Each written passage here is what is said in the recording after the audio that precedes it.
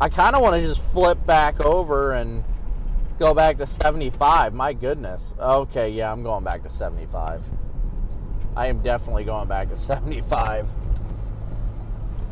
Yeah, I'm flipping around. I'm going back to 75. Like, that thing is hauling and it's trying to get its act together. And if I try and approach it this way, I'm just going to lose it in like 2.5 seconds. Yeah, doesn't matter what you do with it, because there's no option to go like southeast and stay with it where you can actually fly, so this is a one-hit wonder anyway. Hopefully this like first round isn't really the main deal. Hopefully it's the later round that does it. Like, honestly, I would take hailers at this point, going like 40 over like a quick tornado going 70.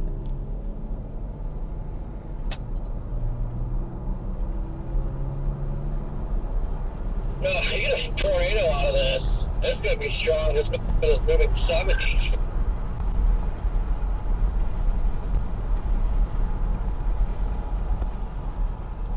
Yep, storm motion definitely makes a difference.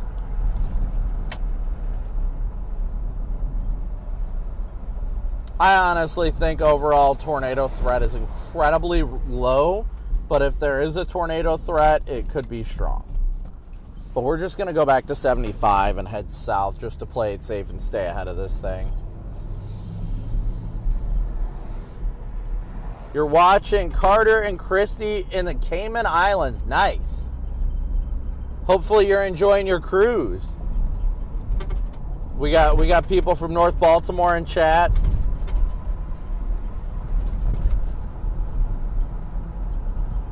Yeah, it's rare I get lucky enough to chase on my home turf like this. I think overall today's threat is mainly going to be predominantly like a hail threat. Definitely predominantly a hail threat.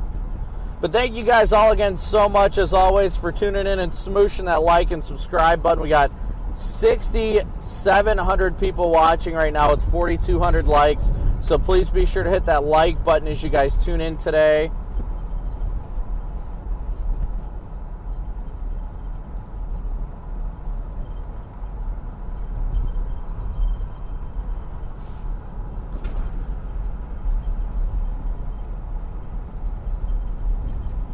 Lima, Ohio, you're not far.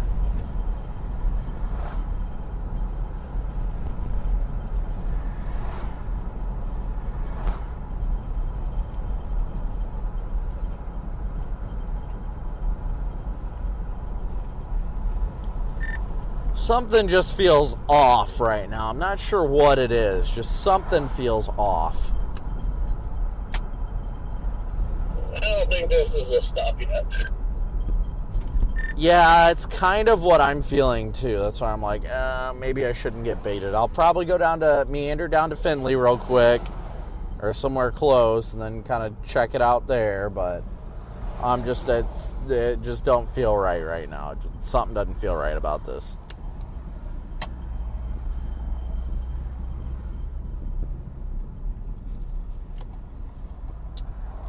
We're going to meander down to Findlay, but I think I agree with Corey on this. I don't think this is the main show.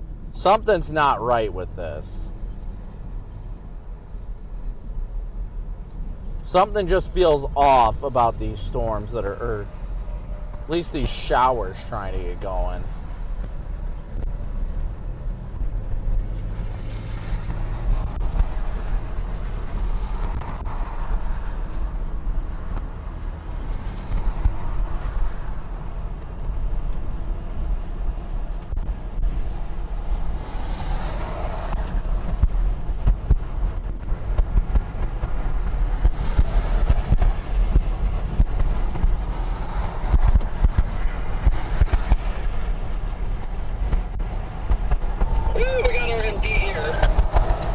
Took long enough.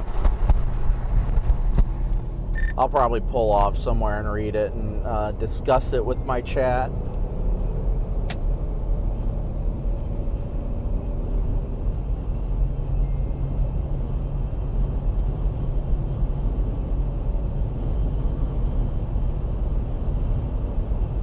We got to make sure to discuss the stuff with you guys when a new MD comes out.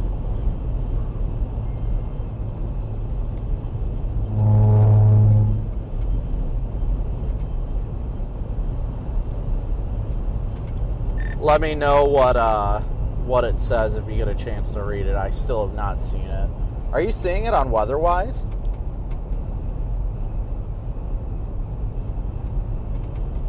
Oh, I see it. Never mind.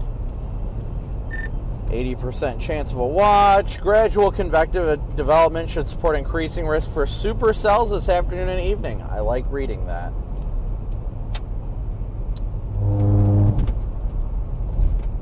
Yep, but moving at 70 miles an hour. Oh, man, they're saying exactly what I was concerned about.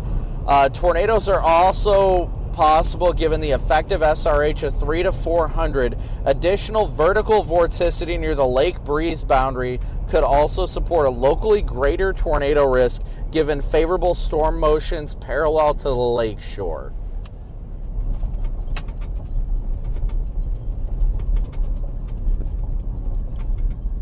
Something tells me we're going to get red boxed.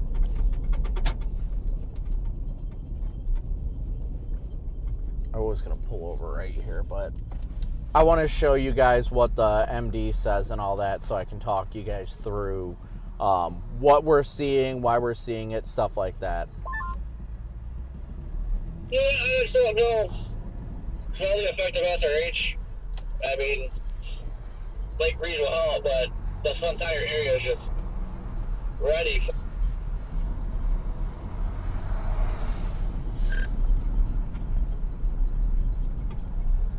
I'm pulling over here by the Home Depot distribution center to read the full text.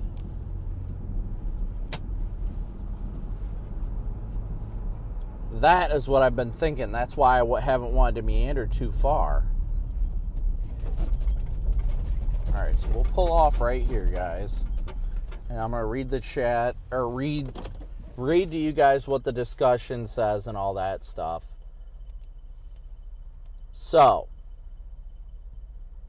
let me pull this up full. Pull up.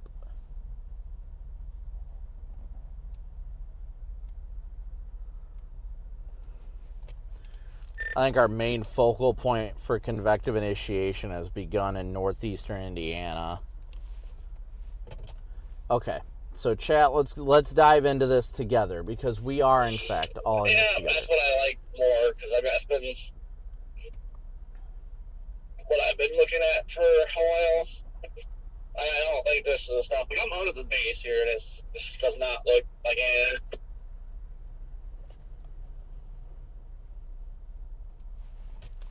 We will, in fact, be getting a tornado watch out of this. The end of the MD says a tornado watch will likely be needed.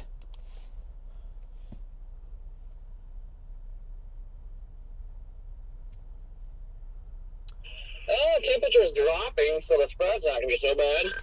All right, guys, so this is for all of you that are new here. You guys know we like to break this down for you guys, help you understand what we're seeing, what we're reading. So, as you can see, this is the Storm Prediction Center website. They've issued Mesoscale Discussion number 292. A mesoscale discussion, or MD as we call it, is a discussion that comes before a tornado watch or a severe thunderstorm watch, before any type of watch is issued, right? Hold on, I'm going to grab my water because I know I'm going to be talking up a storm and I need to keep my mouth moist. So a mesoscale discussion is pretty much a precursor to a watch being issued. Right now, it says right here, concerning severe potential, watch likely, watch probability 80%. What's that tell you? 80% chance that they're going to issue a watch. Is it going to be a severe thunderstorm watch or a tornado watch? So that's something you have to go into. But as you can see, this pretty much almost all the way to the Ohio state line with the exception of Williams County here and Defiance. But, you know, most of it is east of that area here. Let me see if I can. I can't. That's fine. Supercells, the text says supercells likely late this afternoon into this evening. A tornado watch is being considered. So it's an 80% chance right now. They're considering whether or not. Out there, we've got 2 areas now where a severe watch is going to be likely, and this is now going to extend into much of central and northern Ohio. This is part of an enhanced risk, a level 3 out of 5 risk that has been evident across the area, and we've expected and been highlighting this the past couple of days. We're going to be seeing that. It will include the chance of all modes of severe weather, so damaging winds, very large hail, which could reach up to 2 inches in diameter. And here's the area that's highlighting a potential tornado risk across parts of the area. So we do expect the risks to unfold tonight. High wind gusts that could exceed 70 miles per hour, hail up to 2 inches in diameter, and the threat of a possible tornado as that storm environment after 6 p.m. becomes a little bit more favorable. Now, not only work here in the studio, but we've got eyes on the road as well. Do want to share some video. This is from storm chaser Corey Gerken. He is down there in and around Macomb, and he's capturing a few of those rain showers and some of those clouds that are just beginning to build up. On this weather impact alert day, we're going to have multiple views across the area from storm chaser Corey Gerken and storm chaser Brandon Copic, and we'll have more on that coming up in just a little bit. Kaylee, we'll send it back over to you. Chris, thanks so much. Also, thank you to Corey as well, too. We're going to be in communications with him as well as someone else, Brandon, down in Wood County later on tonight as we are tracking some more strong storms for this evening. So one of the reasons we are tracking the severe weather is because of a cold front. So we have severe weather tonight, but then this cold front is going to push on through, causing temperatures to turn a little bit cooler for the end of the week and part of the weekend. However, not lasting long. We will be warming back up, but more scattered showers and thunderstorms are on the way. We're going to talk more about that. Plus, look at your weekend forecast coming up in just a few minutes. Dan? Be sure you have WTOL 11 Plus downloaded on your for TV. We have our your vertical wind profile that tells you if the winds are turning higher up in the atmosphere and stuff like that. This will favor a mix of supercells and linear segments as the primary storm mode. Given the sufficient buoyancy and strong low/deep layer shear, hail and severe gusts are likely. Tornadoes are also possible. I'd be more interested with the stuff over the lake or by the lake, over the lake, if it wasn't such a messy mode. Tornadoes are also possible given the ESRH, that is the effective SRH, which is a measurement of spin in the atmosphere, of 300 to 400 meters squared per second squared, that little highlighted area I have right there. What that is telling you is, so SRH stands for storm relative helicity, another word for spinning, right? So typically for a tornado, you want over 150 for your SRH, but preferably, at least in my experience, I like it over 200. Well, they're saying we have 300 to 400, which is double that pretty much. An additional vertical vorticity near the lake breeze boundary. The lake breeze boundary is an area where cool air kind of drifted off the lake and it's setting up kind of like a pseudo warm front. It's just a little boundary where it's really warm and moist on one side but cool and stable on the other side. And if a storm can latch onto that boundary, then that makes it very favorable for tornado genesis because it takes advantage of that environment on the south side of the boundary and really ingests it. Whenever you get any of these boundaries set up, if a storm, much like what happened in Kankakee the other week, if you get a storm that can latch onto that boundary, then that is going to really enhance your tornado potential. Additional vertical vorticity, we just read that. Additional vertical vorticity near the lake breeze boundary could also support a locally greater tornado risk given favorable storm motions parallel to the lake shore, meaning storm motions are going to go perfectly along this boundary to promote tornado genesis. Recent CAM meaning convective allowing model, that's stuff that anticipates the precip, the rain, the hail, that stuff. Latest CAM guidance and satellite trends regarding the ongoing shallow convections over northwest Ohio and lower Michigan show them gradually deepening, maturing, as continued heating and mid-level ascent, lift, erode inhibition, which is our low-level capping. This should support an increase in the severe risk late this afternoon into this evening. A tornado watch will likely be needed. So what that pretty much tells you guys here is they're thinking a tornado watch is likely for this area that we're in. This is going to be areas of Fulton, Henry, Putnam, going all the way over to Hancock County, Wood. That's going to include Toledo. Honestly, if they issue a tornado watch, they'll probably do areas mostly I-75 and east, would be my guess. So probably Lucas, Wood, Hancock, and east, because we've got the CWA boundary, the county warning area. Typically, if it's right on the edge of a county warning area, instead of having to coordinate with a separate office for a couple counties, they'll just stick with the western edge of the county. So Lucas, Wood, Hancock, that area is all the Cleveland County warning area. And east of there is the Cleveland CWA. So they'll likely have the areas along and east of I-75 in this tornado watch if they decide to issue it, which they're, according to their own graphic, is an 80% chance of them issuing this watch. Justin, thank you for your PayPal donation. So in the aspect of things, it's very likely that they issue this tornado watch. So we're still continuing to watch to see how this convection, these storms are going to develop and mature. So I've got to wait for my chat to catch up here, guys. Sun is big time popping out here at the warehouse at the Home Depot warehouse. Excuse me. So that is the gist of what I was trying to get at with you guys for breaking that discussion down to kind of help you guys understand what the description is, what they're saying. So more than likely, if you're anywhere along and especially east of Interstate 75 in Ohio, I would expect... I'm still thinking, probably going to go towards Van Order. I would expect to see a tornado watch being issued here within the next hour or so. And yes, a severe thunderstorm watch is likely west of areas along and west of I-75. Hello? Garrett, is that you? It is me. What's going on, good old Metar? Nothing much. Just passing through the north side of Fort Wayne. Where are you guys headed? I'm over in Findlay right now. I haven't heard anything from Cheesecake yet, but I did see they finally issued our MD out here for the east side, so that's good. Findlay, is that strong? Yeah, I seem like that's where a lot of people are staging up, is in Findlay. I don't know where we'll go. We might go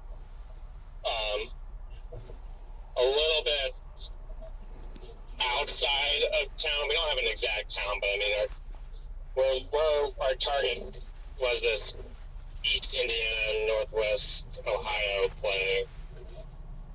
So that's Findlay. Findlay is south of Toledo.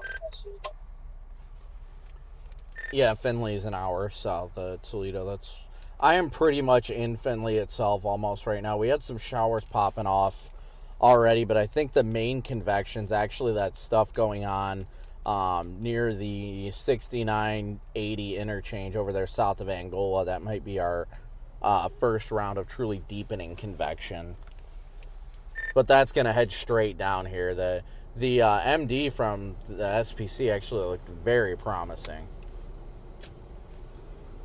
Yeah, no, it did. It definitely looked more promising than the west one, which I would agree with. I think that if you're gonna, it still is a conditional threat, but I think that if things go right, we could certainly get a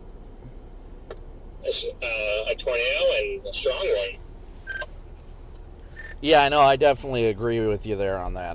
I think if there's going to be a tornado today or so, it would be like one or two, but the potential for it to also be strong is definitely there. So, today's one of those really conditional days, but it has a chance of being a very powerful storm and tornado as well. So, it's got me intrigued. I'll say that much. Yeah, the raindrops in that little shower just were freaking huge. Oh. Telltale sign, hail is going to be monstrous.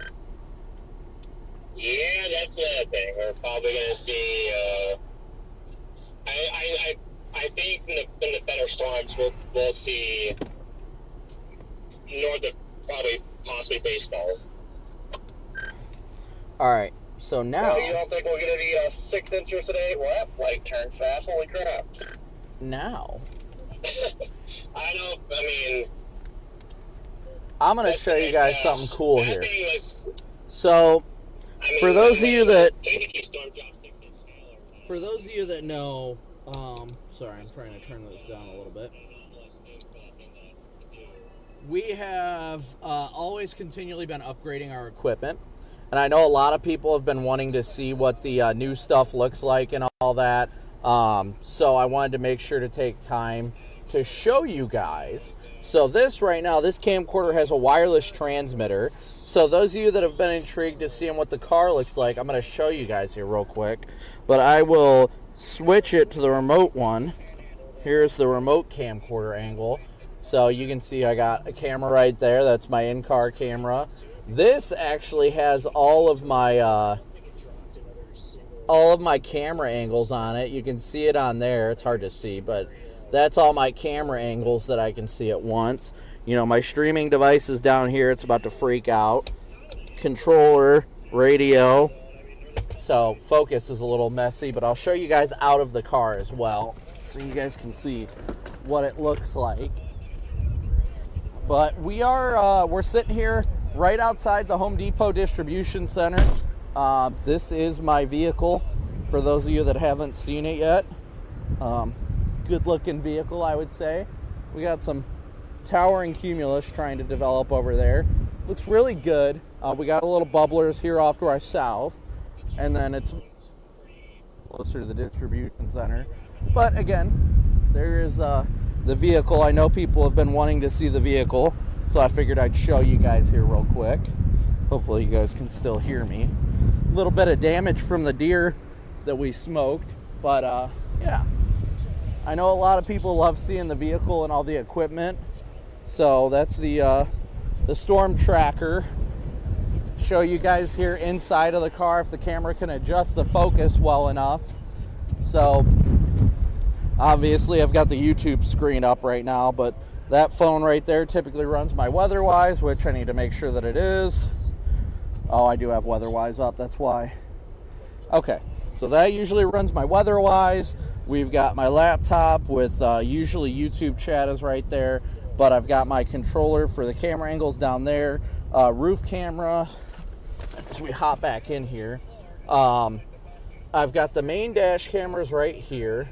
Then we've got an in-car camera right there. And then we've also got that headrest camera right there.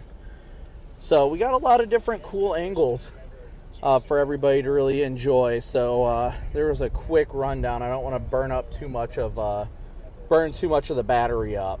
So save some of it for later.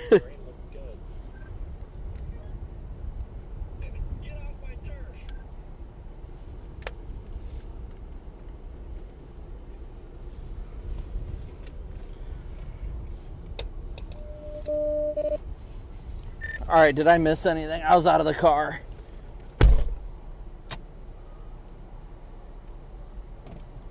Yeah, I was just telling Ben and Garrett to get off my turf. Oh yeah, your kind don't belong here, guys. But again, thank you guys all. I guess I'll be. Hey, you're a Buckeyes fan. So. Hey, I am a Buckeyes fan, so technically, part of my heart is in the state. So, but I guess if we ever there's an Omaha chase, I'll be like, get off my turf. But yeah, that was just a quick rundown of the vehicle, guys. Again, thank you so much to everybody for tuning in. We're just getting the day started. We already got 7,000 watching right now with 4,600 likes. So please be sure to keep smooshing that like and subscribe button. But we are still just kind of watching and waiting here, really wanting to see if these storms are going to mature. See, that stuff on the lake is really starting to mature now. Of course it is. Why is this stuff off the lake finally starting to mature?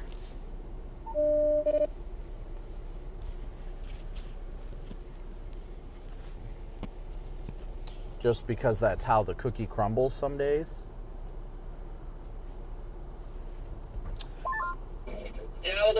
like you're getting up east of Cleveland. Let's see. Jason, or Medford, if I said that right. Thank you so much. Thank you so much. Think of that target in like near Ohio, PA border. Thank you so much for your Cash App donation. It has potential, but I like this area in western Ohio the best, I believe. Yeah, I mean, Garrett and I, we woke up in Davenport, left at like 9:30, so that's not bad, but we're probably never making it over there. But honestly, if I could be anywhere, that is maybe where I would have targeted, but I don't know how much of a difference there is, so maybe it's not worth the extra miles. Yeah, what happened with Freddie? I saw he woke up in freaking Davenport, and then I think they went home. He just said fries in the bag and turned around. That's not like Freddie. I mean, I don't blame him, but...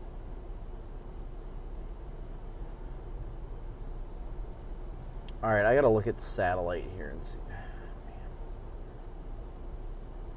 You know what?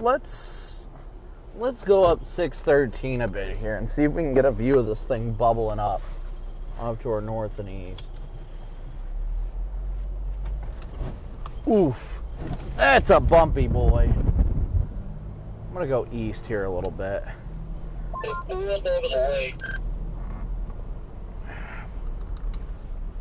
Do what over the lake? Almost south, like just really blew up over the lake. Yeah, I saw that. That's why I was like, ugh. But I'm looking at this storm southeast of BG right now. I'm going to go east on 613 over here and see if I can get a view of that one. And sure, those storms over the lake, they're getting that extra cold air, cold air loft instability from the water, helping those things to just ignite.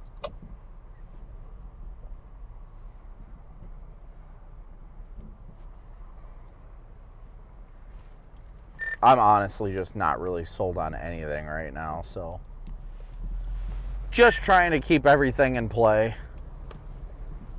Trying to keep the vibes high. I still think today, I don't know if today's a tornado day, but there's still a conditional chance, really hoping for some nice structure. If it's not moving too quick to stay with, but really hoping for some structure. Go ahead. What are you doing, dude? Jeez, you're not even in the right lane. Central Illinois down there in like Lincoln and Springfield really dried out.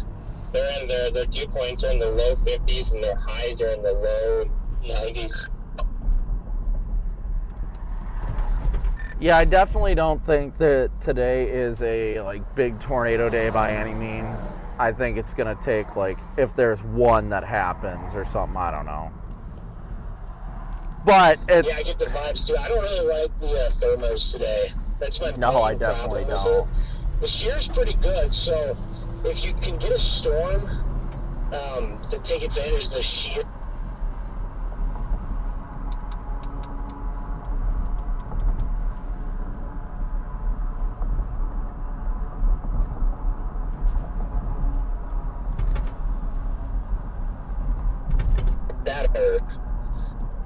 We'd be talking about a much bigger threat.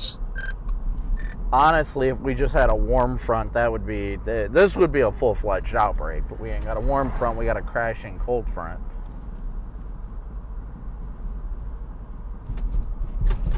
Yeah, and that means your winds are also out of the, your surface winds are more veered, yeah. At a warm front, you probably have some southerlies.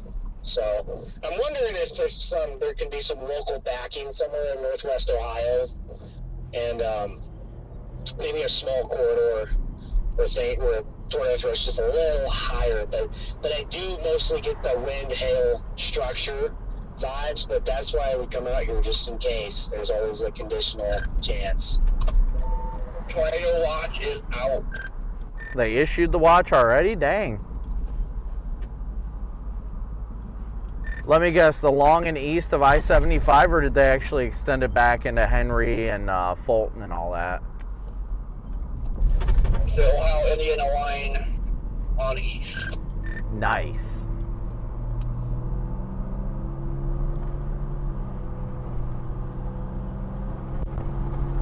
So a tornado watch has been issued, guys. They did, in fact, issue the tornado watch.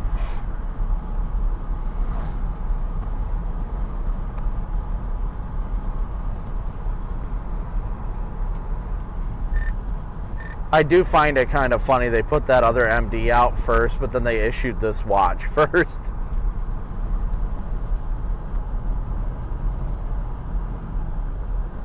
Yeah, I like that cell over in gold. Yeah, those ones have really been keeping my eye.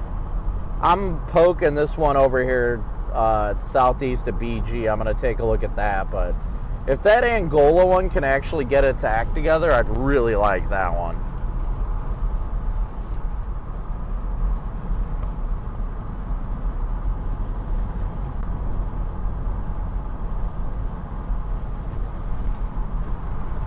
Auburn's reading a 63 dew point, too.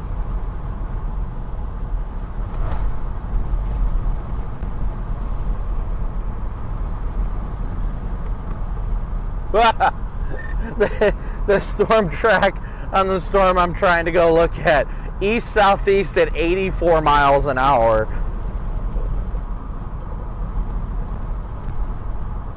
Yeah, that dog just ain't gonna hunt.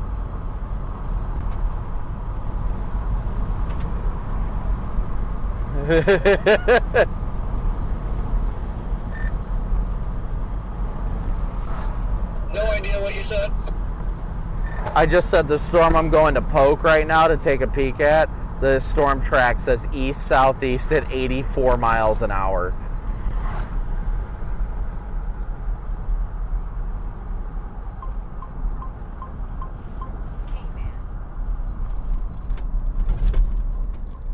Starlink set up on this radio.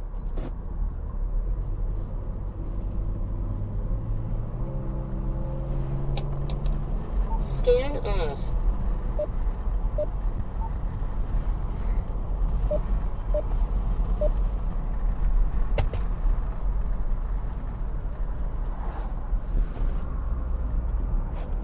Yeah, if this thing is actually going 84 miles an hour, there's no point in even trying to go look at it right now.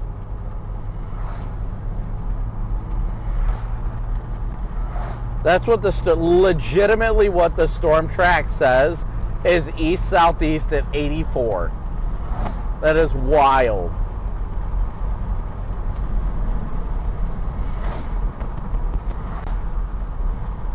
Yeah, so everywhere from the Ohio-Indiana border to the east is now actively under a tornado watch.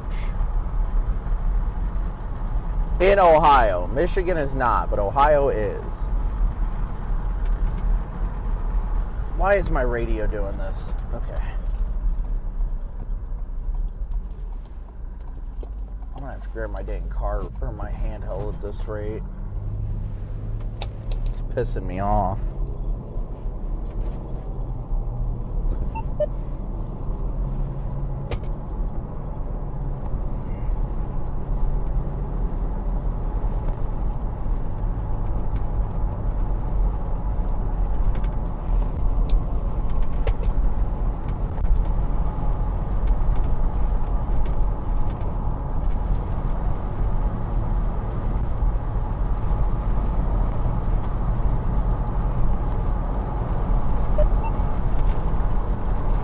Alright, I hit a dead zone.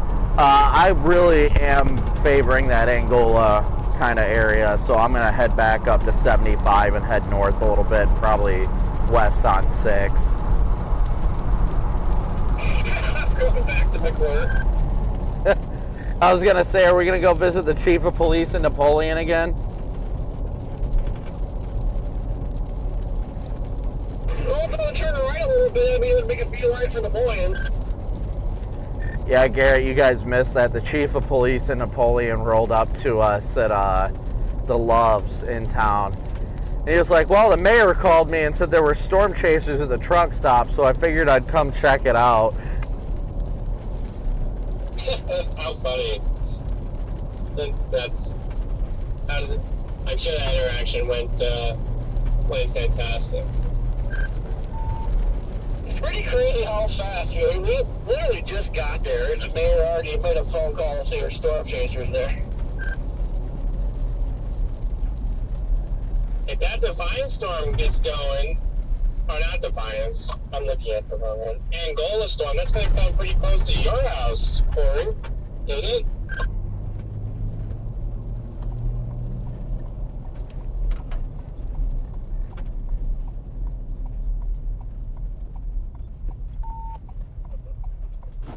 Yeah, it's going to be close. Not gonna lie, the more and more radar updates I'm getting, the more and more I'm liking that storm. Oh, I got my radio to work finally. Oh my God, it's Redman! The man of red has arrived. I'm up here. Yeah, I've been on channel. We've been talking about it for the last 36 hours. Great to have you with us here on this Thursday, top of the hour. I'm Jeff Smith. Kaylee is off tonight.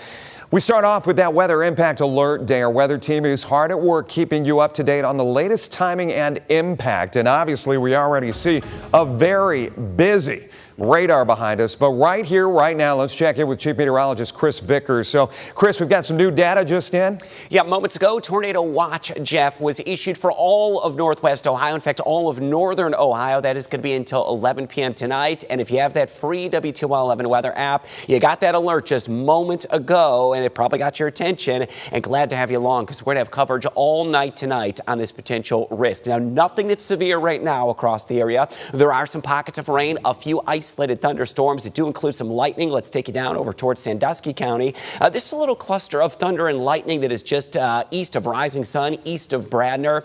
Non-severe at this point. Some clusters of storms with about a dozen lightning strikes just north of Catawba Island. That's out there toward Kelly's Island, drifting over Lake Erie. But the area we're going to be watching, it's this area here, northern Indiana. That's where the storm's going to be developing. They will race into the area, and it will include all modes of severe weather. Large hail, damaging winds, and the potential a tornado risk could be out there tonight. Winds could exceed 70 miles per hour, hail up to 2 inches in diameter, and a possible risk of tornadoes. And it's all going to get going in the next couple of hours between now and 7 p.m. Storms will be erupting, and they're going to continue through dusk. We'll time it out, and we'll let you know when we're all going to be clear of this storm threat. That will be my full forecast coming up in just a bit. Jeff, back over to you. All right, Chris, we'll see you just...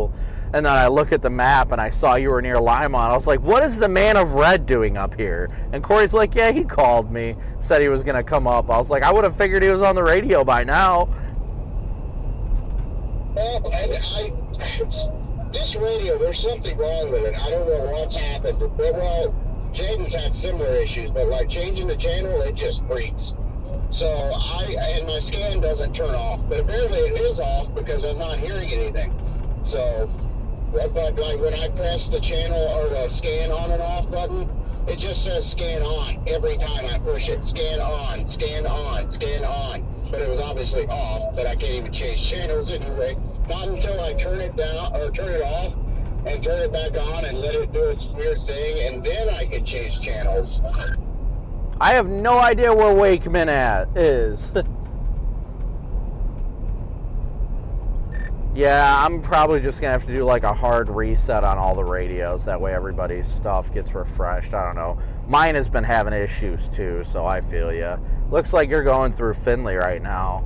Corey, I'm probably just going to go up to BG and then west on 6.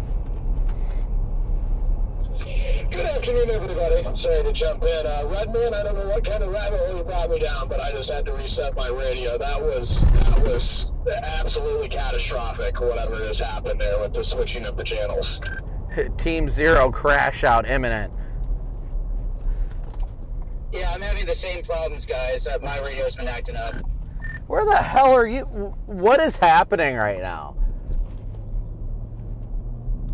Scott, I hope you're staying safe in the fire weather warning. Life 360 notified me that you're in danger.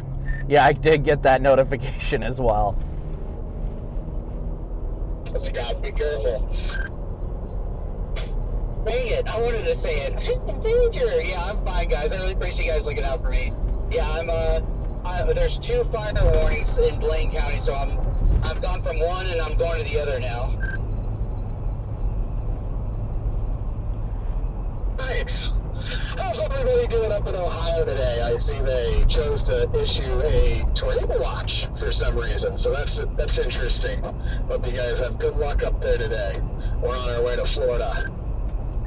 Yeah, my mind just got screwed over wondering what is going on right now, because we just went from like literally only me and Corey being the only ones on the radio to now everybody seems to have appeared. That is pretty amusing.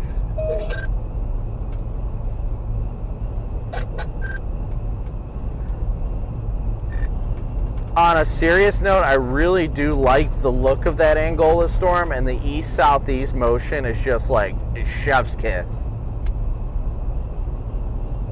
Do you think it could drop one today? I think there's definitely the potential for a tornado, and potentially a strong tornado at that. But like I was telling Garrett and Ben, I think if it's going to happen, it's going to be one storm that does it. That's it. We're not going to see anywhere like, we're not going to see an outbreak or anything, but like the SPC made a good point in their discussion, their MD, saying, you know, the lake breeze is actually going to enhance the surface vorticity and all that stuff, which is expected. And I wasn't even thinking about that aspect.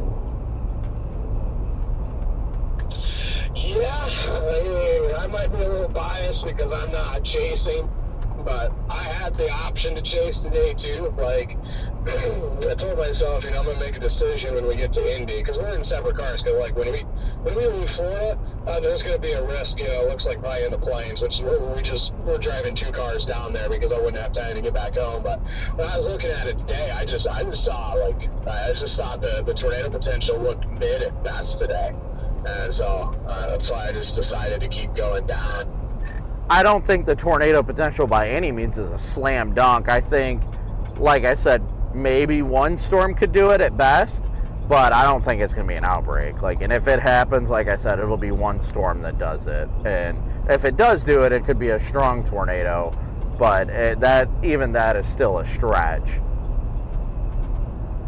Yeah, I felt similar. I didn't even come up here for a tornado. I came up here for structure today just to add to my photos from the week, my sunsets and stuff, and just to get a chase in too, because you know, who knows how April's really going to be, and just, even though I'm pretty sure there's going to be some good days, but just that. And I went fishing yesterday and a few days before, and I was like, having no luck at all catching fish. Like, well, you know what, I'm just gonna go chase a storm route.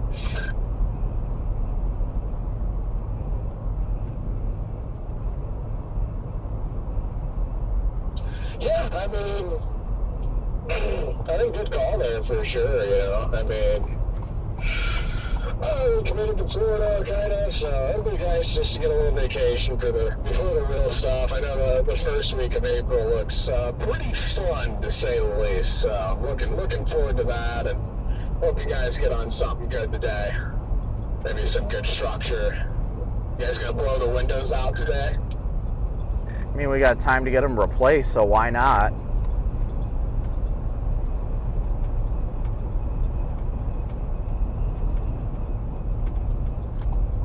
Shoot, yeah. I probably won't, but who knows?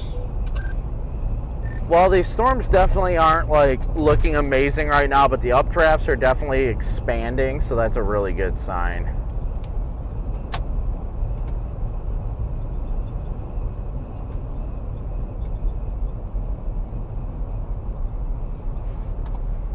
Yeah, everything's trying to grow a little. Those things are booking it up there. Track's got to move it like 65 knots. Yeah, dude, the storm, I was just going to go poke. I clicked the track and it said moving east-southeast at 84, and I was like, yeah, that's not happening.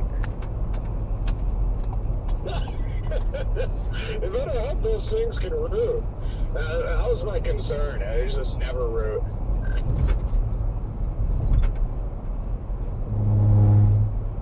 I would not worry about St. Louis.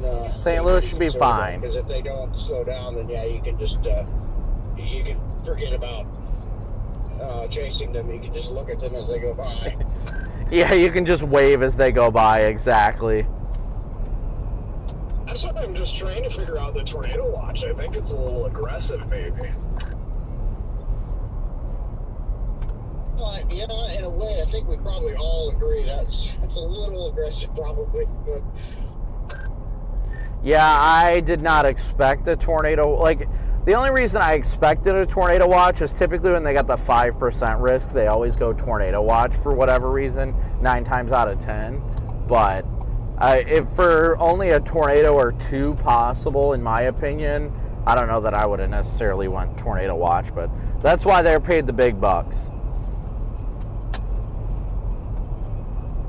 yeah, I mean, it's not often that I disagree with the SVC and WFOs. Like, I'm just a little suspicious of that watch. I mean, well, maybe everybody sees something that I don't. So it'll be. I'm intrigued to see how the day goes. I really am. I can already see the cold front is east of the northern Indiana radar.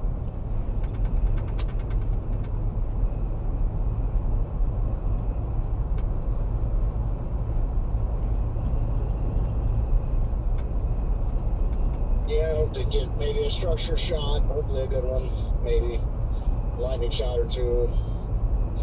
I'll get what I came for if I get that, but yeah, stuff looks like it's, so far it's just hauling, and I'm going to have to go north even more. Yep, that is the struggle right now. Angola storm just got freaking smacked that cold front.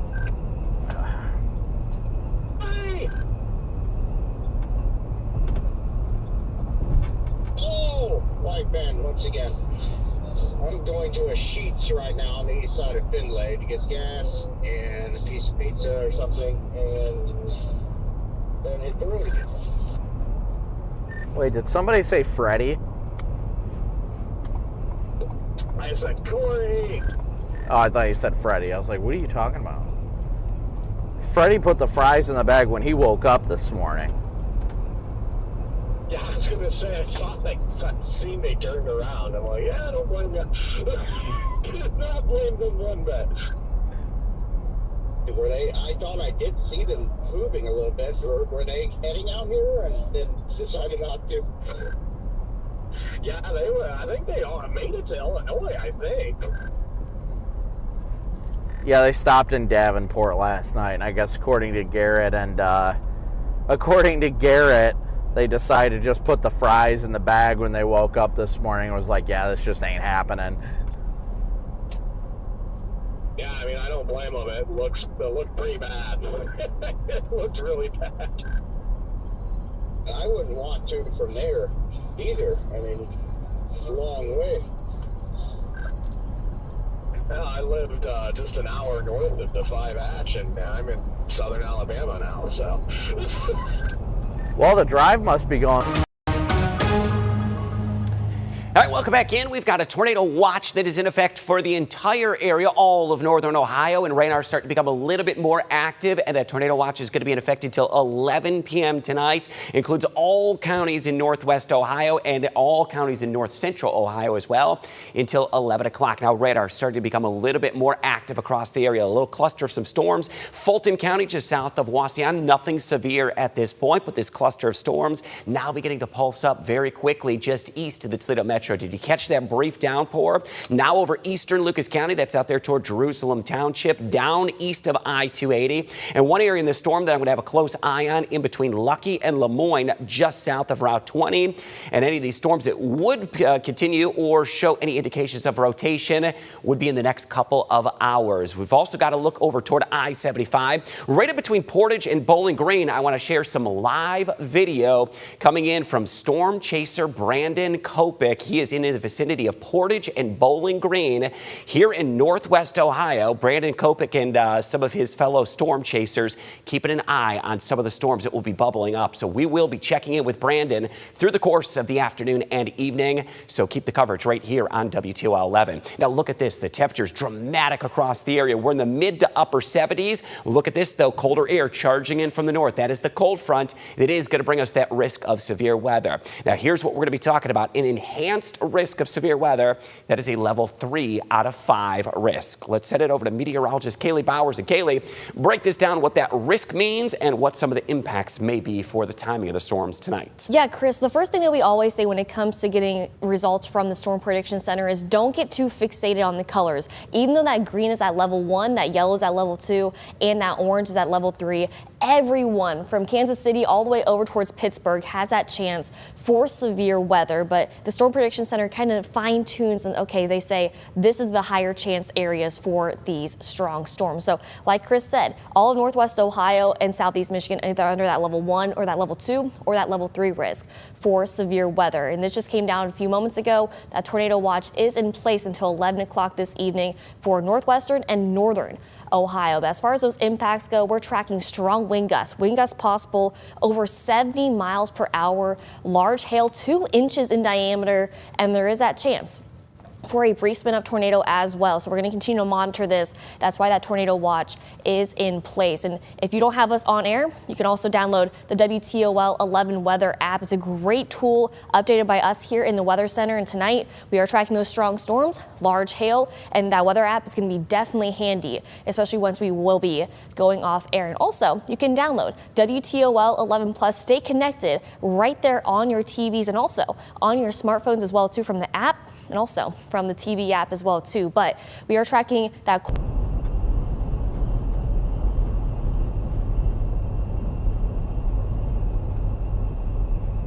Not gonna. You're right. For people to check us out anywhere on WTOL 11 Plus, you could stream it right to your TV through the Smart TV app. We've got hour-by-hour forecasts here. Now, I'm expecting next 60 to 90 minutes. That's when things are going to start to bubble up. Storms will begin to fire up. Now, those storms by 7 o'clock could be strong to severe, and they could include gusty winds, large hail, and some rotating storms where the tornado risk will be possible. When will we be in the clear?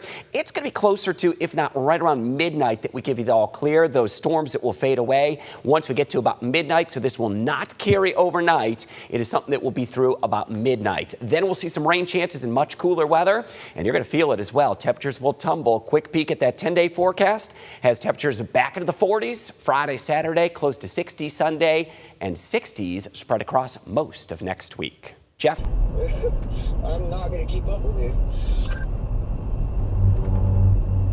Sort of a fire going on up here. Someone must be having a bonfire or something. Jeez. Yeah, that's wild. But well, I'll let you guys get to it since you guys got storms.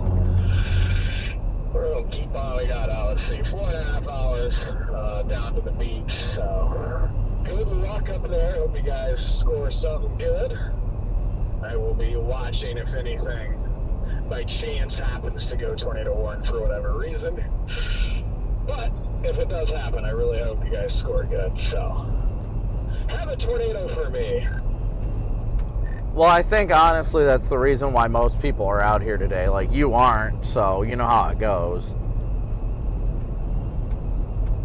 Yeah, Jaden. That's why I called to tell you I'm heading up. Like, I heard Jaden's heading to Florida.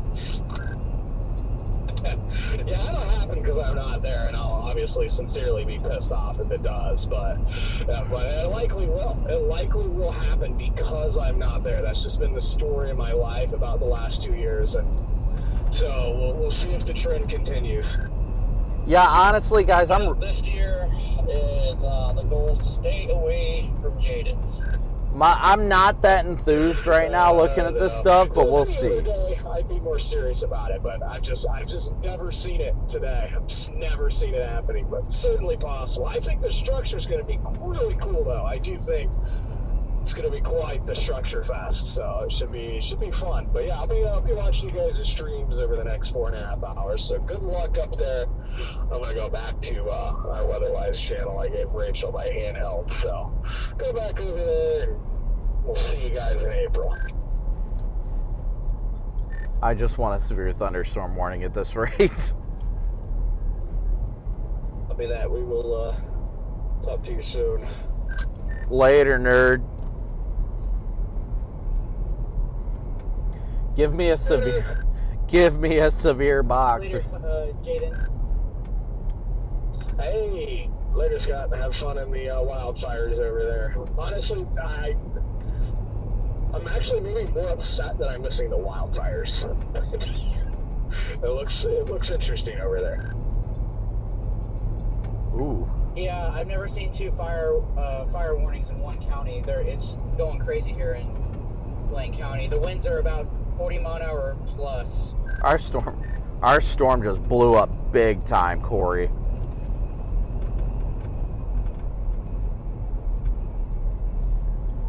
Well, stay safe out there, everybody. Scott, good luck in the wildfires. Talk to you guys soon. Yeah, guys, Yeah, what sucks though is like this thing's already. I'm on 6, just east of McClure. It's already just to my north. Yeah, I know. I'm just off Deer East right now, but I was very happy to see the DBZ spike in the latest live sweep as it came across. So, gives me some hope. Maybe we'll get lucky. It'll keep this like east-southeast motion, and we can just keep up with it on 6. That'd be good, but unfortunately, I really need to turn southeast if it's gonna tornado.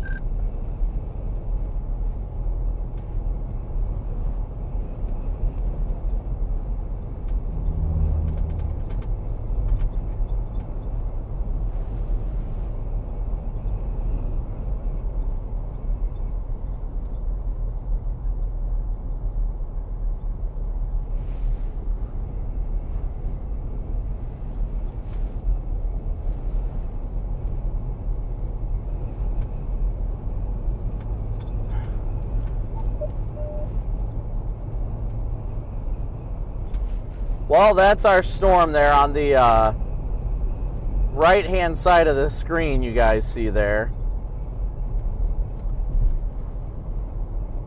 I'm liking the way it's looking. We're probably going to have to try and keep out ahead of it, but I'm liking the way it's looking right now. Thankfully, Lord willing, the roof camera stays intact and continues to hold on right now. Because it's up to 32,000 feet. I'd like to see it mature a little bit more, but it's looking good. Just trying to get a little bit of a feeder band on it. Yeah, I'm almost at 235 right now. I got the roof camera on it. It looks decent.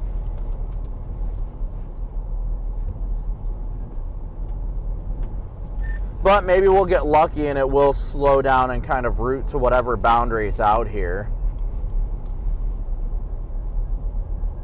Yeah, but we don't have much time because that cold front's coming hot.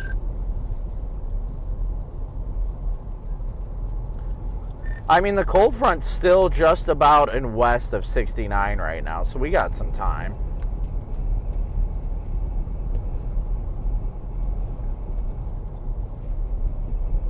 Definitely big uptick in lightning, too.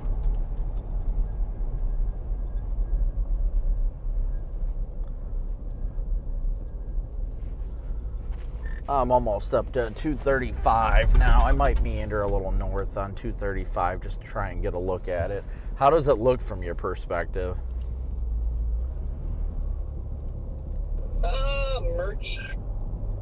Murky, murky, murky. Got it. Copy the murky. Mitch, thank you so much for gifting 5 memberships. And again, thank you guys all so much for your Venmo, PayPal, Cash App donations. Paula, thank you so much for your very generous super chat. April 7th, good to know. I will be keeping you in my prayers. To be honest, the way this thing's tracking, this might interact with a lake breeze. Well, that's what I'm saying. It might keep moving like east-southeast and then hit it.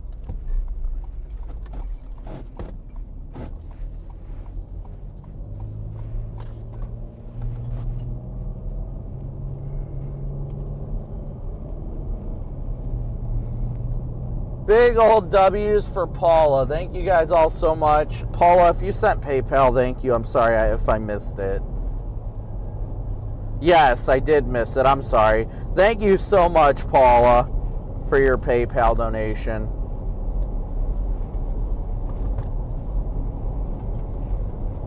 Do you guys like this view better, like both of them like this? Do you guys prefer this view on the screen?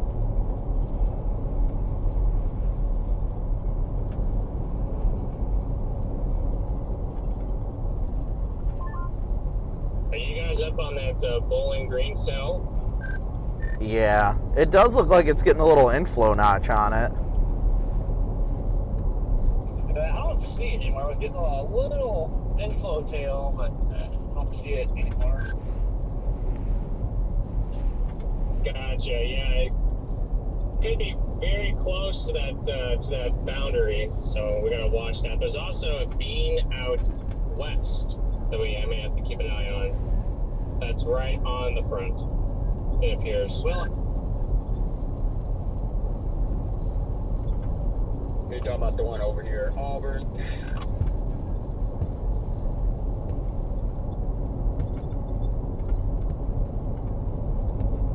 Yeah, Bradman, I could hit that buffet and go to Cracker Barrel and see a shower. Hey, yeah, you got a good point. I'll give you something to crack.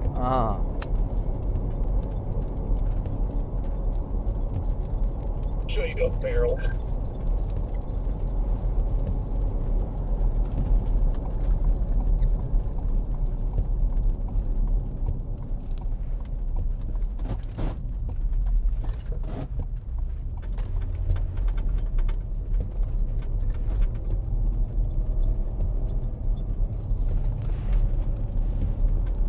I may never get out of here at this point. Finley's just got so much traffic.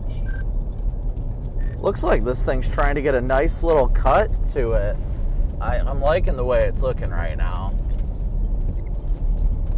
Red Band, if I were you, I would shoot east, get like 53, shoot north to probably 6.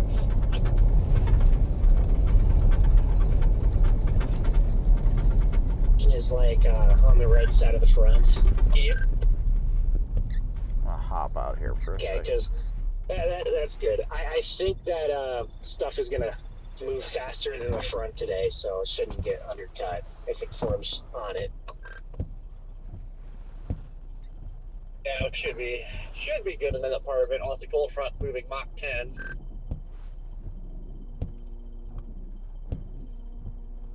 Oh, camera just decided to leave chat. Ugh.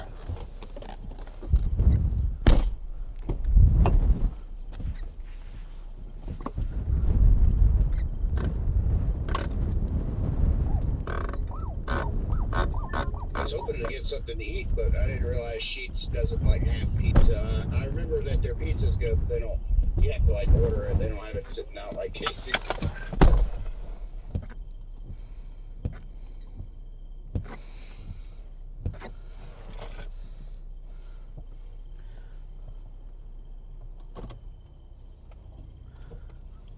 I am going to go back down to 6 and start blasting east.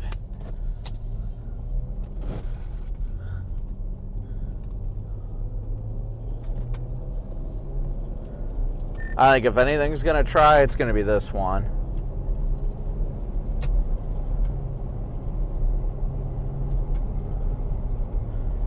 Tomer, thank you so much for your super chat.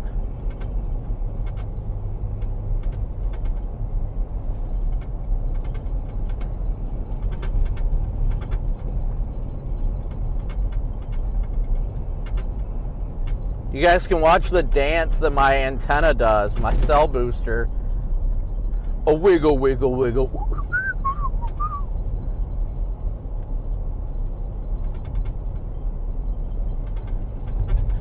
This thing is starting to take more of a southeast turn, so I feel like it might be latching, Corey.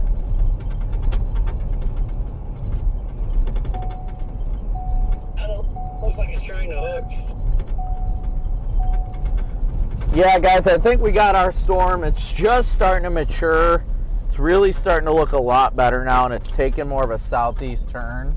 So it might be interacting with this boundary a lot better, too.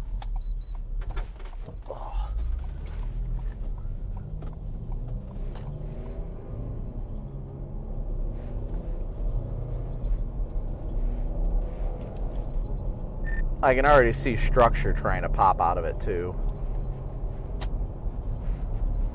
Looks like it's trying to get a defined updraft base. You could see a little of that structure earlier when I went into the gas station. I was like, oh, this looks healthy.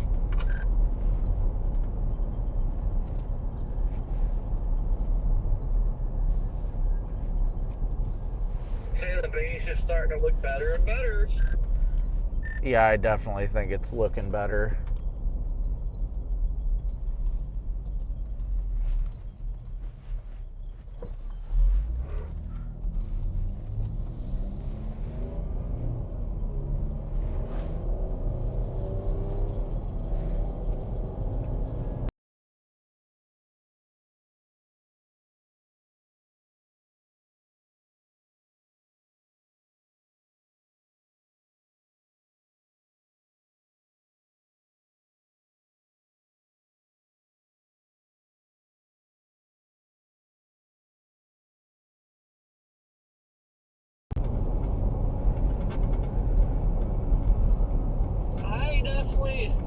I'm definitely liking what I'm seeing.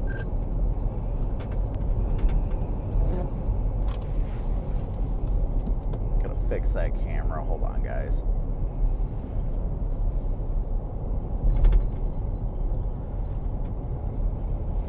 I indeed am liking what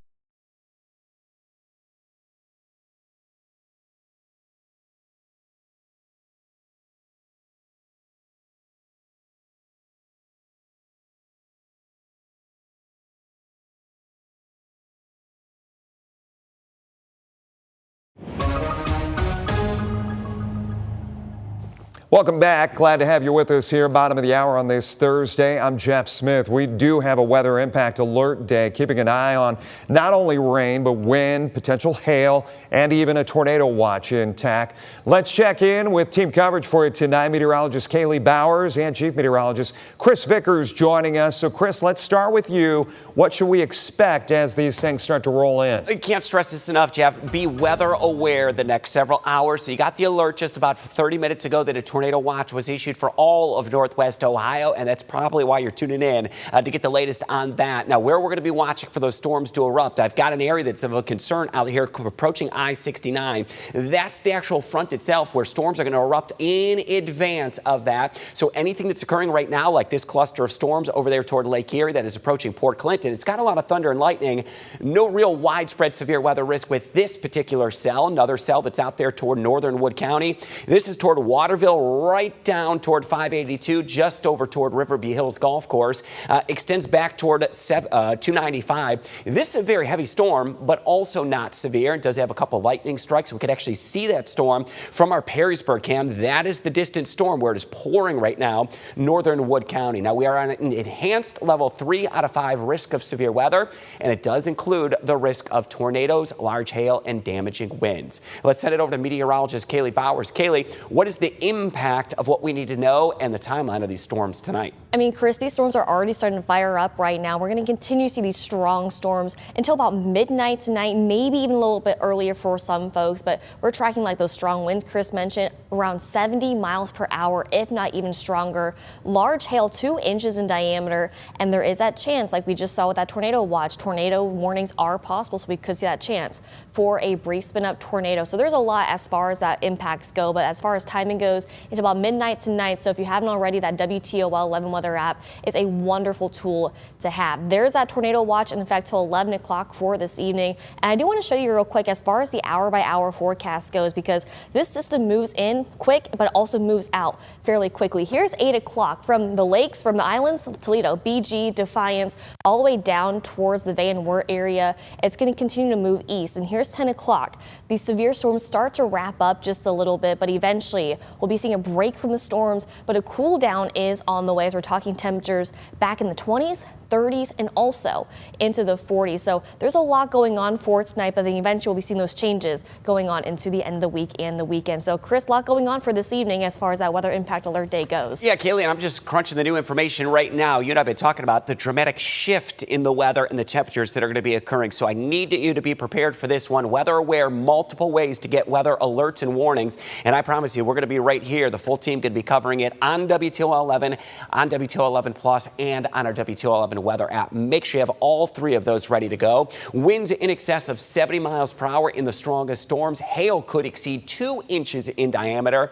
And it's possible, I'm going to highlight a zone coming up in a few moments where I think the highest risk of a tornado could be tonight. That is starting to evolve, and some brand new information is coming in. When are we going to be clear of this? Weather impact alert day is going to go up till midnight. Once we get to midnight, we expect that severe threat is going to be long gone. So you will be able to sleep easy tonight, but a much colder breeze will follow into Friday. We'll preview that forecast coming up. Jeff, back over to you. All right, from weather to an update of break. Hey, at least we picked the right storm. I'll take that. And just having a blast east on 6 will be great whenever 6 opens up.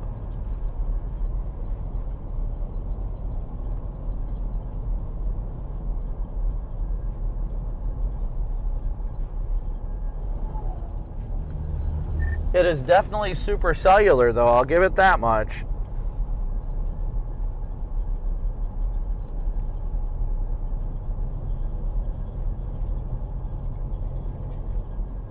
I think I just tried a funnel here a little bit ago.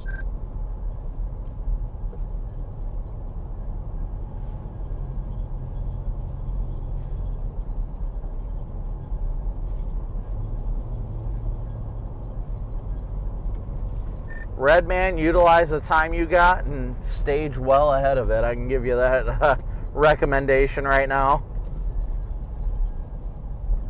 Yeah, I'm trying to get out the Green Springs, just south of Fremont. Yeah, this thing is like beelining for Fremont right now.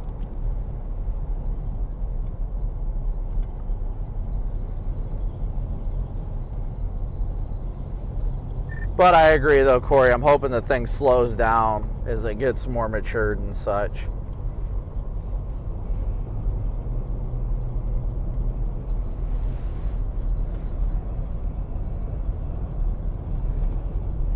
Hard part right now, at least, is I can't really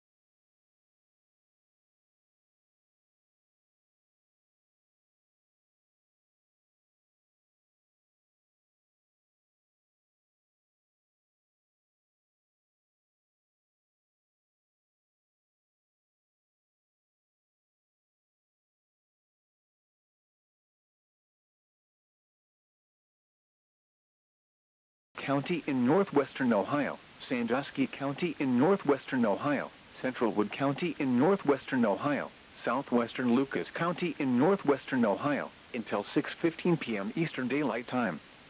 At 5:32 p.m. Eastern Daylight Time, a severe thunderstorm was located near Waterville or near Bowling Green, moving east at 65 miles per hour. Hazard, 60 miles per hour wind gusts and quarter-size hail. Source, radar indicated. Impact, minor damage to vehicles is possible. Expect damage to trees and power lines. Locations impacted include Bowling Green, Fremont, Port Clinton, Perrysburg, Bellevue, Clyde, Rossford, Waterville, White House, Oak Harbor, Gibsonburg, Genoa, Woodville, Elmore, Maumee, Belleville, Pemberville, Haskins, Lucky, and Bradner. For your protection, move to an interior room on the lowest floor of a building. A tornado watch remains in effect until 11 p.m. Eastern Daylight Time for northwestern Ohio. Repeating, a severe thunderstorm warning has been issued until 6:15 p.m. Eastern Daylight Time for the following counties in Ohio: Lucas, Ottawa, Sandusky, and Wood. The urgent weather message.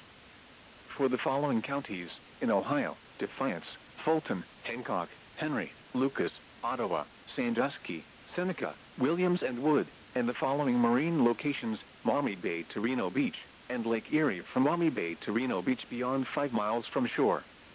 The National Weather Service has issued Tornado Watch number 75, effective until 11 p.m. Eastern Daylight Time. This watch includes the following counties in Ohio: Defiance, Fulton, Hancock, Henry, Lucas, Ottawa, Sandusky, Seneca, Williams, and Wood, and the following marine locations: Maumee Bay to Reno Beach, and Lake Erie from Maumee Bay to Reno Beach beyond 5 miles from shore. Remember, a tornado watch means the conditions are favorable for the development of severe weather, including tornadoes, large hail, and damaging winds in and close to the watch area. While severe weather may not be imminent, persons should remain alert for rapidly changing weather conditions and listen for later statements and possible warnings. Stay tuned to NOAA Weather Radio, commercial radio and television outlets, or internet sources for the latest severe weather information. Repeating, Tornado Watch number 75 has been issued until 11 p.m. Eastern Daylight Time for the following counties in Ohio: Defiance, Fulton, Hancock, Henry, Lucas, Ottawa, Sandusky, Seneca, Williams, and Wood, and the following marine locations: Maumee Bay to Reno Beach, and Lake Erie from Maumee Bay to Reno Beach beyond 5 miles from shore. This is NOAA Weather Radio WXL 51 originating from the National Weather Service Forecast Office in Cleveland. We supply the latest available information for Northwest Ohio over station WXL 51 from Holland on a frequency of 162.500 MHz. The forecast for Northwest Ohio. Tornado Watch 75 in effect until 11 p.m. Eastern Daylight Time this evening. Tonight, rain showers with a chance of thunderstorms this evening, then rain showers after midnight.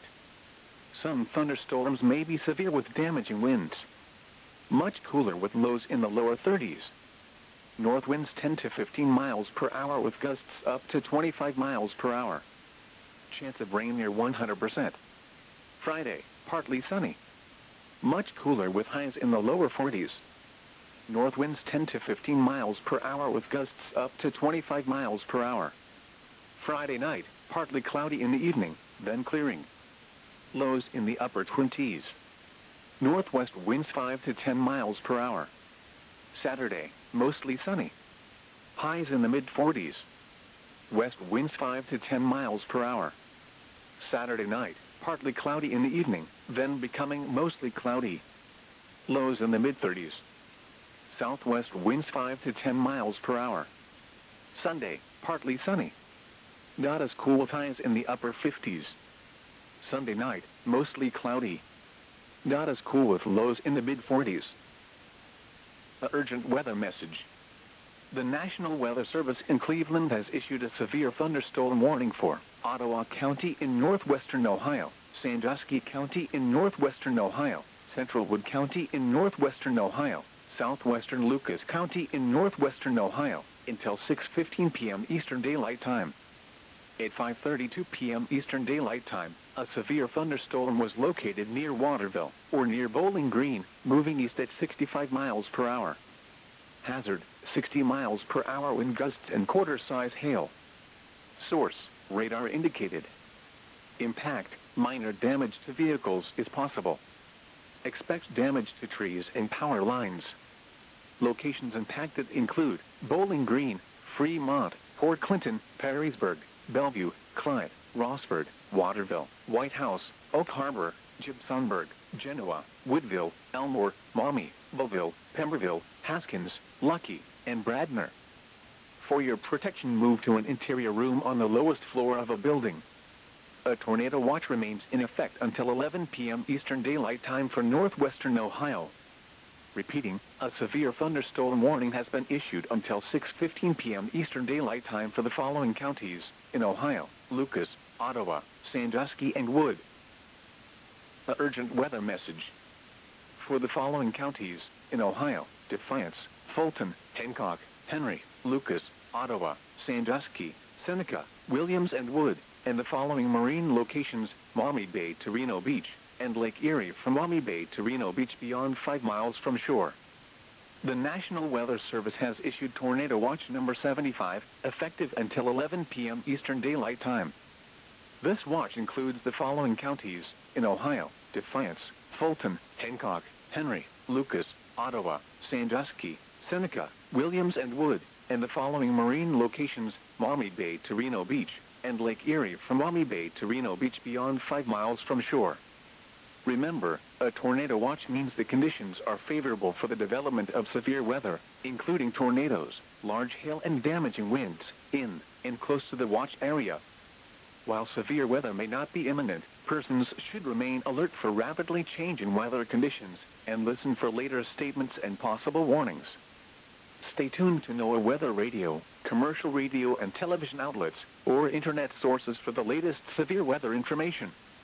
Repeating, Tornado Watch number 75 has been issued until 11 p.m. Eastern Daylight Time for the following counties in Ohio: Defiance, Fulton, Hancock, Henry, Lucas, Ottawa, Sandusky, Seneca, Williams, and Wood, and the following marine locations: Maumee Bay to Reno Beach, and Lake Erie from Maumee Bay to Reno Beach beyond 5 miles from shore. This is NOAA Weather Radio WXL 51 originating from the National Weather Service Forecast Office in Cleveland. We supply the latest available information for Northwest Ohio over station WXL 51 from Holland on a frequency of 162.500 MHz. The forecast for Northwest Ohio. Tornado Watch 75 in effect until 11 p.m. Eastern Daylight Time this evening. Tonight, rain showers with a chance of thunderstorms this evening, then rain showers after midnight. Some thunderstorms may be severe with damaging winds. Much cooler with lows in the lower 30s. North winds 10 to 15 miles per hour with gusts up to 25 miles per hour. Chance of rain near 100%. Friday, partly sunny. Much cooler with highs in the lower 40s. North winds 10 to 15 miles per hour with gusts up to 25 miles per hour. Friday night, partly cloudy in the evening, then clearing. Lows in the upper 20s. Northwest winds 5 to 10 miles per hour. Saturday, mostly sunny. Highs in the mid-40s. West winds 5 to 10 miles per hour. Saturday night, partly cloudy in the evening, then becoming mostly cloudy. Lows in the mid-30s. Southwest winds 5 to 10 miles per hour. Sunday, partly sunny. Not as cool with highs in the upper 50s. Sunday night, mostly cloudy. Not as cool with lows in the mid-40s. An urgent weather message. The National Weather Service in Cleveland has issued a severe thunderstorm warning for Ottawa County in northwestern Ohio, Sandusky County in northwestern Ohio, Central Wood County in northwestern Ohio, southwestern Lucas County in northwestern Ohio, until 6:15 p.m. Eastern Daylight Time. At 5:32 p.m. Eastern Daylight Time, a severe thunderstorm was located near Waterville, or near Bowling Green, moving east at 65 miles per hour. Hazard, 60 miles per hour wind gusts and quarter-size hail. Source, radar indicated. Impact, minor damage to vehicles is possible. Expect damage to trees and power lines. Locations impacted include Bowling Green, Fremont, Port Clinton, Perrysburg, Bellevue, Clyde, Rossford, Waterville, White House, Oak Harbor, Gibsonburg, Genoa, Woodville, Elmore, Maumee, Belleville, Pemberville, Haskins, Lucky, and Bradner. For your protection, move to an interior room on the lowest floor of a building. A tornado watch remains in effect until 11 p.m. Eastern Daylight Time for northwestern Ohio. Repeating, a severe thunderstorm warning has been issued until 6:15 p.m. Eastern Daylight Time for the following counties in Ohio: Lucas, Ottawa, Sandusky, and Wood. The urgent weather message. For the following counties in Ohio: Defiance, Fulton, Hancock, Henry, Lucas, Ottawa, Sandusky, Seneca, Williams, and Wood, and the following marine locations: Maumee Bay to Reno Beach, and Lake Erie from Maumee Bay to Reno Beach beyond 5 miles from shore. The National Weather Service has issued Tornado Watch number 75, effective until 11 p.m. Eastern Daylight Time. This watch includes the following counties in Ohio: Defiance, Fulton, Hancock, Henry, Lucas, Ottawa, Sandusky, Seneca, Williams, and Wood, and the following marine locations: Maumee Bay to Reno Beach, and Lake Erie from Maumee Bay to Reno Beach beyond 5 miles from shore. Remember, a tornado watch means the conditions are favorable for the development of severe weather, including tornadoes, large hail, and damaging winds in and close to the watch area. While severe weather may not be imminent, persons should remain alert for rapidly changing weather conditions and listen for later statements and possible warnings. Stay tuned to NOAA weather radio, commercial radio and television outlets, or internet sources for the latest severe weather information.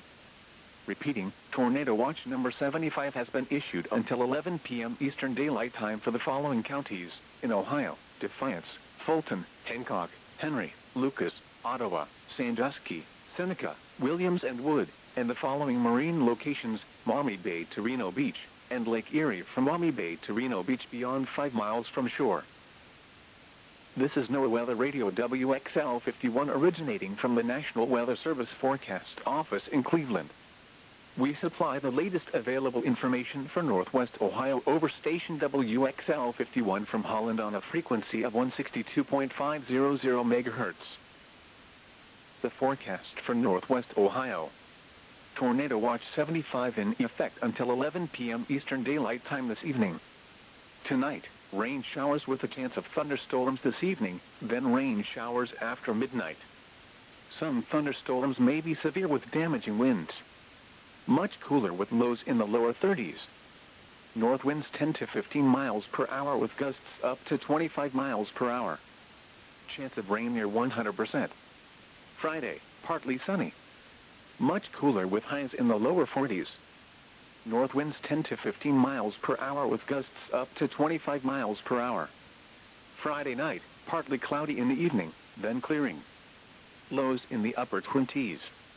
Northwest winds 5 to 10 miles per hour. Saturday, mostly sunny. Highs in the mid-40s. West winds 5 to 10 miles per hour. Saturday night, partly cloudy in the evening, then becoming mostly cloudy. Lows in the mid-30s. Southwest winds 5 to 10 miles per hour. The urgent weather message. A severe thunderstorm warning remains in effect until 6:15 p.m. Eastern Daylight Time for Ottawa, Sandusky, northeastern Wood, and southwestern Lucas counties. At 5:49 p.m. Eastern Daylight Time, a severe thunderstorm was located over Woodville, or 13 miles northwest of Fremont, moving east at 60 miles per hour. Hazard, 60 miles per hour wind gusts and quarter-size hail. Source, radar indicated. Impact, minor damage to vehicles is possible. Expect damage to trees and power lines.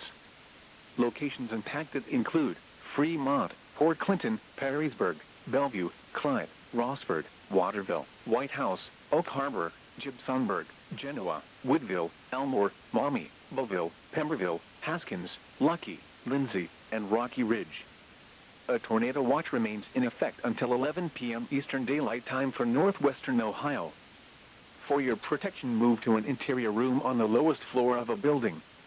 Repeating, a severe thunderstorm warning remains in effect until 6:15 p.m. Eastern Daylight Time for the following counties in Ohio: Lucas, Ottawa, Sandusky, and Wood. The forecast for Northwest Ohio. Tornado Watch 75 in effect until 11 p.m. Eastern Daylight Time this evening. Tonight, rain showers with a chance of thunderstorms this evening, then rain showers after midnight. Some thunderstorms may be severe with damaging winds. Much cooler with lows in the lower 30s. North winds 10 to 15 miles per hour with gusts up to 25 miles per hour. Chance of rain near 100%. Friday, partly sunny. Much cooler with highs in the lower 40s. North winds 10 to 15 miles per hour with gusts up to 25 miles per hour. Friday night, partly cloudy in the evening, then clearing. Lows in the upper 20s. Northwest winds 5 to 10 miles per hour. Saturday, mostly sunny. Highs in the mid-40s. West winds 5 to 10 miles per hour. Saturday night, partly cloudy in the evening, then becoming mostly cloudy. Lows in the mid-30s. Southwest winds 5 to 10 miles per hour. Sunday, partly sunny. Not as cool with highs in the upper 50s. Sunday night, mostly cloudy. Not as cool with lows in the mid-40s. An urgent weather message. A severe thunderstorm warning remains in effect until 6:15 p.m. Eastern Daylight Time for Ottawa, Sandusky, northeastern Wood and southwestern Lucas counties. At 5:49 p.m. Eastern Daylight Time, a severe thunderstorm was located over Woodville, or 13 miles northwest of Fremont, moving east at 60 miles per hour. Hazard, 60 miles per hour wind gusts and quarter-size hail. Source, radar indicated. Impact, minor damage to vehicles is possible. Expect damage to trees and power lines. Locations impacted include Fremont, Port Clinton, Perrysburg, Bellevue, Clyde, Rossford, Waterville, White House, Oak Harbor, Gibsonburg, Genoa, Woodville, Elmore, Maumee, Beauville, Pemberville, Haskins, Lucky, Lindsay, and Rocky Ridge. A tornado watch remains in effect until 11 p.m. Eastern Daylight Time for northwestern Ohio. For your protection, move to an interior room on the lowest floor of a building. Repeating, a severe thunderstorm warning remains in effect until 6:15 p.m. Eastern Daylight Time for the following counties in Ohio: Lucas, Ottawa, Sandusky, and Wood. An urgent weather message. For the following counties in Ohio: Defiance, Fulton, Hancock, Henry, Lucas, Ottawa, Sandusky, Seneca, Williams, and Wood, and the following marine locations: Maumee Bay to Reno Beach, and Lake Erie from Maumee Bay to Reno Beach beyond 5 miles from shore. The National Weather Service has issued Tornado Watch number 75, effective until 11 p.m. Eastern Daylight Time. This watch includes the following counties in Ohio: Defiance, Fulton, Hancock, Henry, Lucas, Ottawa, Sandusky, Seneca, Williams, and Wood, and the following marine locations: Maumee Bay to Reno Beach, and Lake Erie from Maumee Bay to Reno Beach beyond 5 miles from shore. Remember, a tornado watch means the conditions are favorable for the development of severe weather, including tornadoes, large hail, and damaging winds, in and close to the watch area. While severe weather may not be imminent, persons should remain alert for rapidly changing weather conditions and listen for later statements and possible warnings. Stay tuned to NOAA weather radio, commercial radio and television outlets, or internet sources for the latest severe weather information. Repeating, Tornado Watch number 75 has been issued until 11 p.m. Eastern Daylight Time for the following counties in Ohio: Defiance, Fulton, Hancock, Henry, Lucas, Ottawa, Sandusky, Seneca, Williams, and Wood, and the following marine locations: Maumee Bay to Reno Beach, and Lake Erie from Maumee Bay to Reno Beach beyond 5 miles from shore. This is NOAA Weather Radio WXL 51 originating from the National Weather Service Forecast Office in Cleveland. We supply the latest available information for Northwest Ohio over station WXL 51 from Holland on a frequency of 162.500 MHz. The forecast for Northwest Ohio. Tornado Watch 75 in effect until 11 p.m. Eastern Daylight Time this evening. Tonight, rain showers with a chance of thunderstorms this evening, then rain showers after midnight. Some thunderstorms may be severe with damaging winds. Much cooler with lows in the lower 30s. North winds 10 to 15 miles per hour with gusts up to 25 miles per hour. Chance of rain near 100%. Friday, partly sunny. Much cooler with highs in the lower 40s. North winds 10 to 15 miles per hour with gusts up to 25 miles per hour. Friday night, partly cloudy in the evening, then clearing.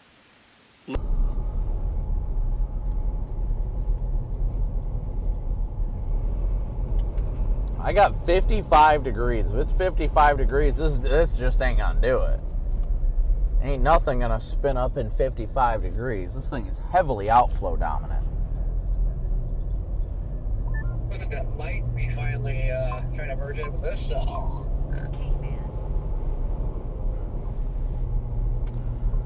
I'm just trying to find a place to be able to book it south before Fremont. Corey, I guess we're going to your place.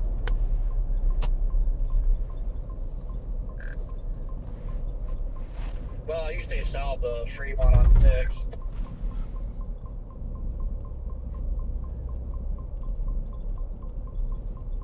All right, we are coming into, I don't know what town this is. Helena. Oh, cool. Small town. You know, it's weird that I don't even know the towns, like, in my area. Isn't that wild? That's all CG. Yeah, I look at the traffic camera at 75 and 795 there in Perrysburg, and it is freaking just dumping over there. That cell is definitely merging in with this one, so everything goes right, you'll end up with a hookup there. Quack, thank you for your super chat.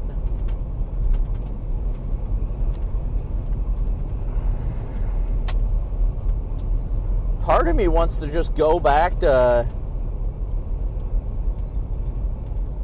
I don't know, man. Ooh, nice CG ahead of us.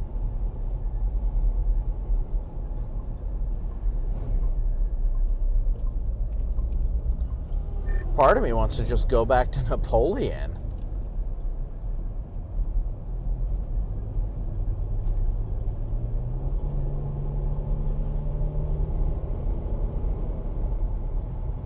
That one cell over there looks interesting, at least.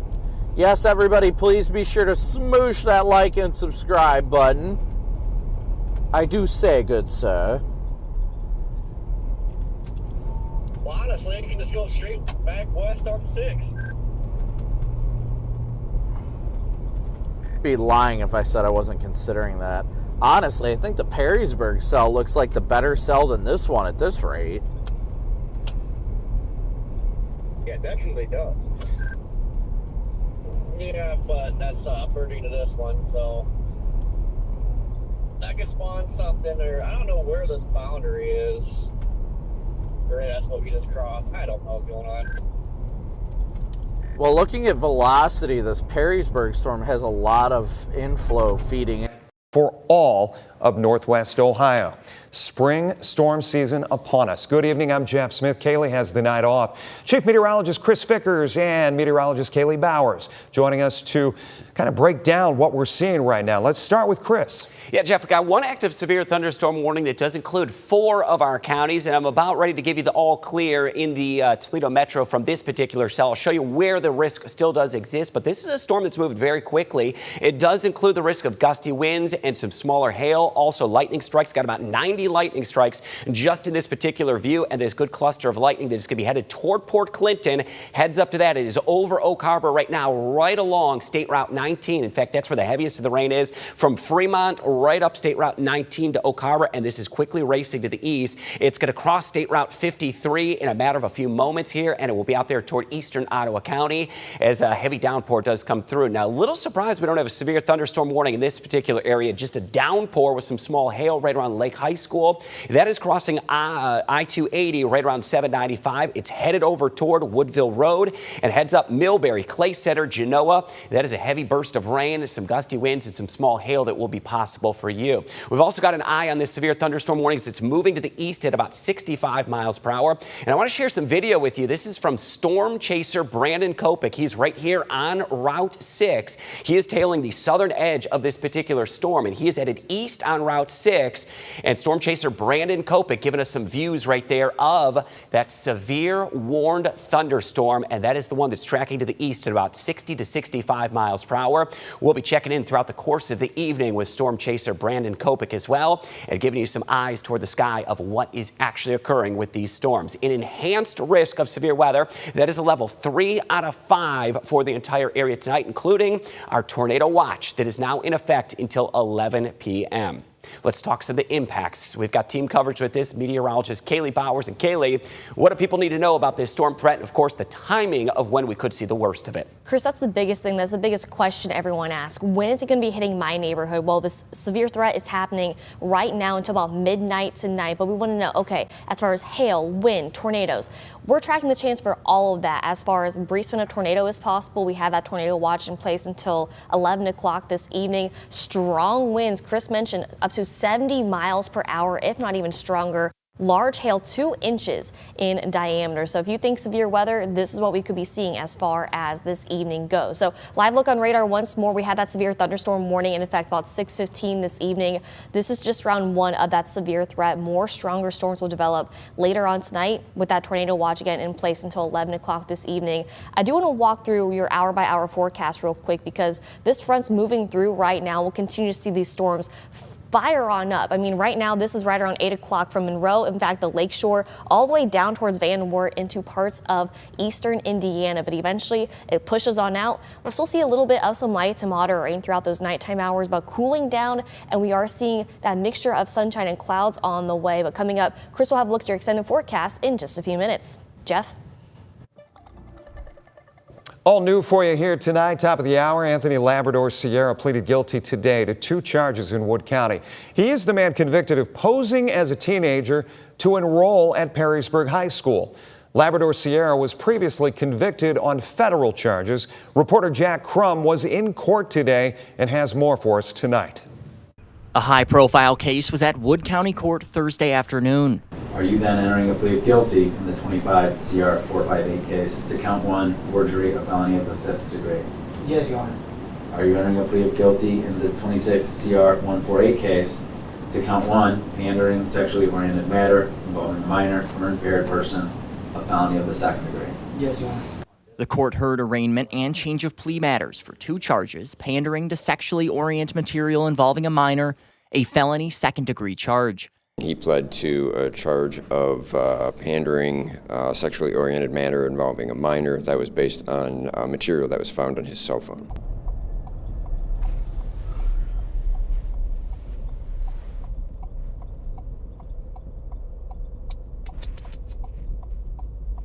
Pea-sized hail, that sounds about right.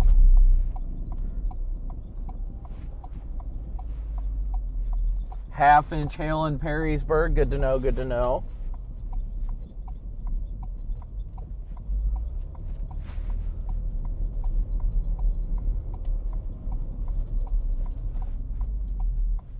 Green means go.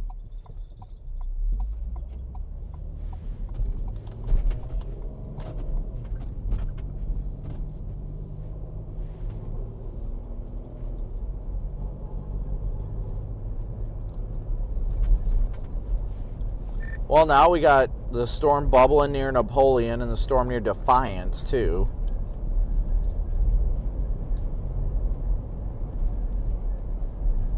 Personally, I might just freaking poke the storm coming out of Perrysburg and Millbury and then keep going west. Yeah, I'm trying to find that one on that Defiance one on satellite, but there's just too many high clouds to kind of see the updraft of that. Well, the one near Napoleon definitely looks like it's getting better organized.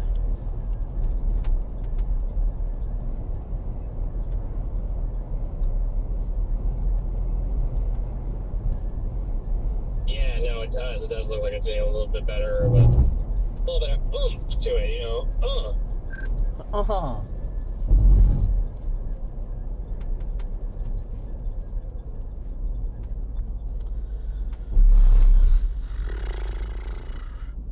Let's see. Maybe go up on 19? Oh, you got to get off at an exit over there to get up on 19. You know what? Screw it. I'm going to go west here.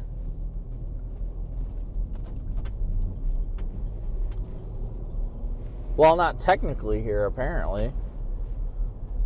Hey, Peter. Good to see you. Good to see everybody today. Whopping 53 degrees out according to the car right now. Nipply, chat. It is nipply.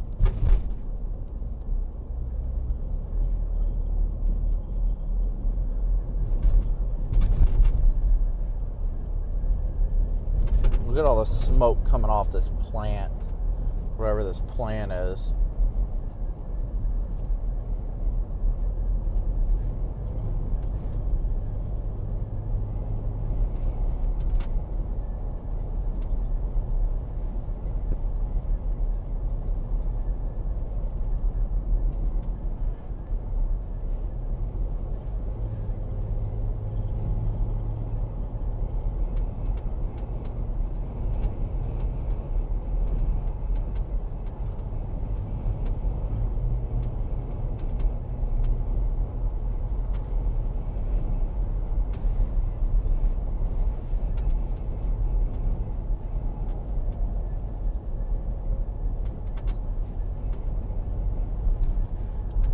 All the smoke off the plant over here looks incredible.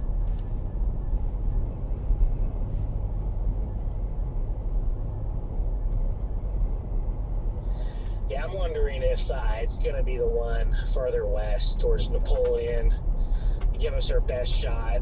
The one further east that you guys were on earlier, I think that's definitely chalked. Yeah, I think I agree with you on that. I think this one's done. Like, if it's going to be anything, it'll definitely be the ones to the west. So, I might double back to 6 and then head back west towards Napoleon, honestly. Yeah, I'm fine with that because the one far east, I don't think we were ever catching unless it took a hard right turn. So, what about the one, you guys were talking about the one just behind the first one? Is that on the right side of the front or is it cool? It might not be on the wrong side of the front, but it might have surged.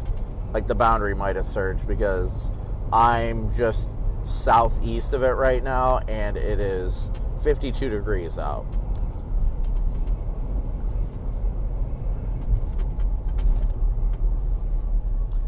So, personally, I think it has the potential to be a hailer. It's definitely not going to be tornadic, though. Unless these storms perform a miracle, merge, and then get back on the warm side of the boundary, I don't see these two doing anything.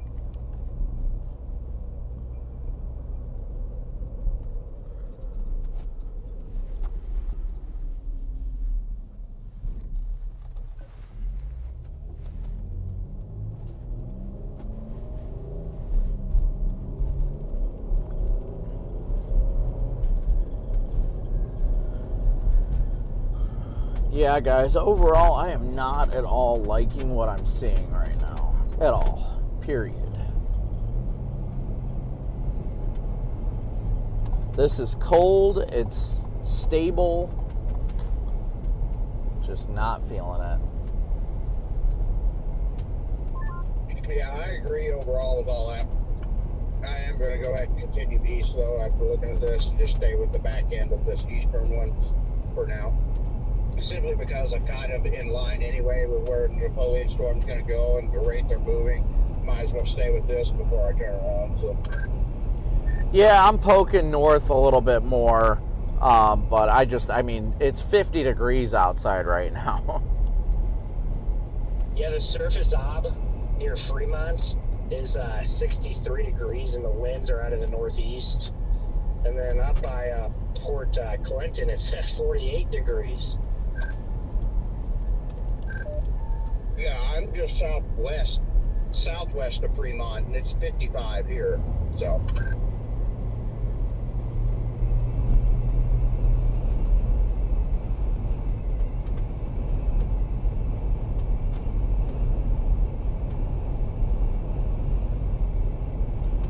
I feel like I'm going to be turning around. 54 now. I wouldn't be surprised if Fremont's 40-something now, honestly.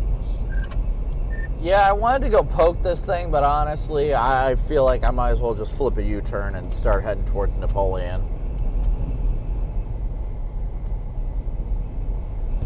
This thing is big time on the cool side of the boundary, and it's only getting colder. See, that's what I was just saying is our storms today have to route and take a hard dive southeast because that front is moving south and east. So if the storms want to outpace the front, they have to turn, and they just didn't turn. Yep, that is our current problem, guys. But it's a good problem to have. This one had turned earlier. Might already be game on. More than likely it would be, but this thing just did not. Or, you know what? I'm turning right here and I'll flip around. This thing just did not end up rooting, and I just, yeah. I mean, if it could make a hard turn now, it doesn't have to go very far south, but it's back in the warm. I mean, you're not wrong. You're definitely not wrong about that. Yeah, I'm curious how far south to me the warm air is. Because, I mean, I'm due south of Fremont now, a little bit. Not real far south. And it's now 52 here. It keeps cooling down.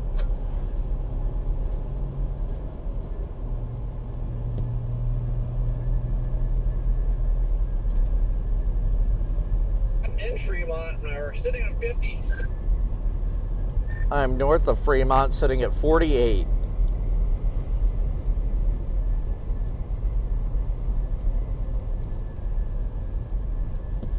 Do I think there's a chance this thing could turn hard southeast and get back to the warm side? Maybe. But do I think it's worth staying on it? I don't know about that one. Yeah, I'm probably just going to drop straight south from here, because that stuff to the west definitely needs time to get its act together, so I'm going to drop south.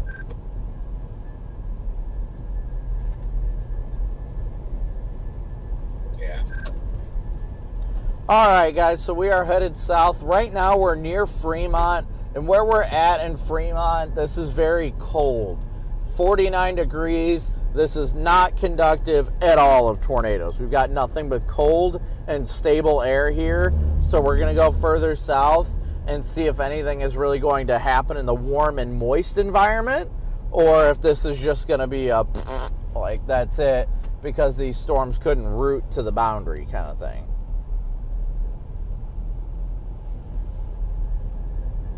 But again, we are only 30 likes away from 6,000 likes, so thank you guys so much for smooshing that like button. You guys are pretty freaking awesome for that.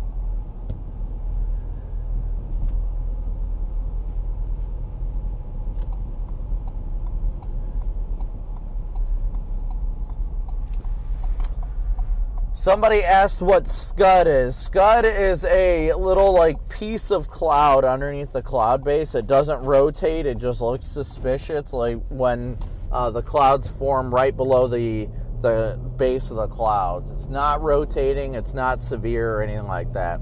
It's usually the sign of an intensifying storm, typically.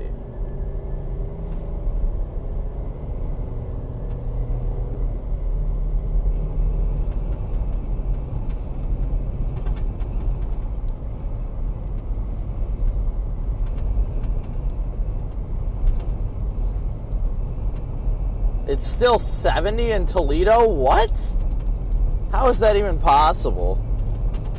Somebody in my chat just said it's still 70 degrees in Sylvania. So we must be right at the edge of this boundary. Like over by my house is reading around 50, so it's got to be like draped over Toledo. Yeah, I'm dropping south now, southeast of Fremont, so I'm going to find it hopefully here soon. It's 51 here. I'm dropping south towards Tiffin, east of Tiffin. God, these stupid lights. Yeah, I think if that would make a turn right now. Right now would be good. Yeah, because I don't know what that storm did, but it looked like it just stalled out over freaking Oak Harbor and Port Clinton.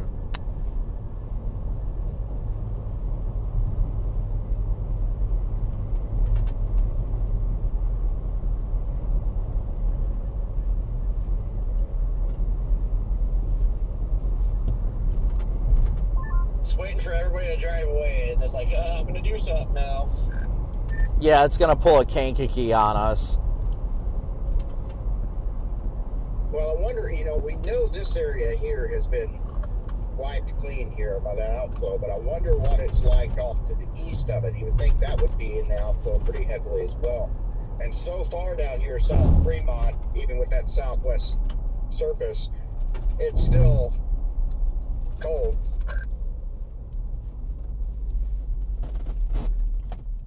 So it's not recovering yet back here for that storm. So I don't know. I don't think it's going to do anything.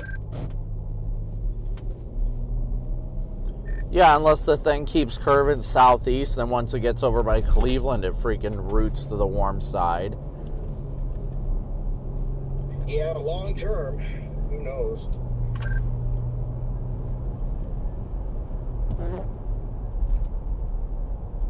Storm northwest of Finlay is starting to, the new scan that came in went up a notch. See, the thing I like about those storms is they're pretty much going due east right now. Yeah, those are our better options as of right now, yes. And they are, yeah, I do see that they are heading more east. I think I'm going to take 12 towards Fostoria.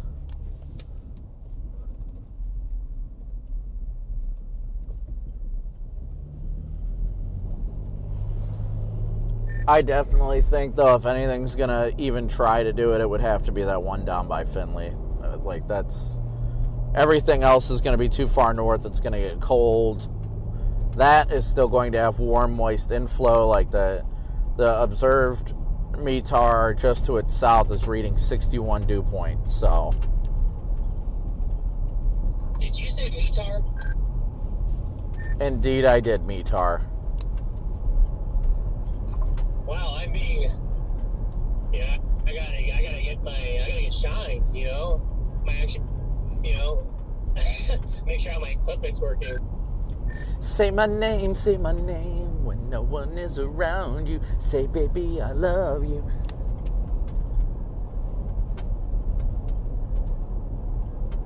Oh yeah, let's keep the concert going. I'm over here rocking out with you.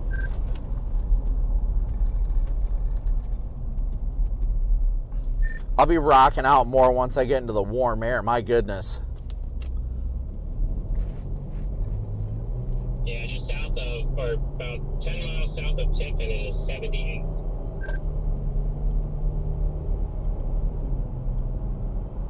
Get off my lawn, Garrett. I'll show you a lawn.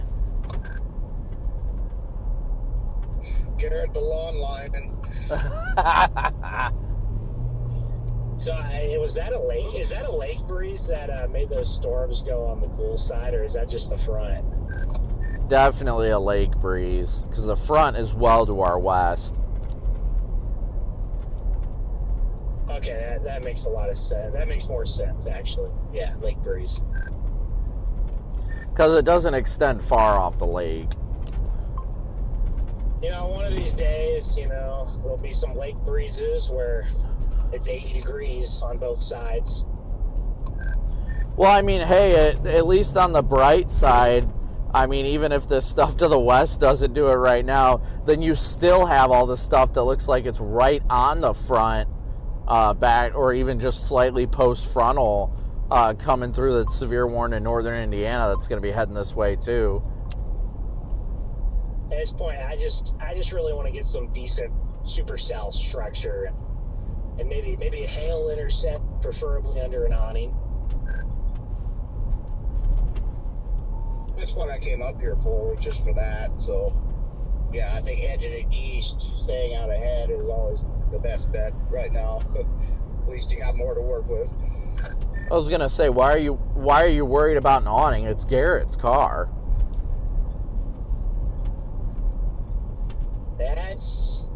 That's a good point, actually. You know what? Maybe I'll purposefully just drive into softballs. Do it. Bro, we can't even get quarters today.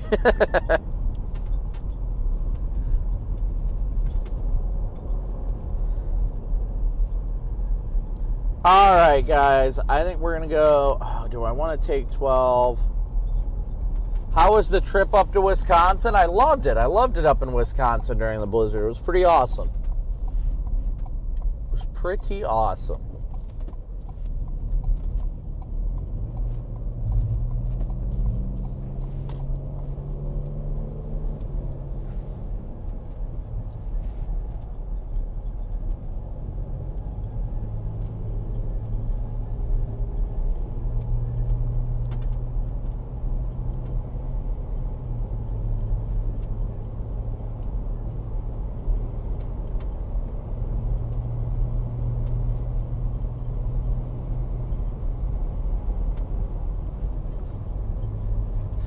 Why is there a notch now on the Port Clinton cell? That's just got to be coincidental, because there's no chance in heck that thing's rotating. It's a nice piece off to my west. Sucks it's cold here. I think I see what you're looking at. I'm going southwest on 12 right now.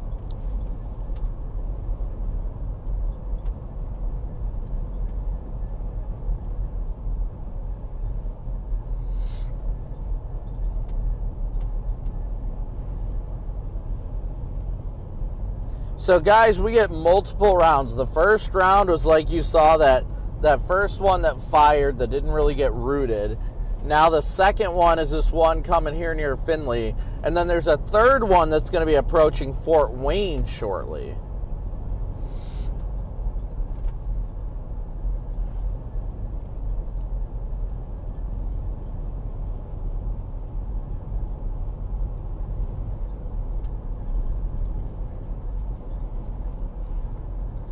You guys had hail in Liberty Center? That doesn't shock me.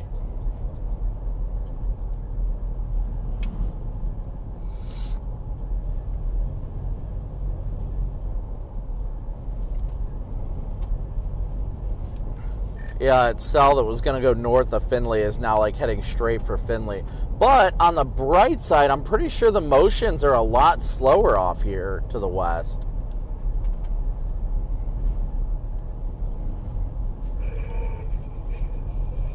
Got some flux going on here. I can't tell if it's pulling up a bunch of dust or what. There's like a little base, brightening scud, and a plume of something. I don't know if it's smoke or dust or what yet.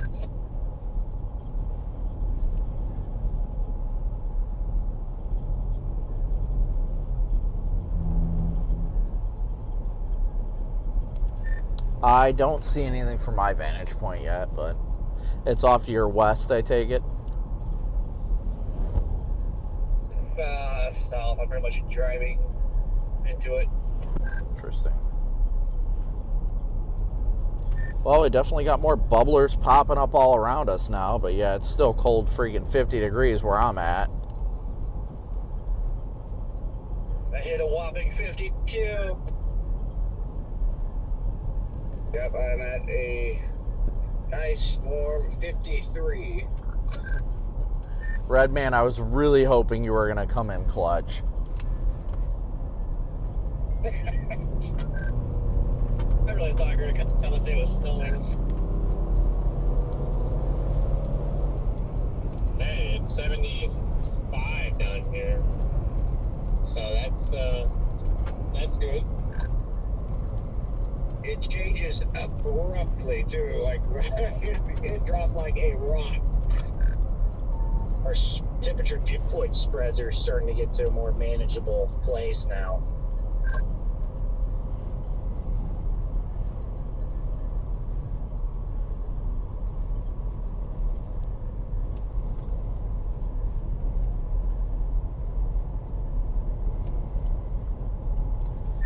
Casey, that guy I know from the Mid-South Chasers, just texted me and said there's decent hail in Deschler. I don't know what decent hail means, but interesting.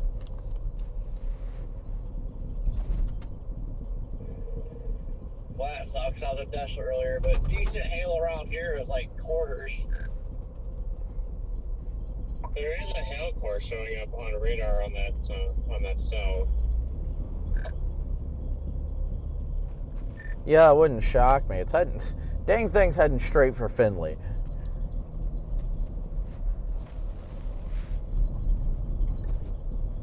It's almost in Findlay, so it's at this rate, might as well be there already.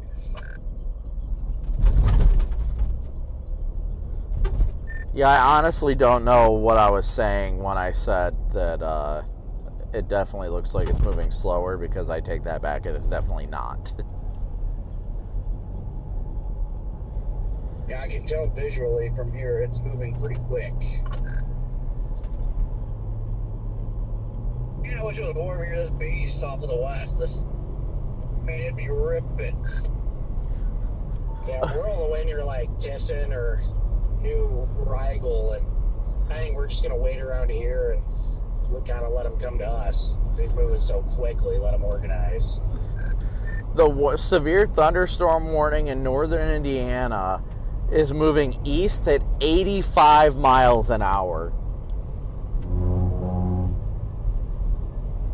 It's gonna add some wind with it. Yeah, I'd say so. Update. We got a dust bowl going on over here. Copy on the Dust Bowl.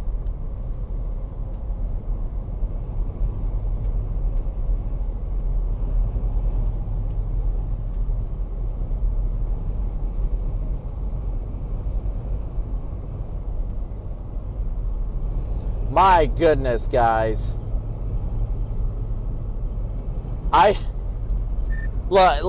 expected storm motions to be faster than usual, but this is not at all what I expected.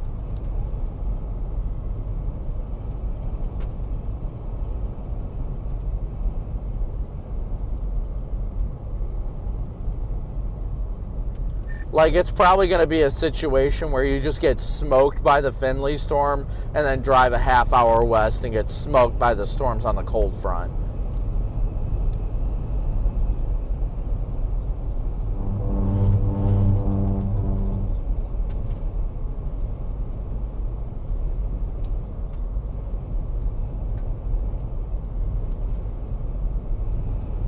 Calm and warm in Findlay, that's good to know. Hello? Hey, Brandon, it's Megan with Fox Weather. Are you able to talk to Steve in a couple minutes? Yeah, that's fine. Okay, great. Let me pass you through. All right.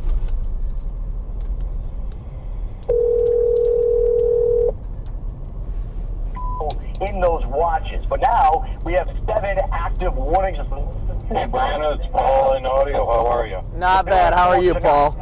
I mean, there's so. I'm doing good. You hearing the show okay? Yep, I got it. Up to the potential. Very good, man. You sound great. You have 1 to 2 inch in diameter hail, so H-size hail, and tornadoes EF2 or stronger. Now, not this alone. You've already heard Tiana. We got Sam here. And look at the team that's on the ground that we have assembled. Brandon Copic, Corey Gerken, and Brandon Montgomery, all just outside of Cleveland right now on the southern side of Lake Erie. So what we're going to do is dive into those active warnings, time it all out for tonight, and also talk about this is not a one-and-done type of event. You're watching the atmosphere start to evolve and change, and we're going to be looking at potentially April ramping up. A lot to get into. Looking at the Fox Weather Alert System, there is the warnings that are coming in, all 7 of those right now. Mainly warned for wind.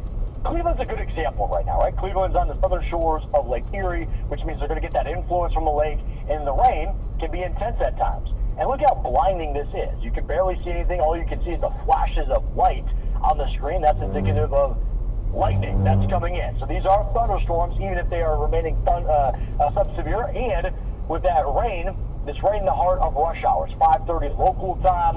A lot of people, of course, still out on the road. Hydroplaning becomes a concern. But Cleveland is underneath the tornado watch, along with 9.5 million people of northern Ohio and eastern PA, or western PA, I should say, out towards Erie and Pittsburgh. That goes until 11 p.m. Back behind that, you do have a severe thunderstorm watch for areas like Kankakee, Peoria, Champaign, Indianapolis, South Bend, and Fort Wayne. 7.5 million people. Here's where we stand as of right now. The storms have now entered into the greatest risk area. This is a Boeing segment, and with that, a damaging wind event. I want to show you on enhanced satellite what you're looking for in all of this. I'm going to pause it right at the end of this loop. This right here, what does this tell us? You find it on the legend. Those are cooler cloud tops. That means they're vertically building. These storms are stacked. That radiating heat from the surface that's been bubbling throughout the afternoon finally has something to tap into. Now, what is driving that? It's a cold front. I'll show you a different way. This is visible satellite. Here's the cold front.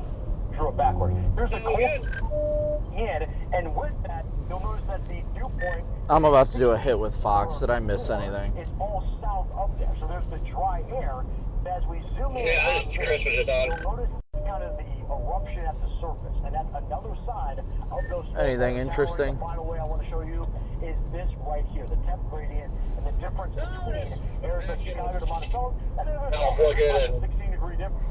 And then you start looking at the difference between lake influence on Chicago all the way out towards Indianapolis. Yes, nothing. I'm waiting to do my hit with Steve right now. 35-degree difference there. And that changes the threshold of what those storms will be warned for. So now if we get out towards Bloomington, Chris said this boundary is shooting south fast, so that stuff. 60-mile-per-hour wind, that's what this is warned for. Oh, my fiddly needs are really turn right. Well, it definitely is. I've got to be really close to it now. I mean, it's still cool here where I'm at, but I've got to be almost in line with where Garrett is. What I would be interested to see is what's the overall vertical lift. Because Rochester, I mean, that looks explosive right here. It looks like you could have a hail core. Yeah, this is towering up to 45 to 50,000 feet when you do that vertical scan in here. Now, we can move it around a little bit and see, but overall, it looks like right at the top end threshold up here, you're getting to about 50,000 feet. And that just shows you how quickly these storms can bubble up. Looking at all this rising scud up to my southwest, looks like I've got to be close to this boundary. In Cleveland, we have this storm, tornado possible. That's the point that we have seen. You see correlated very slightly that hook signature that's starting to pop up. And before we move on, I do want to see real quickly on a scan if it can pick up maybe a subtle hook. It's not mirrored to where the hook was on radar. That storm that looks like it's going to pass north of Fort Wayne eventually, that thing's got to be throwing some good hail and some good winds out of it. That wind shear that is in that environment. And so, of course, we have that are just outside of where we are. Right? We're looking at Cortland and those areas of eastern Ohio. Now we kick it back towards Fostoria, Ohio, where we have Brandon Copic, and let's check in with Brent. Hey, Brent, this is Steve. It's good to talk with you. We were texting earlier. What's kind of unfolded in the hours since you and I have kind of checked base? Well, honestly, it's kind of gone as expected. Very quick storm motions. Also, just FYI, tornado warning just issued north of Youngstown.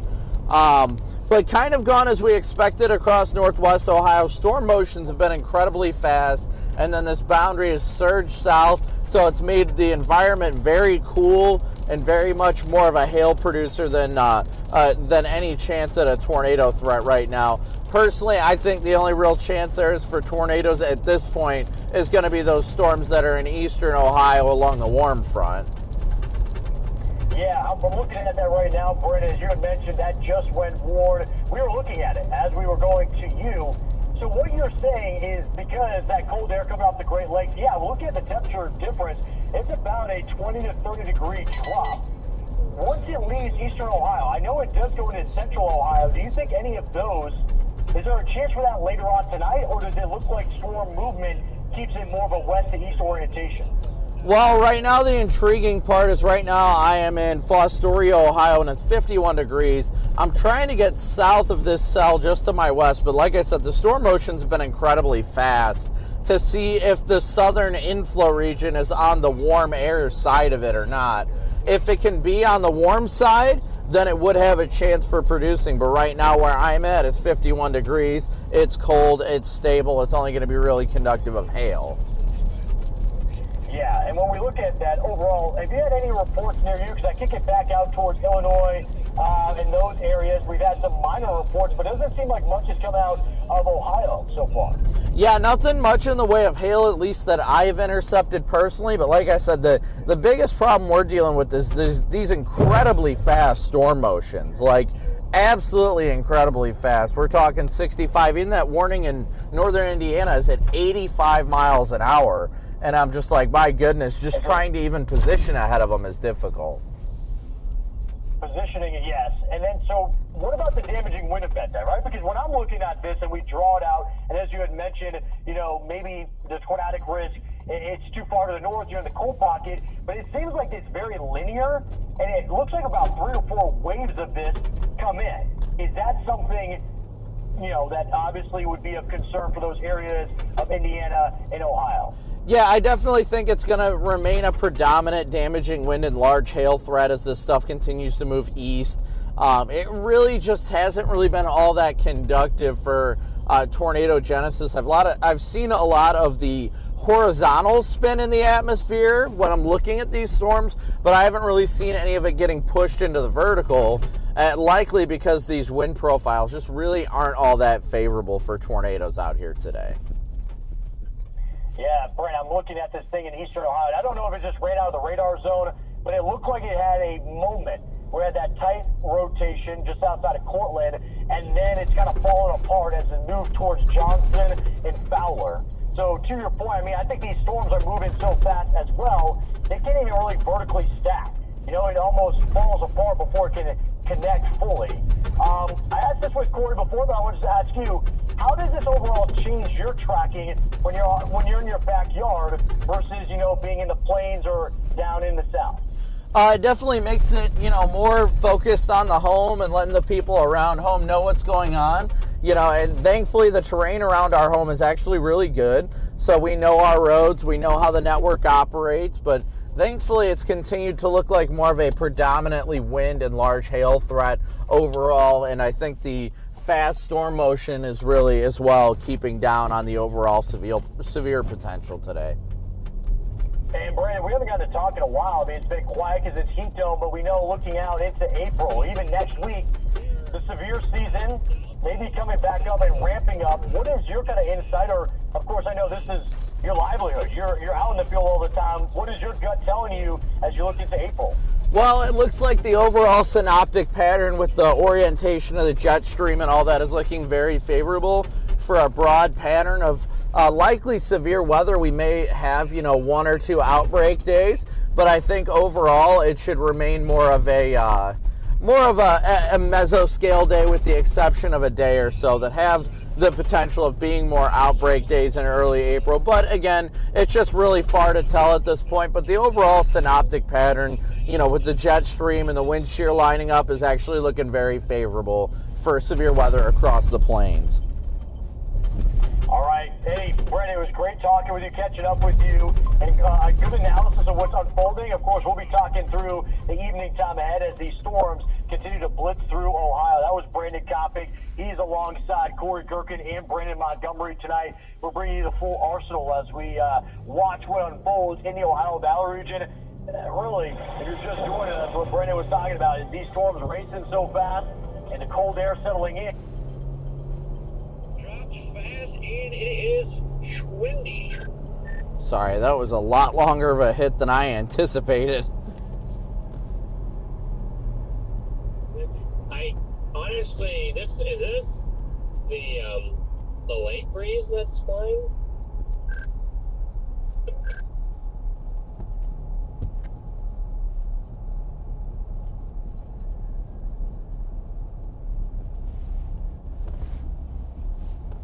Sorry about that, guys.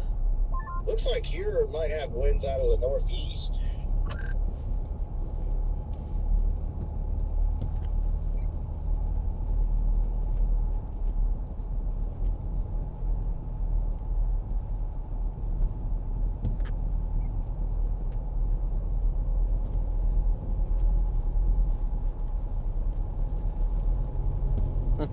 I'm honestly kind of tempted to just freaking get into Findlay, hit 75, and blast north for that storm that's going to be heading towards Toledo and BG and all that. That thing looks like a nice chonker.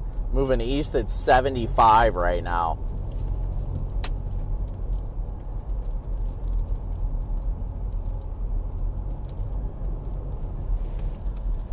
I do have a lot of rising scud in front of me, and personally I think I'm very close to the warm side of the boundary.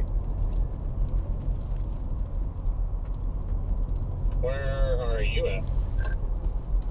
South of Fostoria.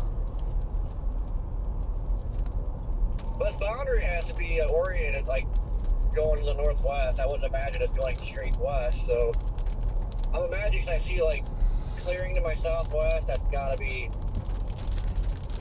nice and warm.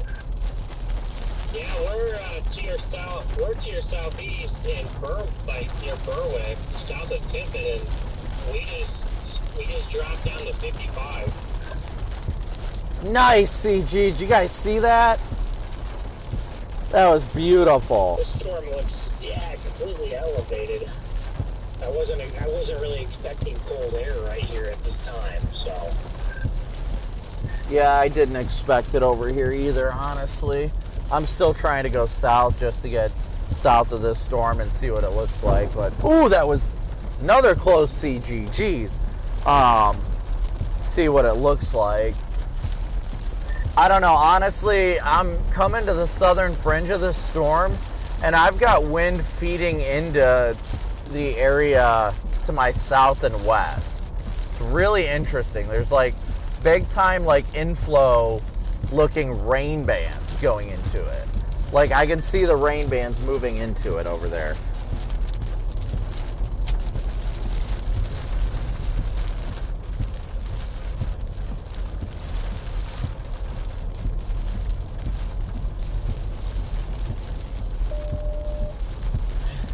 And the CG's definitely on a big time uptick.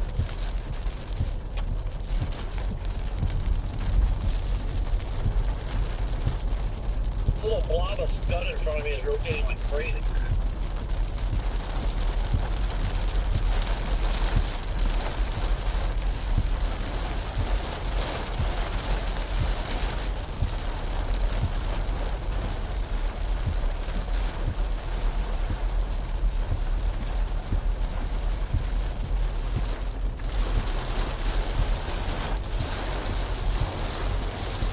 Yeah, it's so weird. I see lots of rising scud into the base off to my east, or west, excuse me.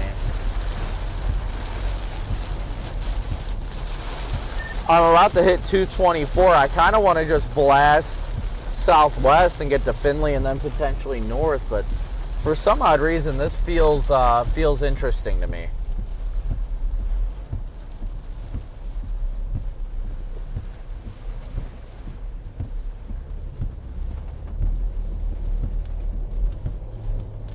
I'm going to keep going south for now on 224. Corey, are you on the warm side yet?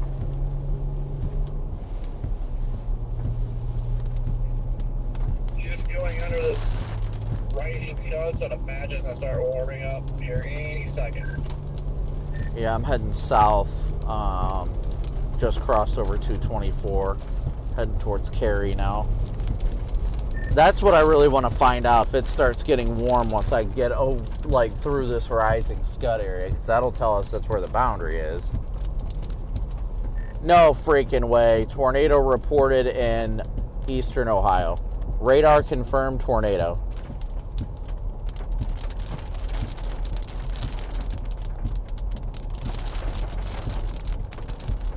I don't know if I buy it, but that's what it says.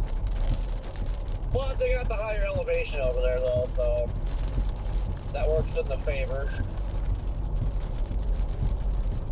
I don't know how much I buy it. That thing does not look good, but hey, they're the experts. Yeah, why does it look like a giant wall cloud, or maybe it's just a shelf cloud off to the south and west?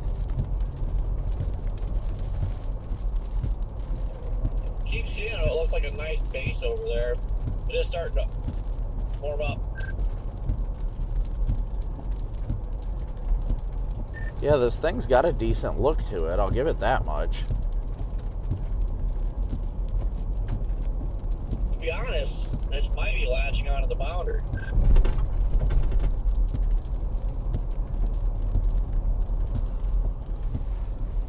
Let's see if I can show you guys over here.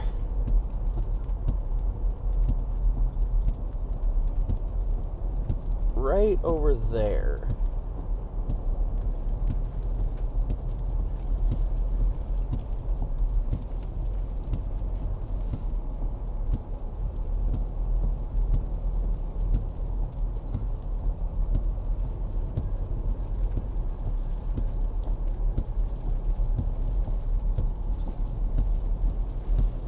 Yeah, that is an interesting lowering over there. Big time. Big time interesting lowering.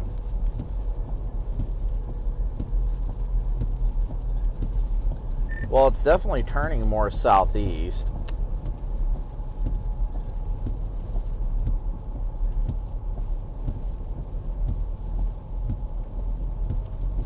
Yeah, I guess we're over by New Rigel. New Regal. Looks elevated over here, but yeah, I wonder if towards Arcadia that western flank is more surface based.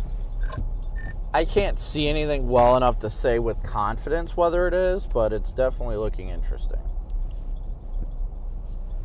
It's too far away for me to tell, though, if I'm being honest. Just a lot of rising scud over there.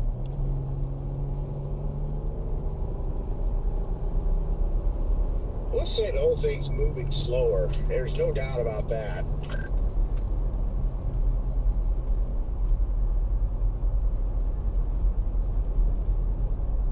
I'm pretty sure if everything was moving like it was earlier, it would already be here where I'm at. So.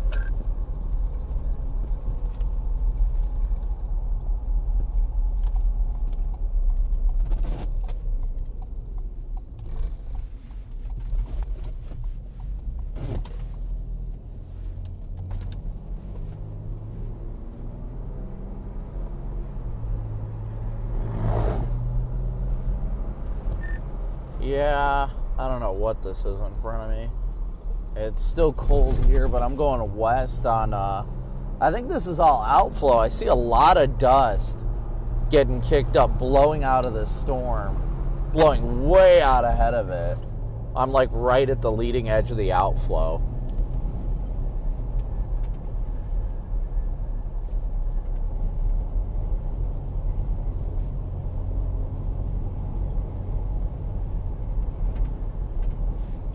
Yeah, I just got a bunch of dust getting kicked up to my south.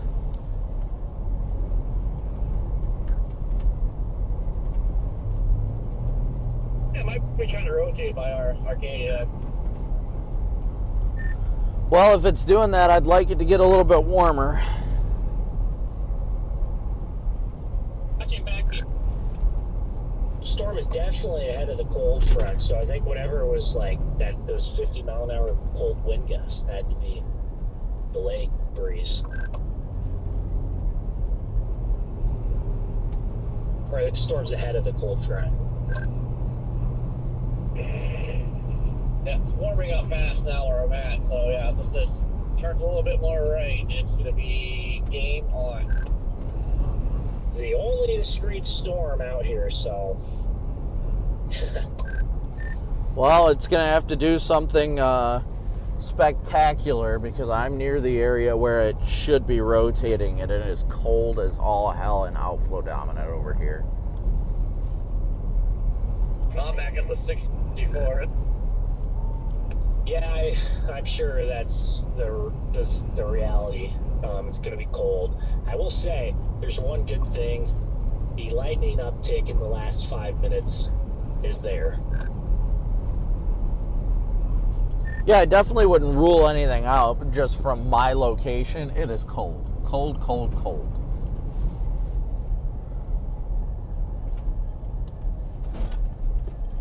Back up to 69.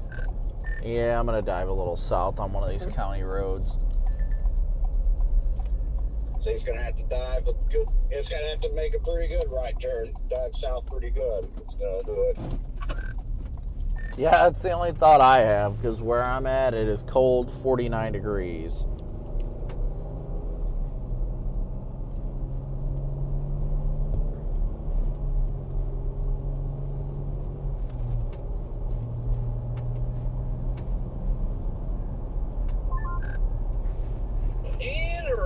cooling again.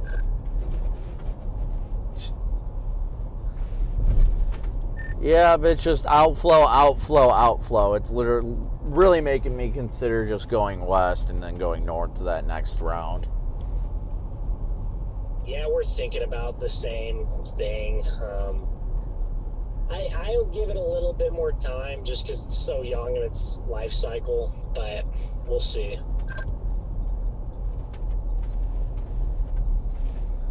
From over here to the east a good ways, Copic, that structure back there, or the base back there on the southwest side, looks kind of cool. Yeah, it definitely looks good. I mean, honestly, if that part of the base down there, I can't tell if that's outflow induced or if that's in the warm air. But where I'm at, just barely to its north, it's definitely cold air.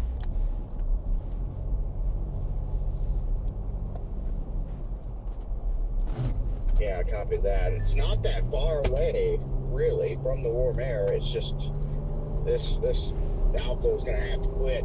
Outflow, it's going to have to quit surging out here.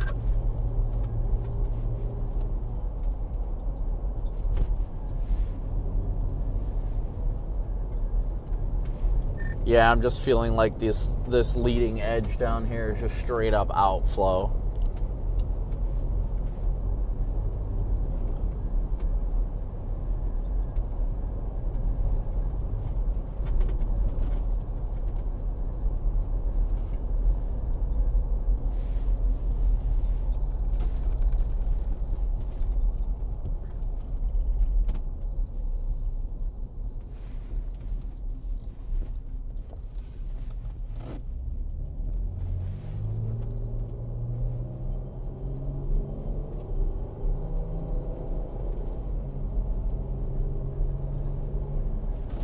I think I'm calling it on this storm, and I think I'm going to head back to 75 and go north.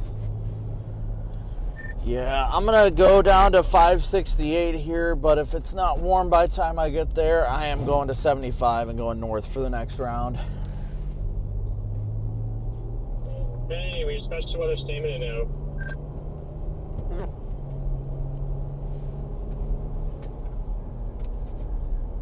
Hey, it's only moving at 60. That's nice. Yeah.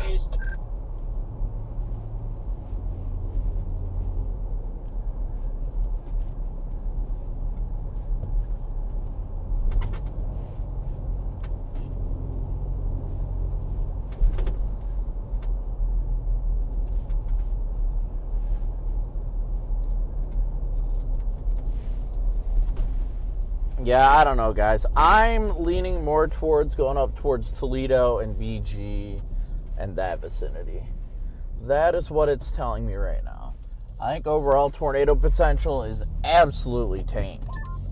Did that severe warning cancel up there, like, at Ryan? No, it's still active.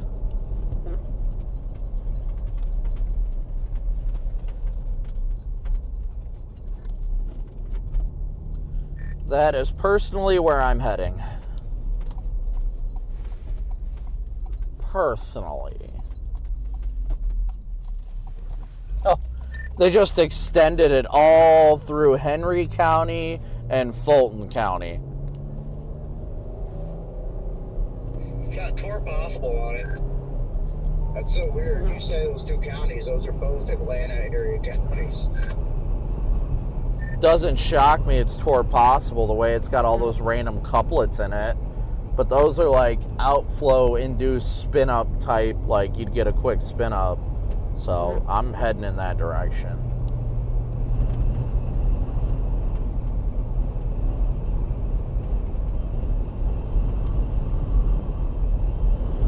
Yeah, copy that.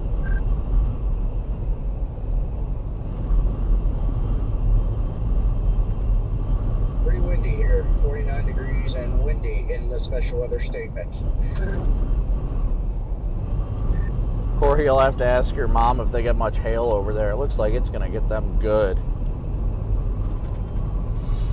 All right, guys, so sorry I haven't been able to be in chat. Let me update it here real quick, make sure that we are, current with chat. Yeah, I'd imagine it's just dumping a bunch of little stuff. So right now, we are going to head towards the storm that's now severe warned over by Bryan. We're going to go intercept that one. I think overall tornado potential is low, but we're going to head in that general direction. So we're going to take this all the way back to Findlay and then start heading north on I-75 to get in position for that.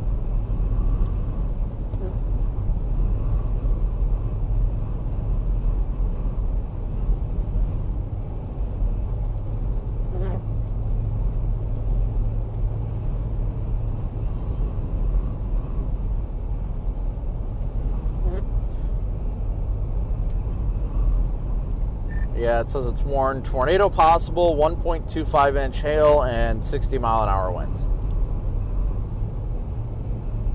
Guarantee the thing's got a gnarly shelf cloud on it, though. I think Findlay is all right as of now, but later the next round will be coming through.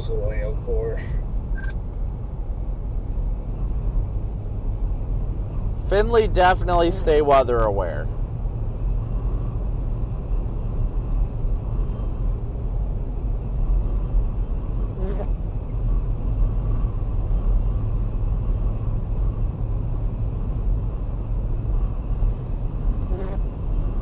So we're going to be in between the storms here for a little bit, guys. So we will be, like I said, we're headed back towards Findlay now. And we are going to go book it, absolutely book it north on 75 once we get over there. Got to get there first, though. And I know it's probably going to take a second to get through town. Maybe we'll just avoid town. We'll go north on the east side of town and avoid the big gist of Findlay. Maybe that's what we'll have to do. But again, thank you guys all so much for tuning in today and smooshing that like and subscribe button. Last I checked, we are $100 away, just $100 away from our daily chase cost goal via Venmo, PayPal, and Cash App. Your new Rigel, it's got a nice little updraft, but it just won't turn southeast. So I think it's probably going to have to be the stuff to the west. And I'm sure that stuff could probably catch the front.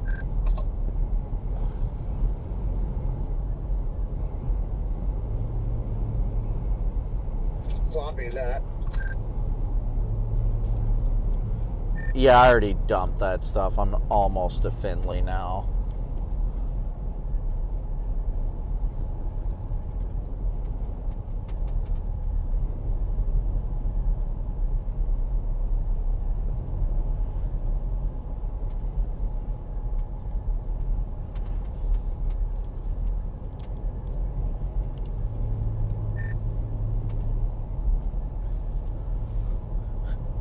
Come on. Any second. And there we go. Might freaking want to be on I-75 when that line comes across 75, because I guarantee those winds are going to be freaking rocking.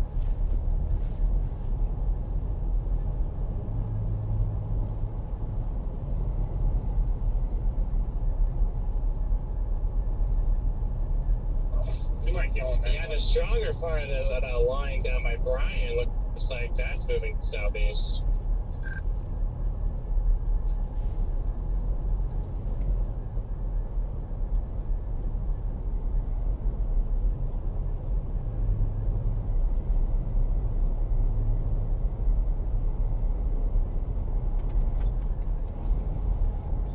And now there's a torque possible on the line southwest of Fort Wayne. They got to be putting Tor possible for like QLCS type stuff, I'd imagine. Then again, if that storm does take a southeast turn that's near Bryan, that thing is going to hit the warm air. Because still in Ottawa, as of 6 minutes ago, it's 75 over 63.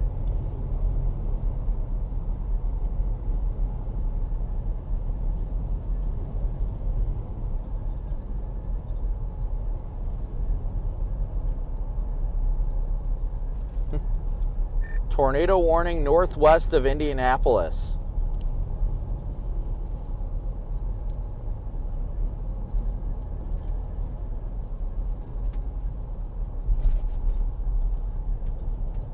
Holy crap, way down there. Yeah, why did Jaden leave? Wow, he could have just stayed in Indy. Wow. It's interesting because I can't tell if it's pulling in the outflow or what. But if you look at the Indy radar near Thornton, there's a line of, looks like an outflow or something that got pushed out in front. Oh, dang it. Of course, this guy's going to go north here. I guess I'll wait till the next one.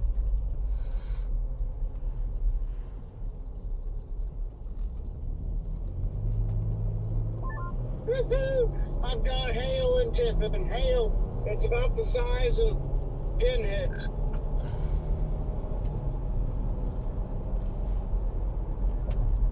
Sleet sized. Sleet.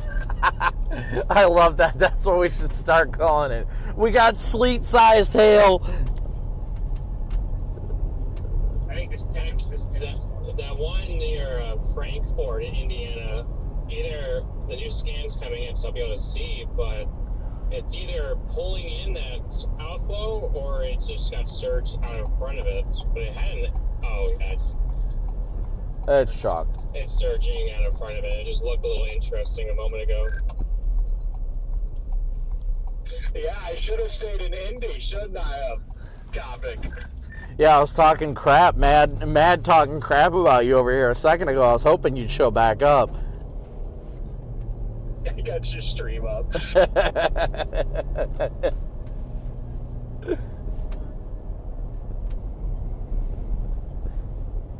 Tell you what, this thing does have a lot of heavy rain in it.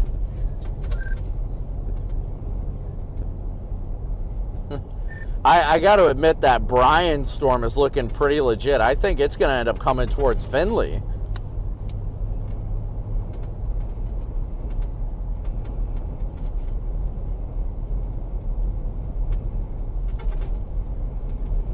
And what's that Wabash cell doing? That thing's got like an inflow notch on it.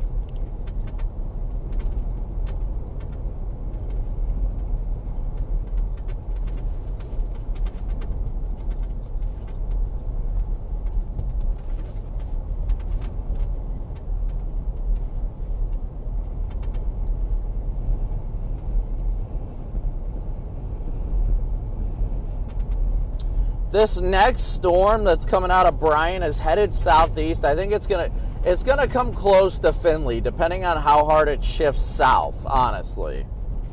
It really just depends on how hard it shifts south.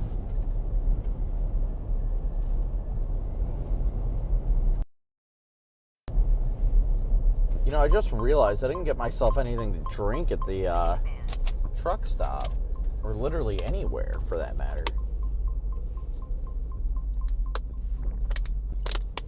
Storm near Bryan has some deep colors on a reflectivity, but it's only warned for just over an inch. Oh, I know, I saw that, and then I was looking, I don't know if you heard, but that storm north of Marion or just south of Huntington, Indiana, over there by 69, that thing's got a gnarly little inflow notch on it. Yeah, I can see that. It's definitely like struggling to latch or get ahead of it, but yeah, it's I think some stuff you might have, like you said, some spin ups.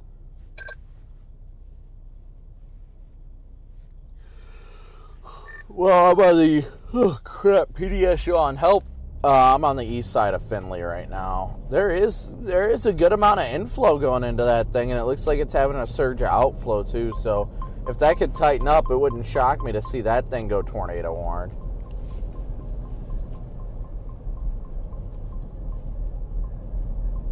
I'm heading for Deschler now.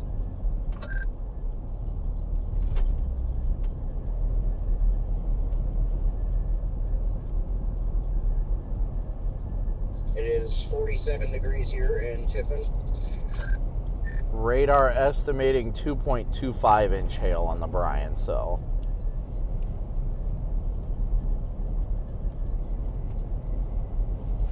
Report just came in a minute or 6 minutes ago, 2 miles northwest of Bryan, quarter inch. I was going to say the latest update just came in from northern Indiana, and it is radar indicated, I mean, not like confirmed for the warning, but the radar is saying 3.75 inch hail now. Hail anywhere near that size with the wind that's got to be in these things would be pretty destructive.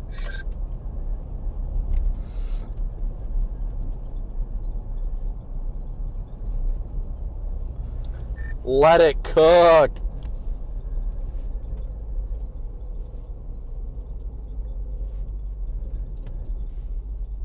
Yeah, radar is indicating hail bigger than baseballs, a lot bigger than baseballs.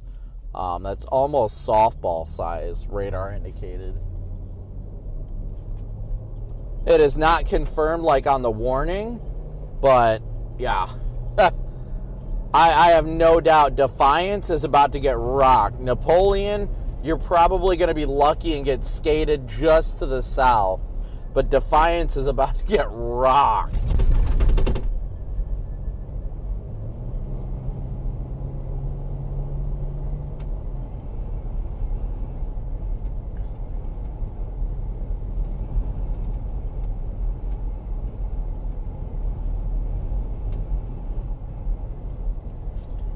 Honestly, I would be shocked if they don't tornado warn that circulation down near due south of Huntington, Indiana.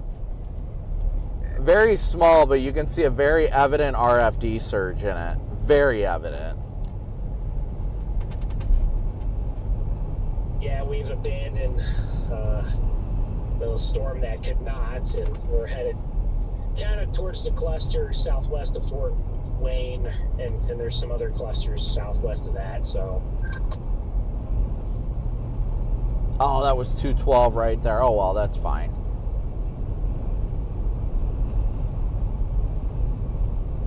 It's like at least the western and northern part of Ohio could not get it done for now.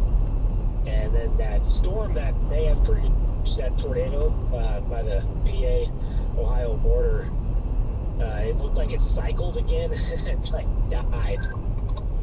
Sounds about right.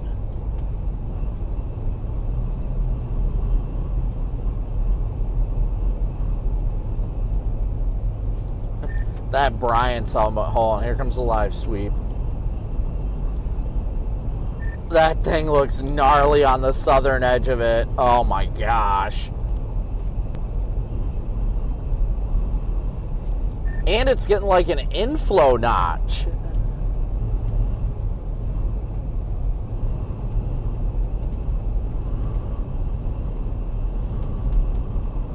Defiance is about to just get absolutely nuked right about now.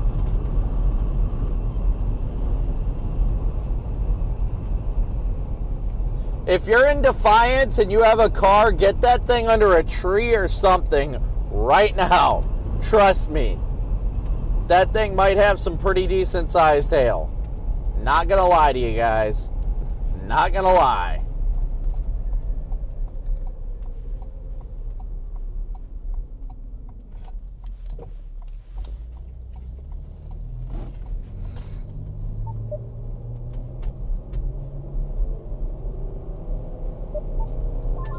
3 minutes ago. What was 3 minutes ago?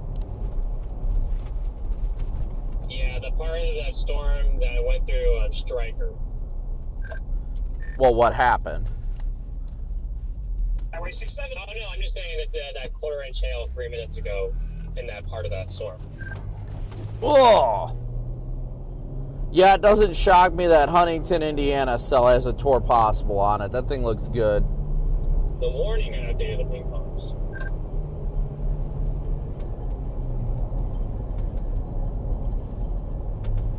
I'm intrigued as to what that thing's going to do, because at least where I'm at, it's still cold, but that freaking METAR in Ottawa is still reading 75 over 63.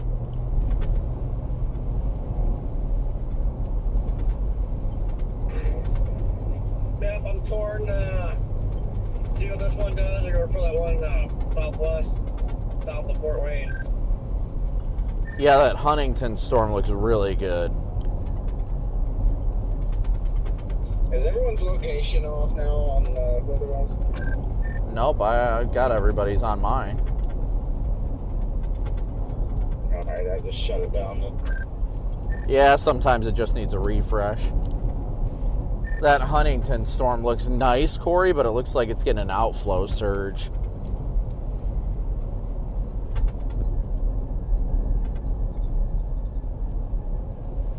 Yeah, it really doesn't have long until it's out of the environment, so yeah, I'll probably just stick with this up here.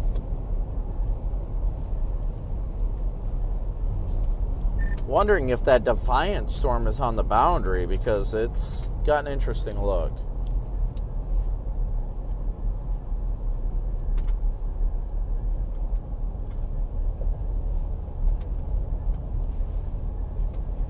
But I ain't worried about rushing anywhere because there's a train.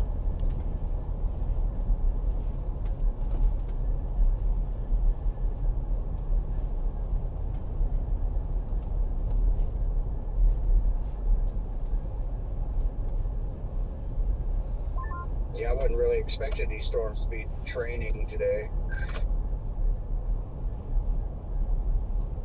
But It's looking interesting by Defiance. oh yeah, I definitely agree. It looks quite interesting. If the dang thing is actually on the warm side, then it's got my attention. I mean, if it keeps making that southward arc towards the warm air, I mean, I wouldn't rule it out. But once it hits Findlay, it's probably going to be done, unless it rides the nose. Oh, heck yes. Right as I'm pulling up to the train, it's about to end. Sorry, I'm not trying to confuse you, Brandon. Another report of quarter-inch hail came in on just 3 miles northwest, or 8 miles northwest of Defiance. They went through that little notch 2 minutes ago. Are you saying quarter inch or quarter size? Quarter-size hail. I swear you said quarter inch the last 2 times, and I'm like, why is he telling me about quarter inch hail? Okay, well, quarter size, yeah, quarter, yeah, I just assumed that it would make sense, because I'm talking about the storm and the hail reports.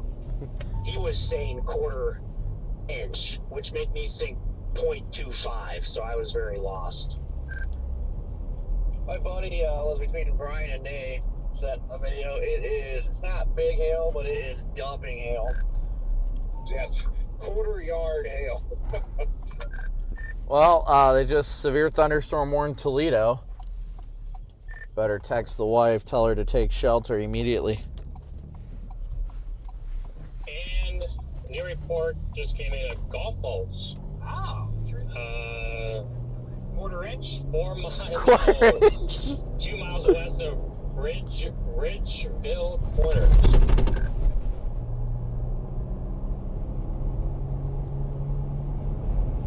Hey, it's my hometown.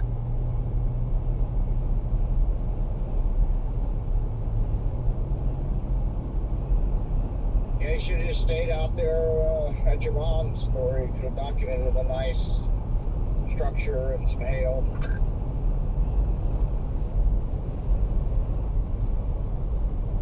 Well, I wouldn't have done anything if I was over there. Defiance College thundering bad. Good to know. Towns in northwest Ohio are very, very nice little towns. I like them. Yeah, it's not a bad place. I like living out here, honestly. Just drove through Sycamore, and I'm like, man, this place is pretty nice. A town this size in Kansas looks a lot worse. That's true. Well, some of eastern Kansas has some pretty nice looking towns, southeast Kansas, but yeah, there are some pretty towns in Ohio. Yeah, Southeast Kansas? Yeah, I don't know about that one. Pretty nice, like 50 years ago, maybe. Been through some nice looking ones. Well, maybe more like East Central. I'm talking about like Flint Hills, west of Pittsburgh. I've been through some really neat little towns there.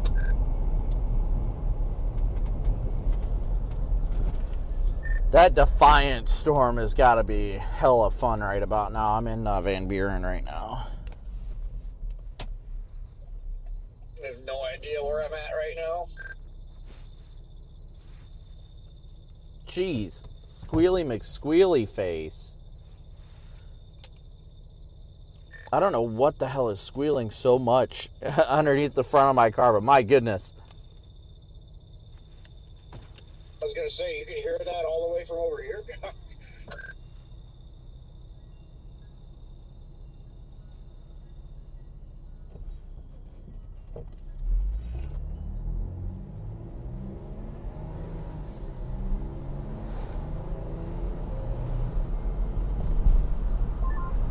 That previously warned tornado warning cell northwest of ED is destructively warned for 80-mile-an-hour winds. Nice. I am about to hop on 75 northbound here in Van Buren.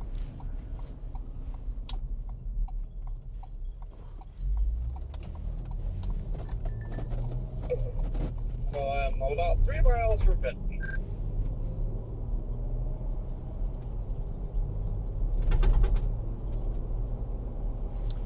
Tornado warning due north of Indianapolis now. Straight for Muncie. Wait for Corey to crash out.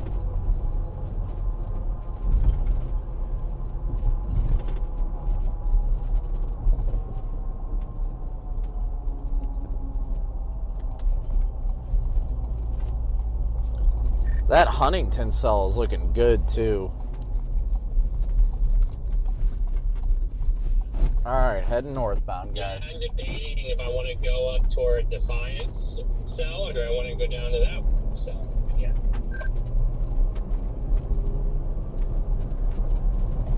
Yeah, at least the good news is that one is still well over an hour from 75, so you got plenty of time to get down there too.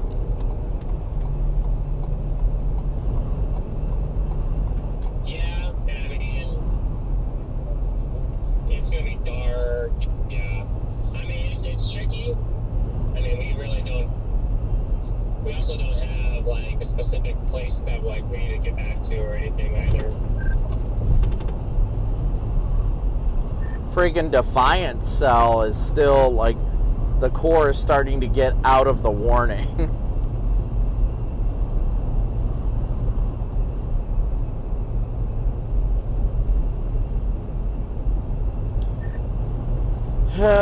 Interesting.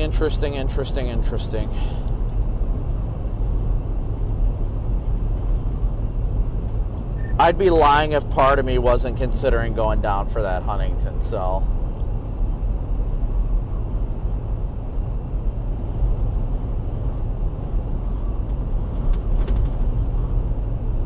But, you know, you could drive all the way down there and then nothing happen anyway.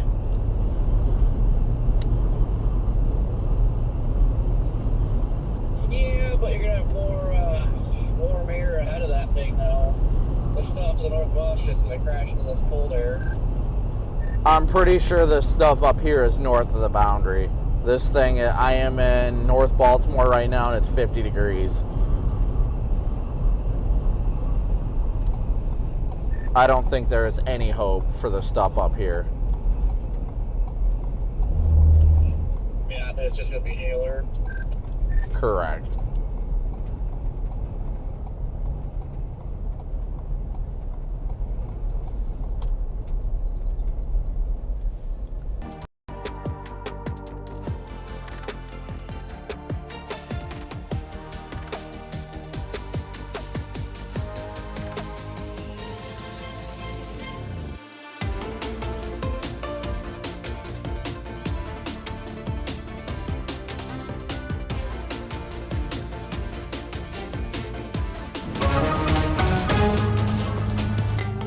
Well, it's great to have everybody along. I am WTOL 11 Chief Meteorologist Chris Vickers. Alongside with team coverage here, we've got meteorologist Davis Wells and meteorologist Kaylee Bowers. We're going to be covering the active severe weather situation that is unfolding across Northwest Ohio. Kaylee, I'll check in with you first. We're getting reports of hail coming in, large hail. What do we've got so far? Yeah, Chris, as far as those hail report goes, it's anywhere from pea-sized hail to almost an inch in diameter. So quarter-size hail. We're monitoring chat from the National Weather Service office. Okay. It's been amazing giving us that information. And then, so Kaylee, you're going to follow up on that. Davis, you're going to be tracking where that large hail is going to be going next. Where's that hail threat right now, Davis? Well, the biggest hail that we've been seeing right now is pushing down towards Henry County, and pretty significant hail associated with that. We've seen reports almost 2-inch diameter hail.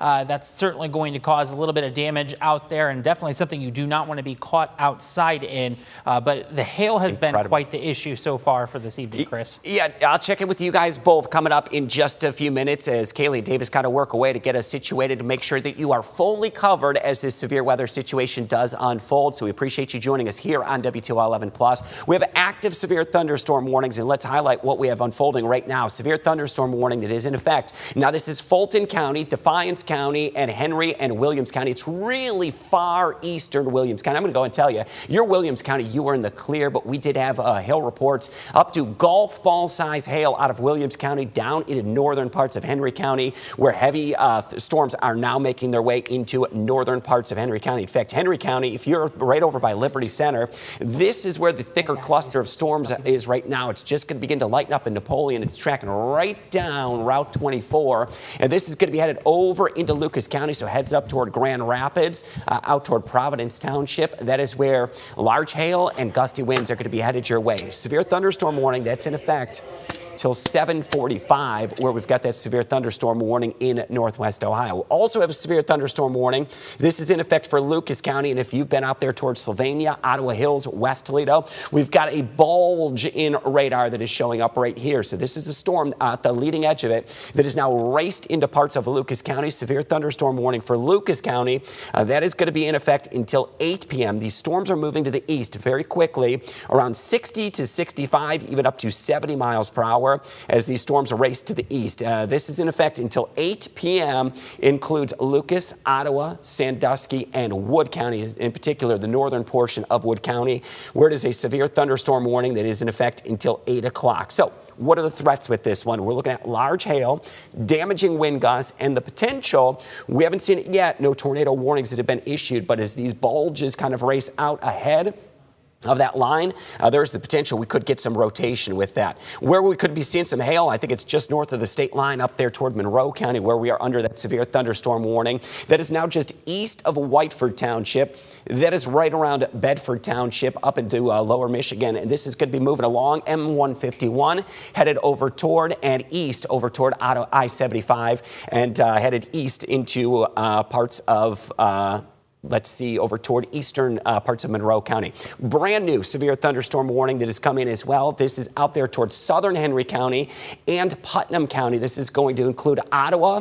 We've got Leipzig. We've got Miller City in this area. We're back over toward Continental, even as far south as Kalida. Heads up as a strong storm is going to be headed in your direction. That is in effect until 8 p.m., so about another 35 minutes, because again, these storms continue to move to the east very quickly. They're moving to the east at about 60 to 65 miles per hour. So the risk associated with this, we suspect hail is going to be the biggest risk. Let's get over to meteorologist Davis Wells. He's been monitoring that risk as well. And Davis, let's talk about where that active risk is right now for the large hailstones. We take a look right now. This is kind of tracking hail over the last hour or so, and you can see where this swath of hail has really just kind of pushed on in, starting from Indiana, now pushing into Ohio, just to the south of Bryan, really picking up quite a bit of hail from that. Further down to the south with that new severe thunderstorm warning. In fact, it looks like they're going to go ahead and continue that now just well into including I-75 and points off to the east. Definitely some heavy hail there associated with that. Some of the hail we have seen up into Lenawee County as well, up to just under about an inch in diameter, so about quarter size, a little less than that. But we're still going to be dealing with, I think hail is going to continue to be most of the threat here as this system continues to move off to the east with a little bit of a southeast motion. And these storms are moving very, very quickly at almost 70 miles an hour. So you almost have to think about it as the storm is moving at the same speed you would be going down the highway, right? This hail is coming in quick, and it's going to certainly cause some impacts. You do not want to be outside. So in this, especially after these severe thunderstorm warnings are being issued. And Chris, maybe we can get a quick update too with these new warnings. What are you seeing on your side? Storms are going to be hitting hardest right now. They've already worked through Sylvania. We're looking from Ottawa Hills through Toledo, through downtown Toledo. Some of the heavier storms that are be headed in. That severe thunderstorm warning for the Toledo Metro, that is in effect till 8 p.m. And I do expect that we're going to be seeing winds that could be up to about 60 to 65 miles per hour. Let's look at our downtown cam, and this is going to be something, wow, incredible. Yeah, Kaylee, I just saw that. So this is the leading edge, the gust front, the heavy rain, and as Kaylee mentioned here, that is the lightning and the gusty winds. This is essentially just from downtown Toledo. The winds are going to begin to pick up. This camera is going to begin to shake. Yeah, vivid lightning display, and we're going to be expecting this storm to be racing across the south end of the metro, eventually going to be pushing right into downtown Toledo, where we're going to have the heaviest wind gust. We can go back to radar here, and if Ryan back at the control room could actually get a double box up with our downtown camera and radar, whenever he gets that, he could just go ahead and toss it up. So let's get that double box with radar and our downtown cam, because it is quite incredible. Severe thunderstorm warning that's moving into the Toledo metro. I do want you, just out of a precaution, make sure you're indoors. Just get yourself to an interior room. This isn't a situation where it's a tornado warning where you need to be in your basement, but winds to about 60 miles per hour as this races on into Lucas County. This includes Point Place, down over the east of the river, East Toledo, Oregon, out there toward Jerusalem Township. It's all of Lucas County, right down I-75, Rossford, Perrysburg, back toward Maumee, Monclova Township, back over towards Springfield Township, up towards Sylvania, and we're actually hearing some of the rumbles of thunder that are taking place right now. In a few moments, we're going to get over to Kaylee Bowers, and she's going to be showing us some of the hail reports that are coming in. So we'll highlight that in just a few moments. But again, when we can get those pictures of our downtown Toledo camera, what's occurring with this leading edge of the storms as it kind of races out ahead of that squall line, we're going to be getting some of those gusty winds. Storms that extend down into Henry County as well. This is where we've gotten reports of golf ball size hail. That is across parts of Henry County. I suspect that we're still getting some hail. I mentioned just moments ago, right in between Liberty Center and Grand Rapids. So here's Grand Rapids on 24. Providence Township in this area here is 295. And we're looking at those storms that are west of 295. And again, here we go. So here's radar. There's our downtown cam. We're going to get back over toward downtown where we've got the Toledo Metro under a severe thunderstorm warning. There's that storm now racing through downtown, and we're actually seeing the impacts right there on the side of the screen with our downtown cam. Some incredible amounts of lightning, and I think we're actually going to get some hail out of this one. Could be anywhere from about nickel to quarter-sized hail based on what we're seeing right here on Doppler radar. Severe thunderstorm warning is in effect until 8 p.m. Now, I'm going to widen the view out. We're coming up here at 7:30, so we're going to kind of reset the stage on what we're looking at. Wide picture here. We could keep that box of downtown Toledo up. We've got several counties that are under severe thunderstorm warnings. In effect, they've been extended now. I-75 and east, if you are anywhere from Fremont to Tiffin to Upper Sandusky, back toward Findlay, Bowling Green, through the Toledo Metro, you are next up with this squall line that's coming. And I think this is going to be evolving to more of a straight line wind event thing. Is what's going to happen is this is kind of congealing into a line of storms that is just now going to race to the east at about 65 miles per hour. And it might bulldoze parts of the area with winds of 60 to 70 miles per hour. And it could be fairly widespread. So keep in mind, these storms continue to race to the east at over 60 miles per hour. They're just headed into the I-75 corridor and will continue to move east very quickly. Let's start at the southern end of this line, and I'm down here toward Ottawa. When we can go back full screen now to just radar here. We'll check back in with our downtown cam in just a few moments. We've got Ottawa right here in the vicinity of Miller City and Leipzig. We're under some of the thickest and heaviest rain, likely to be seeing some lightning that's going to be quite widespread and quite a bit of hail that may show up. Could actually switch to a feature here This is where we're looking at the hail core right around the Putnam and Henry County line. That is where we're most likely seeing the largest hail associated with this particular cell. That could be hail that could be golf ball size. Let's get specific. There's New Bavaria. There is State Route 108. Here is 109. So southern Henry County, right in between 109 and 108. There's Patrick Henry High School. Hamler. Heads up, could be some fairly large hail headed into our area. If Kaylee Bowers is ready and prepared, Kaylee, do you have some of those reports of hail that are coming in to kind of confirm what we've been seeing?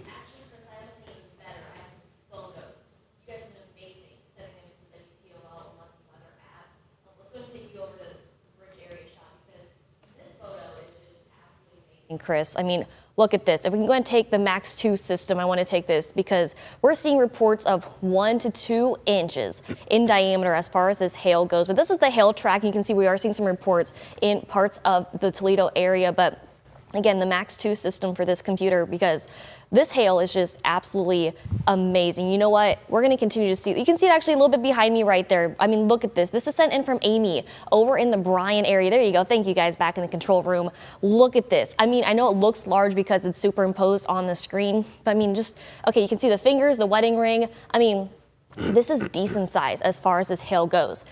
There's more. You guys have been amazing sending them into the weather app, and we're going to continue to file through them. This is from Erica over in Perrysburg. You can see about ½ inch size hail, but still anywhere from ½ inch to 2 inches size of hail. A lot of us are dealing with a lot of hail. I'm continuing to go through your reports and your photos, and thank you for sending them in. I'll keep sending them in and keep monitoring them as we go on throughout tonight. Looking outside right now on radar, we are tracking multiple severe thunderstorm warnings stretching from the lakeshore down towards Upper Sandusky, the entirety of Hancock County, Putnam County, over towards parts of Defiance County a little bit, into Williams County.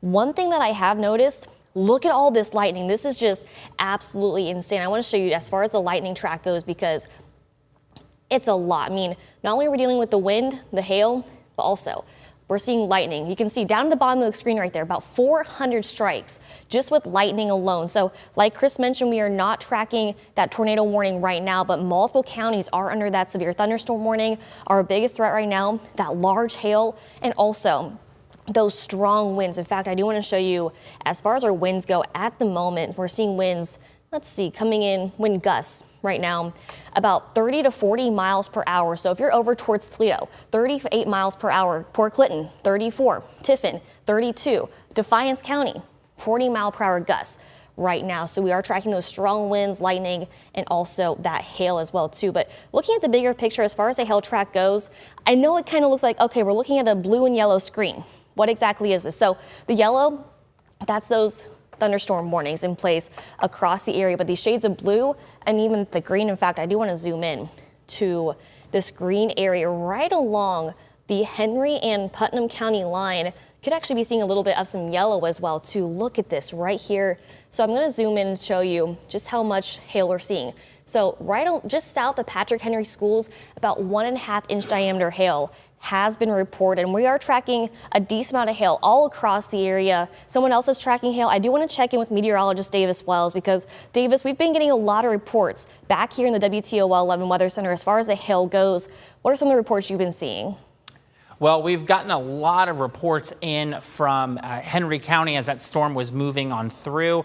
But I do want to point out, too, as we have that severe thunderstorm warning now for Lucas County, we are starting to see that hail core kind of push through the area. And this report right here, I double checked, just under a quarter inch or a quarter size hail rather, right here in Toledo. And I want to say just a couple of minutes ago, I was hearing a little bit of pinging up on our roof. I think that was probably some of the hail moving through right by the WTOL 11 studios. But we've had hail reports across a number of areas now up here into Lenawee County, not necessarily seeing, or Monroe County rather, we're not necessarily seeing that severe thunderstorm warning, at least for the areas of like Whiteford Township up 223 towards Blissfield. But they certainly got in on some of that hail. And even with these severe thunderstorm warnings being issued, yes, it's not a tornado warning, but it's still, with the storms moving through, it's not something you want to be outside in. In fact, I would maybe get yourself away from windows, just because if some of that larger hail is able to hit the side of your house, could cause a little bit of damage. And obviously we want to make sure everyone of you is staying safe at home. But we've been seeing these hail cores that have been pushing right along. Even right here, parts of Wood County, right along the Hancock County line, crossed I-75 just to the south of North Baltimore, continued off to the east, and even my friends and family on Fostoria, definitely a little bit of hail down there as well. Not necessarily as big as what we were seeing back when that system was in Henry County, but still something that we're going to want to watch out for. And definitely it's going to be quite a little bit difficult to drive if you're going up I-75 or any county road, really. A lot of rural areas out here, so we do not want you guys driving in any of this as well as the storm is moving on through. Now, the good news is it is moving off to the east pretty quickly, about 70 miles an hour. So while it comes in very quick, it's also going to leave very quickly as well. So I want to send it back over to Chief Meteorologist Chris Vickers. Chris, any new updates? Yeah, a couple things going on. We're going to highlight where we have the active severe thunderstorm warnings right now, because it is over half a dozen counties, and what the risks are going forward. Davis, you hit the nail right on the head. These things are moving kind of at the speed of light, 60 to 65 miles per hour. We've actually seen a reduction in part of that severe thunderstorm warning for the Toledo Metro, so that is a bit of good news as that storm races off to the east. Now we're going to kind of go down this line, highlight where we have active warnings. Now, if you're Sylvania, that warning has been dropped. If you're back over towards Springfield Township, Holland, it's been dropped. Monclova Township, even Maumee, Perrysburg. That storm hit you pretty good, didn't it? But it is now expired as far as a severe thunderstorm warning. We're looking about just east of Toledo, so East Toledo, Oregon, still under that. But here's the area of concern. It's actually headed through eastern Lucas County, now into Sandusky County, where we're getting some of those gusty winds that are moving through. So keep that in mind. I am expecting those gusty winds to be moving through very quick. So that's actually going to be headed over toward Woodville Township, Madison Township, Scott Township as well. So those are the townships there in western Sandusky County where you're getting probably the highest winds. Then next up, that's going to be headed over toward Fremont. So heads up in Fremont. That storm is knocking on your door in the next couple of minutes. That storm is going to be working through and into Fremont. So let's put some times of arrival out there. If you are Woodville to Gibsonburg, I'm going to give you about another 5 to 10 minutes before that storm really begins to crank up, because that is coming toward Genoa, Woodville, and Gibsonburg. So Gibsonburg is a little closer to about 7:54. Fremont, I mentioned that, a little farther to the east. It's going to be a little bit closer to about 8:05 that storm heads into your area. And to be honest, I think it's going to be even sooner than that, probably closer to about 8 p.m. with how quickly things are moving. So again, severe thunderstorm warning that is now east of the Toledo Metro, east of I-75. Does still include Walbridge and Oregon up toward Harborview, but the worst of that storm is now pushing off to the east. But keep in mind, we're still getting some lightning strikes in and around Rossford. That was one strike right there towards 795 in the Ohio Turnpike. Another strike right there just over the Maumee River into southern Lucas County. And there it is, fresh, brand new lightning strikes that have just come into the picture. Here's an area of concern. Kaylee was talking about this as well. Still think we're getting large hail in this particular area. It's now crossing out of Putnam County, now into Hancock County, and this is moving to the east at about 60 to 65 miles per hour. And that's going to be headed toward Findlay at 7:46 is when that's going to be arriving. Now, in a moment, if Ryan in the back could throw up our live pictures of storm chaser Brandon Copic as well. He is out in the Findlay area, and Brandon is been kind of strolling the streets of Northwest Ohio for several hours now, since about 2 o'clock this afternoon. And we have a live feed that connects us with some of the storm chasing activities that are happening right now in Northwest Ohio. So while we get that up, I'm going to go ahead and clear radar off, so you're going to see sort of a clean picture of what's going on. And if you're in Findlay, that's where Brandon is right now. He's down in Findlay. That is racing toward Findlay at 7:41. And I would expect within the next 5 minutes, this heavier cluster of storms is going to be headed into Findlay. It is directly over Macomb right now, where you're likely getting hail, possibly up to golf ball size hail that could be occurring out there toward Macomb, and then headed into central parts of Hancock County. So let me get a little closer with this. You're going to see Macomb pop up right there. Here is State Route 235. That extends down toward Benton Ridge, back over toward the Putnam County line. If you're Belmore to Lipsick, That worst of the storm is just let up moments ago, and that continues to push off to the east, and that is going to be crossing I-75. And again, that's going to be on the north end of Findlay is where we're going to be seeing the gusty winds. Did have some indications we had some significant hail along State Route 65 or east of it, north of State Route 613 out there in Putnam County, where we'd indicate that is potentially a hail core. We could kind of switch over and see where the maximum hail size could be with this. We're indicating, yes, small to medium size hail in and around State Route 613 up toward Belmore. There's State Route 65 as well, where that hail is a little bit more significant. Bowling Green, Portage, I-75. If you're downtown Bowling Green, the worst of that storm is about ready to push through and quickly racing off to the east, where we have that severe thunderstorm warning in effect for you as well. Going to widen the picture back out. We do have storms that are going to be racing to the east. These are moving 60 to 65 miles per hour. Now, one thing, if we could kind of look at this, a little bit of a benefit, this is kind of congealed into a massive line of storms. That kind of tends to reduce the tendency for these storms to rotate, so it lessens the tornado risk. Although we watch very close, there's a few areas that we're seeing some notching or potentially some inflow. Our highest tornado risk is going to be south of Route 6 from Bowling Green down toward Findlay on I-75 as those storms track off to the east. Moving to the east very quickly, 60 to 65 miles per hour. I'll go ahead and put a storm track again on these because they are racing now east of Wood County. We're going to go to the southeast for the next 30 minutes. 7:45, we've got Bradner. 7:52, Mount Blanchard. 7:59. I told you that 8:05 was a little suspect. I think it's going to be by 8 o'clock. That's going to be working into Fremont. Tiffin, 8:04, Upper Sandusky at 8:09 is when that's going to be moving into Upper Sandusky.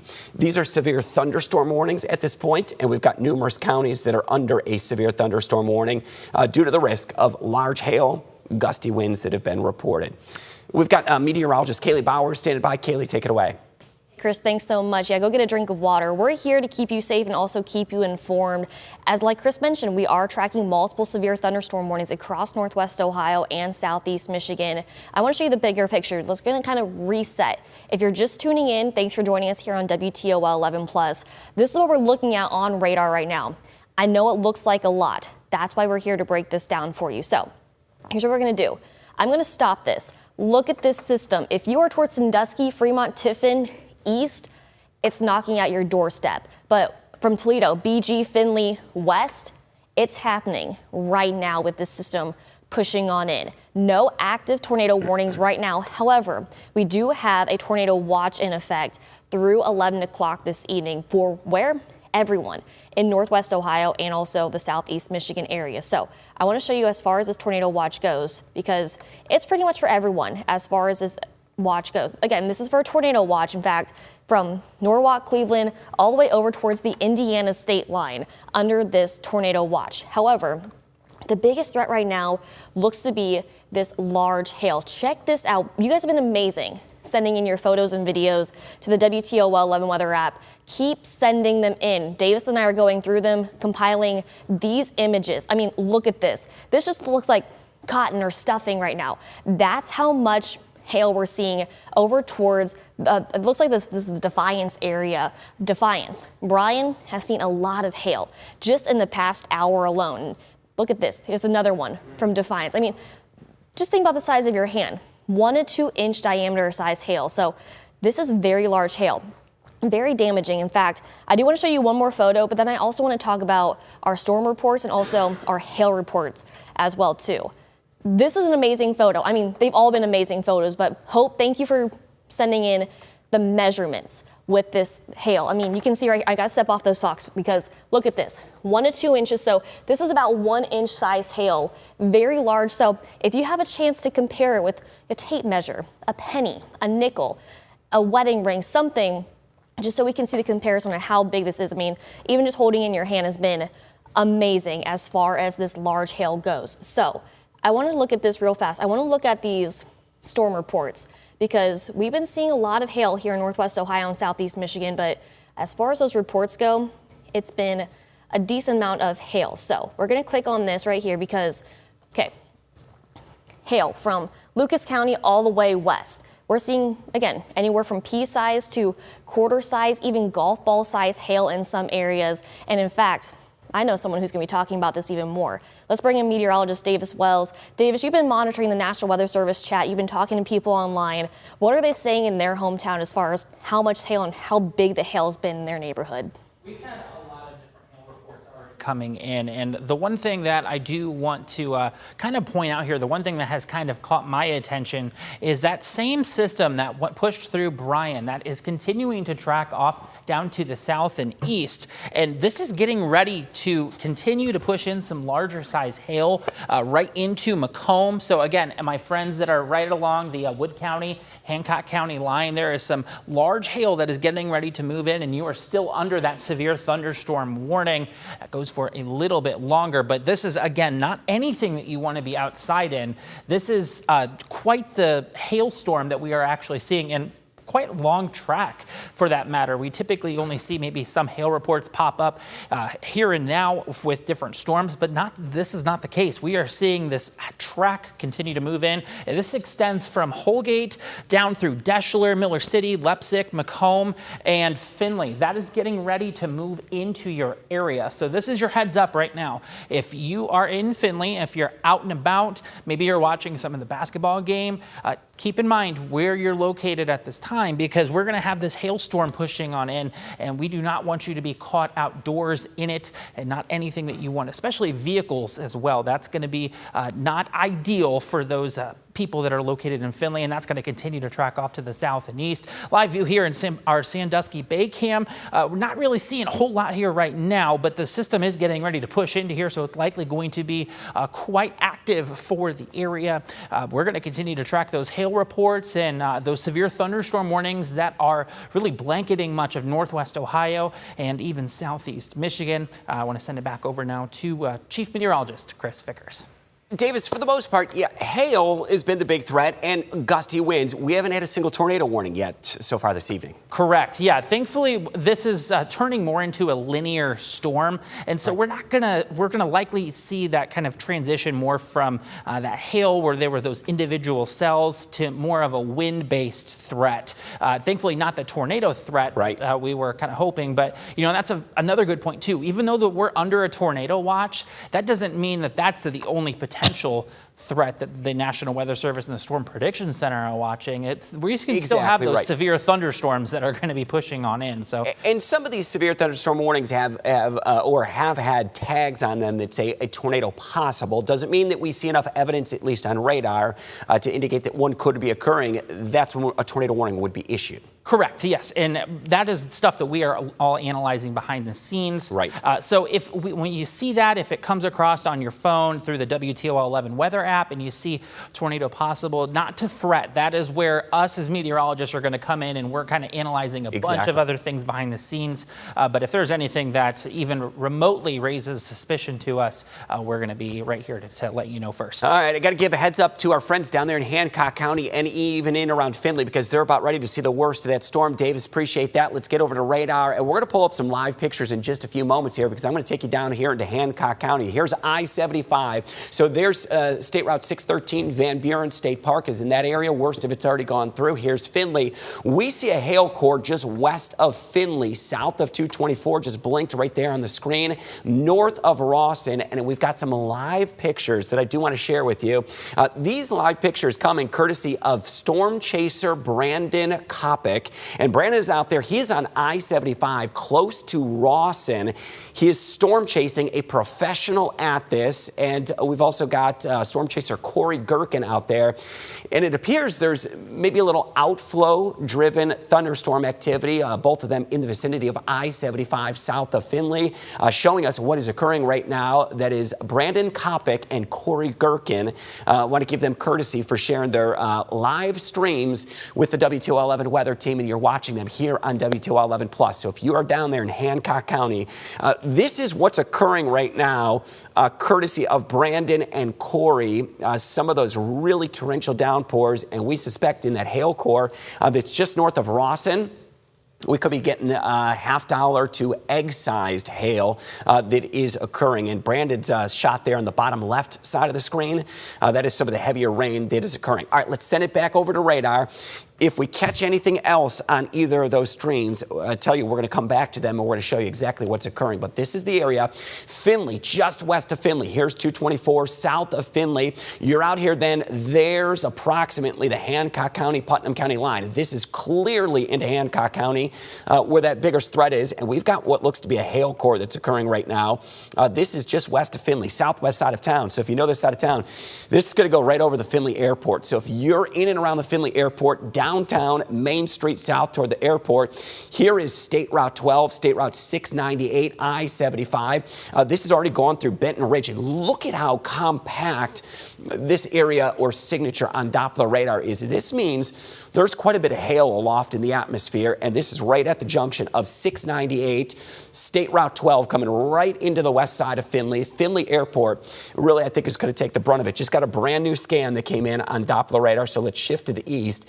And I'll show you where this is going to be going as well, because now we're approximately I-75 and to the east. This is going to include Route 68 down into southern Hancock County. Also going to include Genera.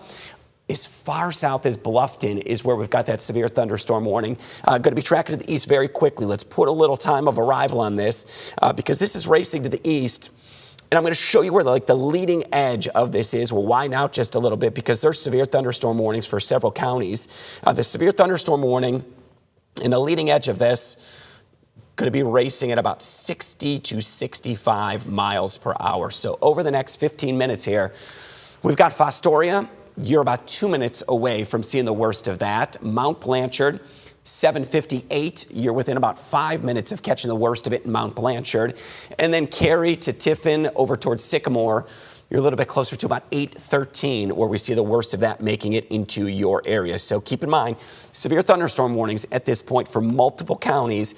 And we'll kind of reset the stage. We'll widen the picture back out. If you're in the Toledo metro, you are now clear of that severe thunderstorm warning. There may be some thunder and lightning, some downpours, but it is moving to the east very quickly, and that is going to be headed now, looks to be out toward Port Clinton and eastern Ottawa County, where we're seeing some indications of some gusty winds that are now racing across Ottawa County. So let's look at this. Leading edge of this, it is about minutes west of Port Clinton, racing to the east over 60 miles per hour. So if you're in Port Clinton, eastern Ottawa County, worst of that storm is going to be headed into your area out toward Catawba Island, up toward Marblehead, Lakeside. These are areas that are going to be under that severe thunderstorm warning. And eventually, Sandusky over towards Cedar Point, we're going to catch that gusty wind that's going to move in as well. Widen it back out. Toledo Metro, I expect, generally speaking, the next couple of hours, we're done with this severe weather threat. Racing to the east and east of I-75, we're going to continue to maintain that actual tornado watch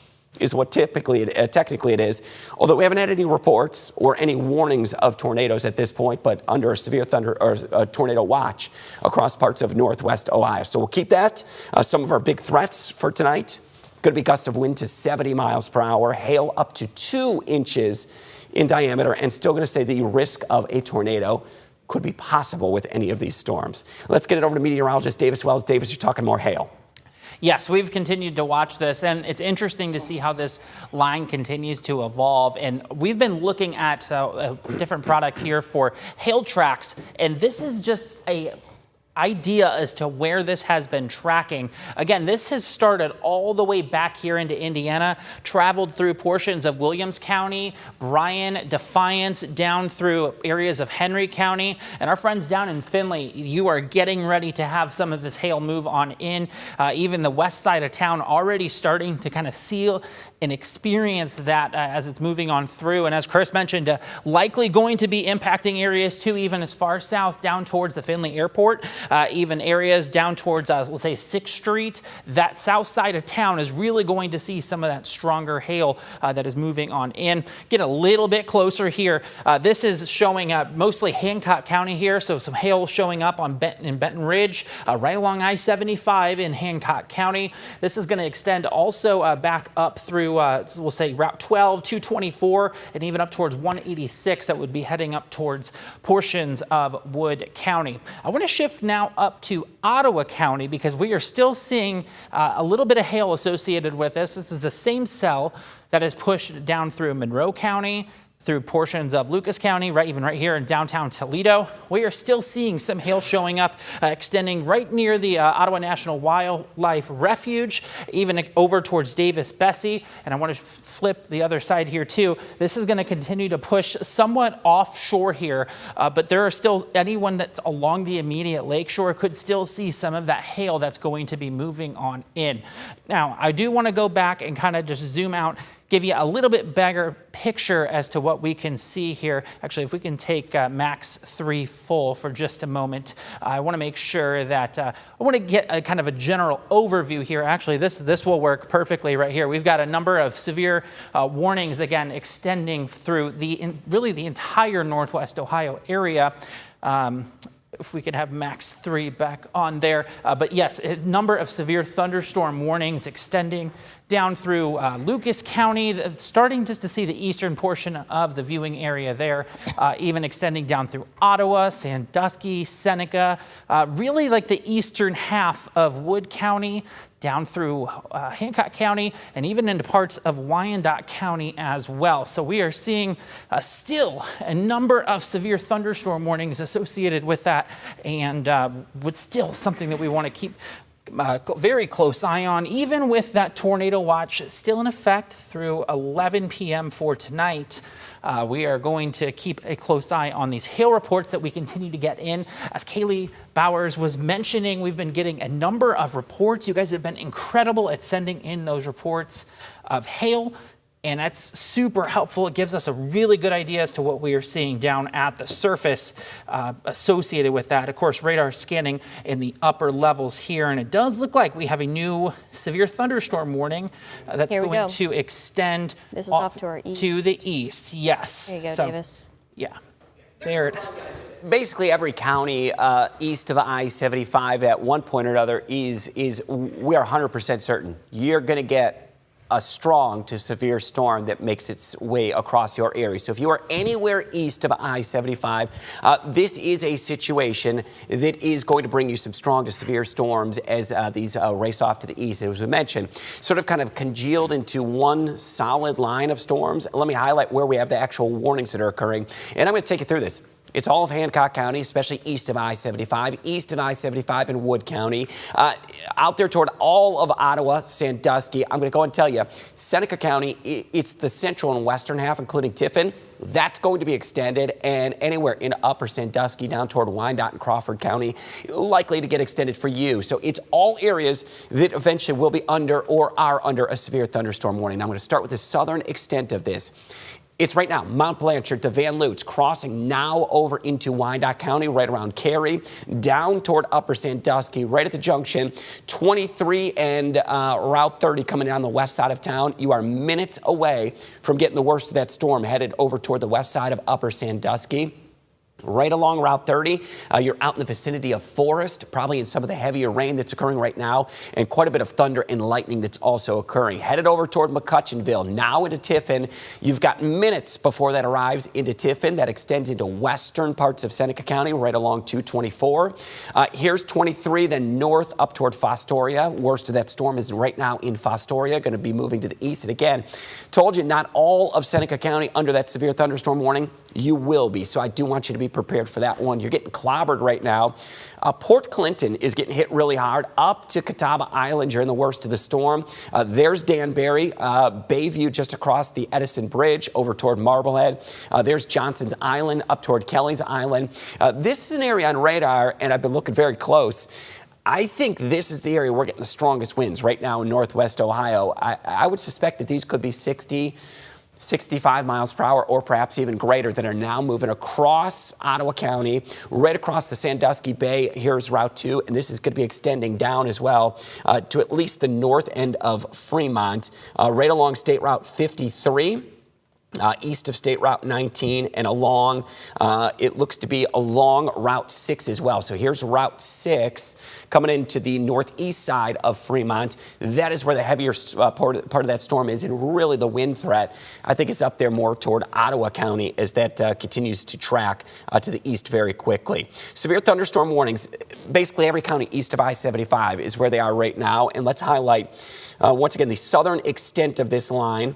We're from about Upper Sandusky, and again, the bulge here, or the surge, extends along over toward Forest on Route 30, up through Cary, up to McCutcheonville is where we're getting the heavy rain right now. You're in the thick of it. Mount Blanchard, over toward Van Loo, across Hancock County. So I do see that storm that is going to be clearing Hancock County within the next, we'll say the next 5 minutes as it quickly moves off to the east. We do have meteorologist Kaylee Bowers. She is on standby as well. Kaylee, what are you seeing in the latest data? Yeah, Chris, working a little bit behind the scenes. I've been talking with some of our editors back here to compile some of your photos and videos across Northwest Ohio. I bet they're pretty dramatic, Michigan. aren't they? I mean, first off, it's been very overwhelming, you guys sending them in with this very large hail. Ryan, back in the control room, whenever we get the second, we can take that full if we have this video, because it has been absolutely amazing. No video just yet, but you know what? Let's go ahead and take this shot over here, because I do have some photos sent into the WTOL 11 weather app. And Chris, we'll give you a break for a second. Thank you so much for your hard work.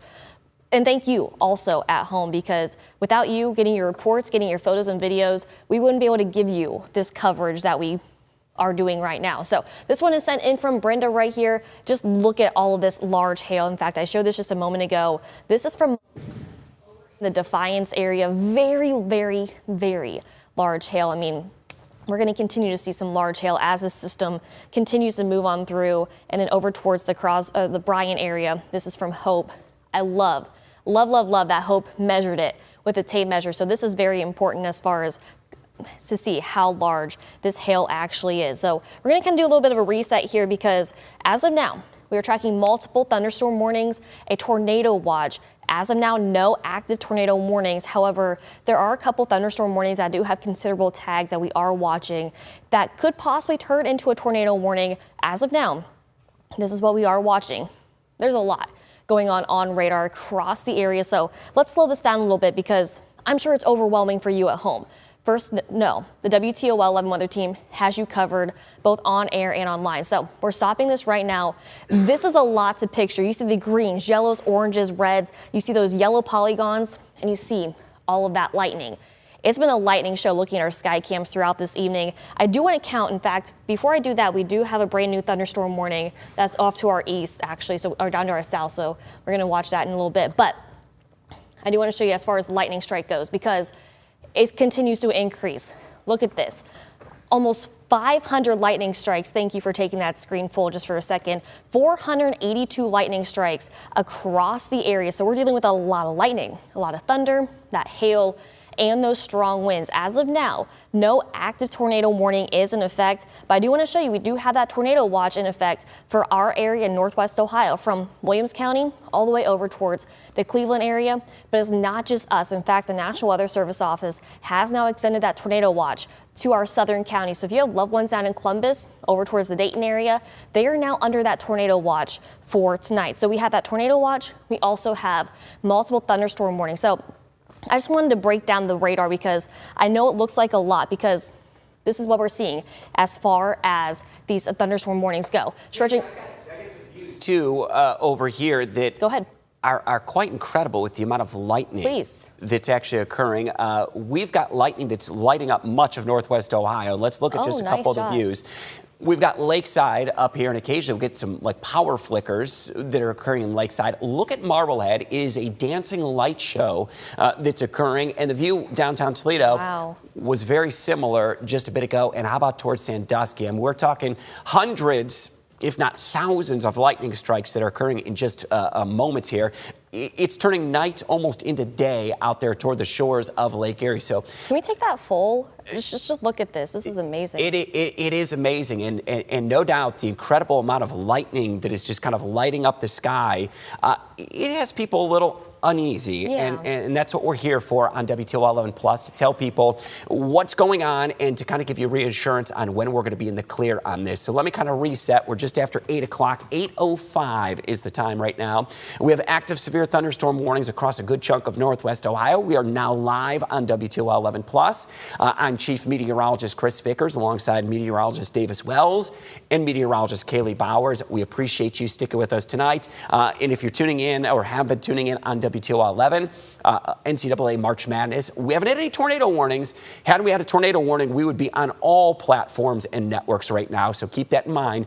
Just another way we could keep you informed. Mentioned the amount of lightning. I'm going to go ahead and click this over, and I'll let you guys kind of all give a collective wow when we see this. 412 lightning strikes is what we have, and that is 417. That is in a 10-minute period. We're talking they're happening by the dozens. A lot of those clusters from Fremont to Tiffin down toward Upper Sandusky. An incredible amount of lightning and an incredible amount of storms that still carry that risk of severe weather. There was a severe thunderstorm warning in and around the Findlay area. That had a tag on it for the potential of up to 2-inch hail.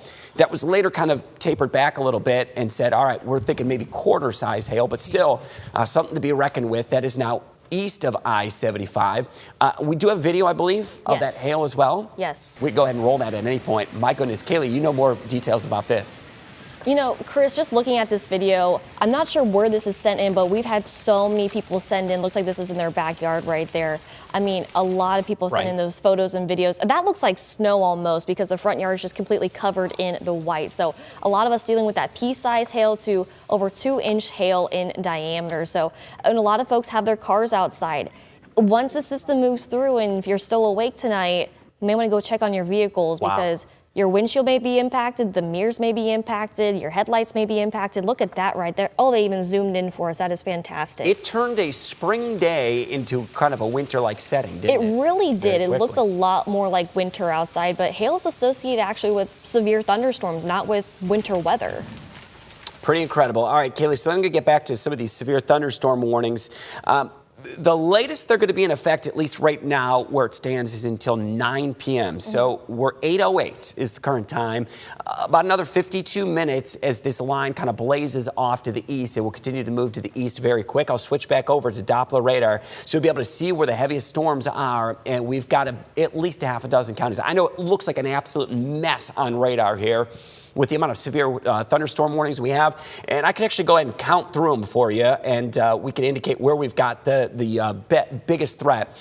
I'm going to go into this area, Kaylee. We're going to go from Mount Blanchard over toward Upper Sandusky. Kaylee, this is an area you travel quite a bit, isn't it? That's exactly the route that I take to get back to Marion from the Toledo area, so I know that route very well, the 33 area just north of Upper Sandusky. So if you're over towards Upper Sandusky, towards the Cary area, over towards, that looks like the Lovell area, just east of Wauseon. I mean, we're seeing some very strong showers and thunderstorms.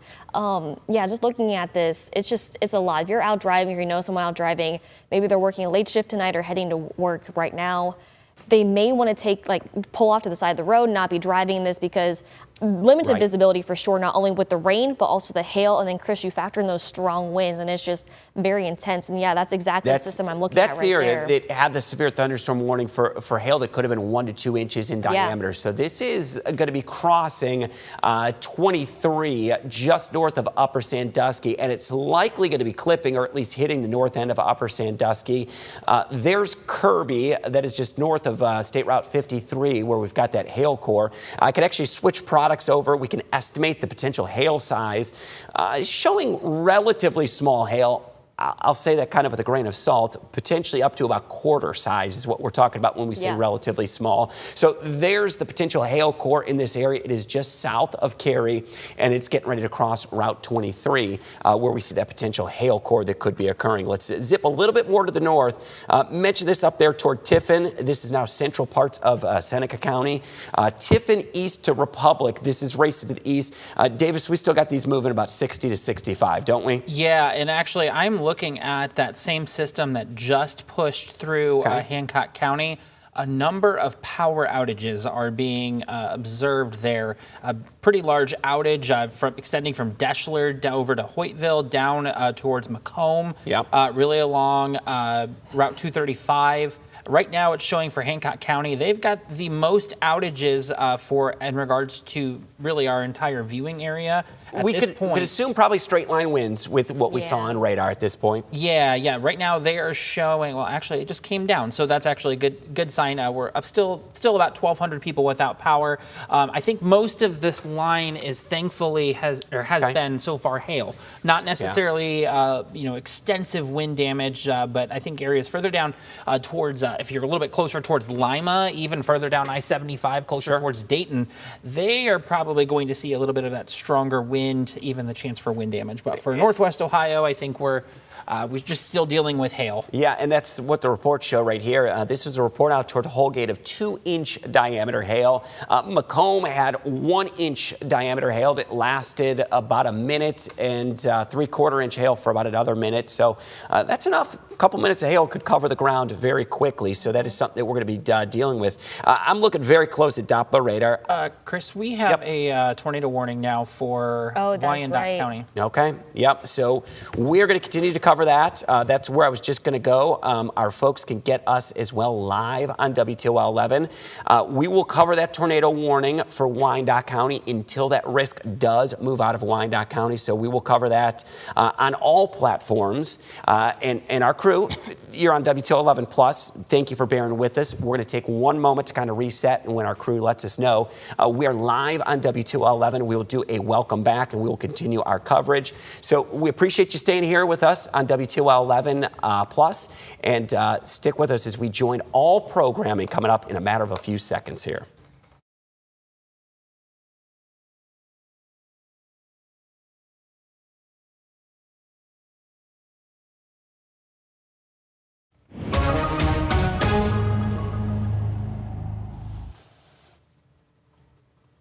Hello there, I'm WTOL 11 Chief Meteorologist Chris Vickers. We appreciate you joining our coverage. I understand we are in NCAA basketball. We have been covering the weather extensively over the past hour on WTOL 11 Plus as strong to severe storms have raced into the area. We do now have an active tornado warning for our area that we are going to be covering here as well on WTOL 11. And then once that expires, we're going to get you right back over to our continued coverage on WTOL 11 Plus. But a tornado warning, it is our responsibility to make sure that we cover this in its entirety. It is for Wyandotte County. That is a tornado warning. We're going to get right down into it, where we've got the tornado warning for the southern extent of Wyandotte County. This does include Upper Sandusky, the southern edge of this notch, where we've got some apparent rotation that is occurring. Let's get in on this tornado warning. Latest data on this does indicate that this is a tornado warning that is in effect until 8:45. Does include Crawford, parts of Marion, Morrow, and Wyandotte County. The Wyandotte County portion is what we are going to be most concerned with. Now, the thing about these storms, they're racing to the east very quickly, 60 to 65 miles per hour. So this tornado warning, if you are in Wyandotte County, near and south of Upper Sandusky, right along 23, that is an active tornado warning that we want you to be alert to. Seek shelter indoors, because we're indicating that we do have some rotation. I see that rotation. It is just on the west end of Upper Sandusky as we speak right now. So we're going to get over to a little bit more of a sensitive version of Doppler radar. Let's go ahead and clear this warning off. And where I suspect that rotation is, potentially in and right around Upper Sandusky is where we've got that rotation. I could see it right along State Route 53. So right where State Route 53 comes in on the west side of town. Here is the junction 23. Here is 30 that comes in on the west side of town. It is just south of there, essentially bound between 30 and State Route 53 on the west side of Upper Sandusky. What we're going to do here is we're going to switch over to our velocity signature, and we're going to see if we could pick up on anything. It's very challenging here because it's high aloft in the atmosphere, but this is the area that I'd be seeing the potential rotation just on the south end of Upper Sandusky. So I go ahead and put a circle up. That particular area is where we're seeing it. Junction of State Route 53, just on the south side of Upper Sandusky. Some indication that we do have some rotation. Wider picture on this one. Numerous counties under severe thunderstorm warnings, including most areas east of I-75. That includes Fremont, Tiffin. We've had reports, and we're going to get to those in just a moment or two with meteorologist Kaylee Bowers. Reports of 1 to 2 inch hail that has been reported across numerous communities as these storms have been racing across the area. Where it stands right now, what warnings do we have in place? severe thunderstorm warning that's in effect. It is including eastern Ottawa County, Sandusky County, Seneca County, down into Wyandotte and Crawford County. Tornado warning, upper Sandusky south. That includes Wyandotte County and southern Wyandotte County. Also Erie and Huron County under a severe thunderstorm warning. That will take us through 9 o'clock. We've got team coverage on this. Let's bring in meteorologist Kaylee Bowers. Kaylee, what's the latest? Yeah, Chris, looking at this, the bigger picture, we are going to reset. Like we just mentioned, we are in March Madness coverage right now. This is more important. I am sorry, but your lives are more important than a basketball game right now. So that's why we are breaking in with this tornado warning. You may not be down in the upper Sandusky area, but we do have loved ones and friends that are. So we're going to be on here until this tornado warning, until the severe threat is allowed to expire. So let's go ahead and show you the bigger picture as far as what's going on across the area. This looks like a lot because it is. As of now, we are just watching that one tornado warning down here. It's in southern Wyandotte County, parts of Marion County, Morrow County, and also into Crawford County. So what I'm going to do is I'm going to kind of peel back the layers as far as what we're looking at. Let's get rid of all this lightning because we're seeing hundreds of lightning strikes. Let's get rid of radar because that's a lot as well too. This is what we're looking at as far as just the warnings alone. Multiple thunderstorm warnings spanning over towards the Allen County, Van Wert County area, more towards the islands, towards Fremont, Tiffin, over towards Mansfield, over towards the Cleveland area under this severe thunderstorm warning. This is why we broke in this pink polygon. That tornado warning is in effect. We're going to be watching this till 8:45 this evening. So let's go and show you as far as this tornado warning goes across northwest Ohio because there's a lot as far as the system goes. So what we're going to do, we're going to look at this system and we're going to kind of dig down like Chris just showed you because not everyone is under this tornado warning. However, if you are, you need to be getting to your safe place right now. So zooming in, again, we're going to peel back the layers, get rid of this lightning. I do want to turn on the velocity because that's where it shows as far as the rotation goes, as far as where we're watching, as far as this system goes. So right now, upper Sandusky, we're looking at these different colors. See this rotation right here, downtown eastern upper Sandusky, you need to be in your safe place. And it's going to continue to move east, southeast. If you're over towards Antrim, Grand Prairie, even Bucyrus is under this tornado warning until 8:45 this evening. I know it's not our viewing area, but look how big this tornado warning is. Bucyrus, Grand Prairie, my hometown of Marion. You need to be in your safe place. Galion, Caledonia, this goes all the way over towards the Mount Gilead area, but we're focused on those of you in southern Wyandotte County. So let's go ahead and show you radar once more because we're looking at this hook. So what exactly is the system that we are looking at? This is it. This is the hook. It looks exactly like a hook, right? But we're also looking at this purple right here. That's some very intense and very heavy rainfall just southeast of Upper Sandusky. So if you are in downtown Upper Sandusky, you are still under that tornado warning. But let's put the clock into motion and show you how fast this system is moving through because it's moving rather quickly. And we're going to continue to watch this tornado warning throughout this evening. And Chris, I think we are tracking information from the National Weather Service office, but what's the latest you're watching as far as radar? Any new data? Anything you're seeing over there? Yeah, the concern, Kaylee, it's out there for this tornado warning. So I'm going to focus right here. You've got it pulled up there as well. This is a tornado warning in effect for Wyandotte County, in particular, right around Upper Sandusky. Right now, moving across the south end of town, we had a velocity signature, or what we call a couplet, indicating that there was some rotation in this particular portion of the storm cell. And keep in mind, this is an environment that is a little bit more unstable. It reached up to the 80s today on a really warm spring day. Now I'm going to switch over. I'm going to show you actually inside the storm. Here's our couplet. It is just south of Upper Sandusky. So we've got storm winds that are going away from radar and winds that are going back toward radar, which would be an indication of that's where the rotation is. It is near Upper Sandusky, just on the southeast side of town. Brand new radar scan just came in. So let's go ahead and clear this off. We'll kind of reset that because that is racing to the east. This storm moving to the east about 60 to 65 miles per hour. This is now going to be crossing very quickly. It is now east of State Route 199, I can tell you that very clearly. It's closer to State Route 231 at this point. And this is very quickly going to be out of our area, so we'll be able to get you back to basketball once we see the all clear signal, and then we'll continue our coverage back on WTOL 11 Plus, where anybody could tune in as well. It's a free download on your smart TV, and of course we'll continue to stream it on WTOL.com, so you'll be able to see that. But again, some areas of rotation that are showing up. I'm going to switch over. We'll search it out as well, where we may be seeing it on the storm relative velocity. Indications that is something that's going to be occurring just east of Upper Sandusky, so something that we're going to keep a close eye on. Quick reset on what we have as far as active alerts and warnings. If you're in Tiffin, you are all clear. That severe thunderstorm is now moving to the east. That is over toward eastern Seneca County and also up toward our lakeshore areas, now clearing Sandusky. That also racing off to the east, out closer to Huron, where we have that severe thunderstorm warning. Multiple counties, though, still under a severe thunderstorm warning, and one county in particular.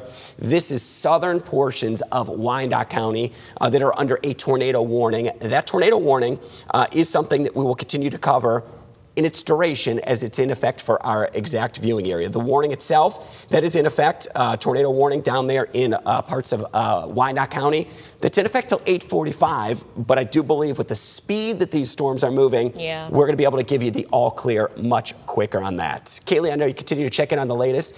We also have meteorologist Davis Wells in here. Kaylee, what are you seeing? Yeah, Chris, like you just said, we're kind of going to do a little reset right here. If you are just tuning in, if you're watching the March Madness basketball game, we are going to be staying on air until this tornado warning will be expiring. So I know a lot of you want to have your basketball game on. I totally get it, but you know what? This tornado warning, this is people's lives, people's safety, people's homes, their pets, their kids. This is why Kaylee, we do this. Once we see this move out of our area, we will be able to go back to WTOL 11 Plus in an immediate fashion, and people could continue to follow there as well. But that's something that it is a tornado warning, and we've done all our coverage so far tonight on WTOL 11 Plus up to this point. But again, it's just east of Pitt, moving to the east at about 60 to 65 miles per hour. Yeah, so once it hits the county line from Wyandotte into Crawford County, even down into Marion County, that's when we can give the all clear, go back to WTOL 11 Plus, go back to your basketball game. Thank you so much for your patience. Continue sending your thoughts and prayers to those impacted down in Wyandotte County and the other surrounding counties.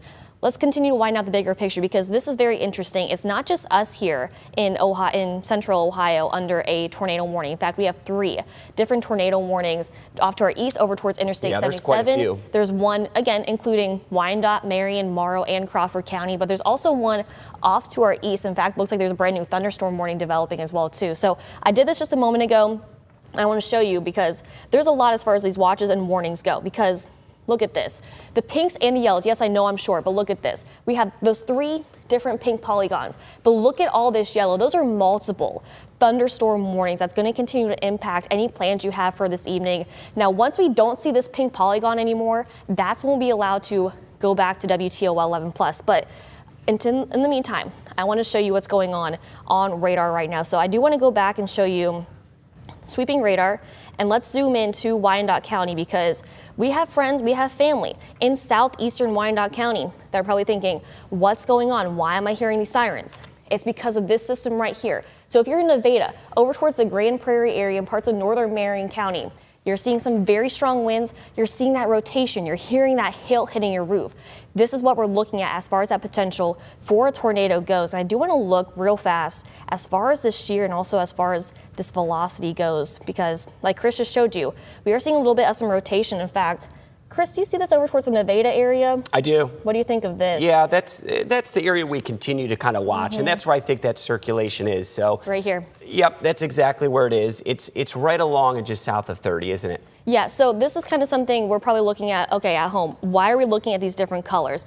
This key is literally the key to how we are able to track severe thunderstorm warnings and also tornado warnings and that rotation. So when you see the pinks and the greens come together, that's when we kind of see that rotation in that area. So Nevada over towards Antrim, right along 231, right along 30, 182. If you have a loved one, if you're living and you're listening to us right now, if you live along this area, you need to be in your safe place. But again, this tornado warning is in place for about another 20 minutes. So we're going to continue to monitor this as we continue to see some more radar sweeps get updated. But I'm also looking down towards the Grand Prairie area. But this tornado warning is in effect for about 20 more minutes. But I want to show you as far as this sweeping radar goes one more time. Give me 1 second here. Looks like I'm here just freezing up just a minute. Chris, what are you seeing over on your side? Yeah, so I still see that circulation there. If you travel 23 and you're approaching, let's say, Upper Sandusky coming north, you're kind of close to the historic Schwartz-covered bridge there as you approach Route 30. That is the approximate location of where some of that spin is. It is just south of Route 30, and that is going to be crossing from Wyandotte County over into Crawford County as we speak. We could take things, there's some pretty clear rotation there. It's just north of Grand Prairie. Yeah, look at that. South of Route 30 is where we have that right now. Very evident, though, on that. And scanning at a higher level in the atmosphere is what we're seeing. So that's something we're going to continue to watch. Let me switch over, if we could bring this over to Max 1, kind of a wider perspective of what's going on. Again, we're getting very close to being able to send you back to program where we've been covering a multitude of severe thunderstorm warnings. An active tornado warning means that we are on here on WTOL 11 and on WTOL 11 Plus. These storms, though, racing to the south and to the east very quickly. I know it's a tremendous lightning storm. Risk of severe weather includes golf ball size hail, winds to 70 miles per hour, and this active tornado warning. So let me get you down where the counties are. Let's reset the stage here from Fremont to Tiffin, mainly east. This is Erie and Huron County that are under the continued severe thunderstorm warning. But the tornado warning itself, it's actually just about ready to cross over out of Wyandotte County. There it is, brand new scan. Right there. I like seeing that. That's good news. So I'm going to stay with this for a moment, make sure we are clear, because there still is that tornado warning in effect for Wyandotte County. But as long as I feel that that risk is over with, and what we're going to do is we're going to take a quick little scan, and we'll be able to see there is that rotation that is just along the county line that is happening right now. So it is getting ready to move.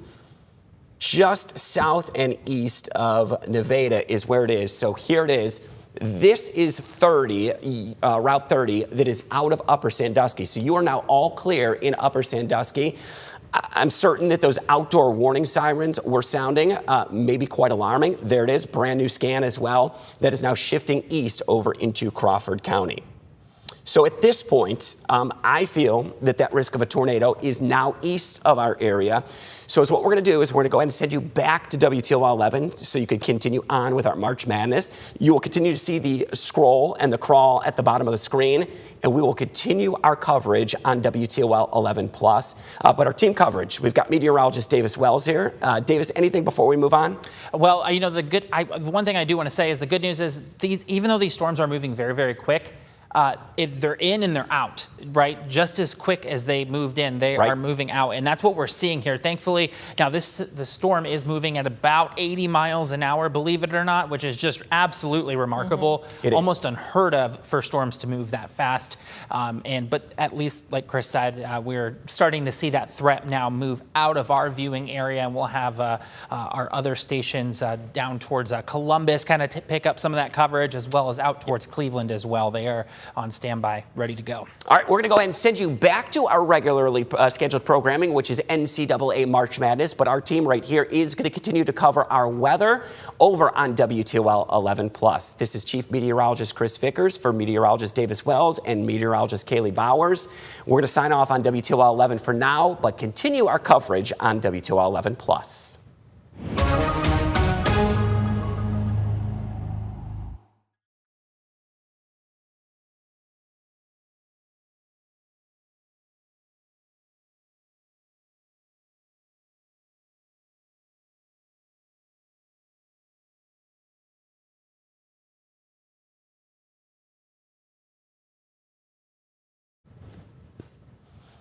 All right, welcome back in here on WTOL 11 Plus, and it has been quite a night so far as we have covered a multitude of severe weather events. Welcoming back again meteorologist Kaylee Bowers and meteorologist Davis Wells. How are we looking so far at this point, both of you? Kaylee, I'll start with you.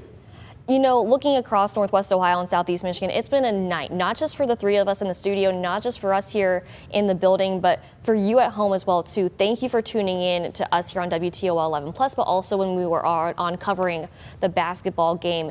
We're not in the all clear just yet, and like we just mentioned, we did have that tornado warning. It's still technically in effect for southern Wyandotte County, parts of Morrow, Marion, and Crawford counties, but that's why we switched back to WTOL 11 Plus, because that has now moved out of Wyandotte County, just hasn't expired yet. This is in effect until about 8:45, so another 15 minutes, because it is traveling southeast, but otherwise we're tracking multiple severe thunderstorm warnings across the area, along with our also tracking that tornado watch that's in effect for tonight as well, too. So we do have that one active tornado warning.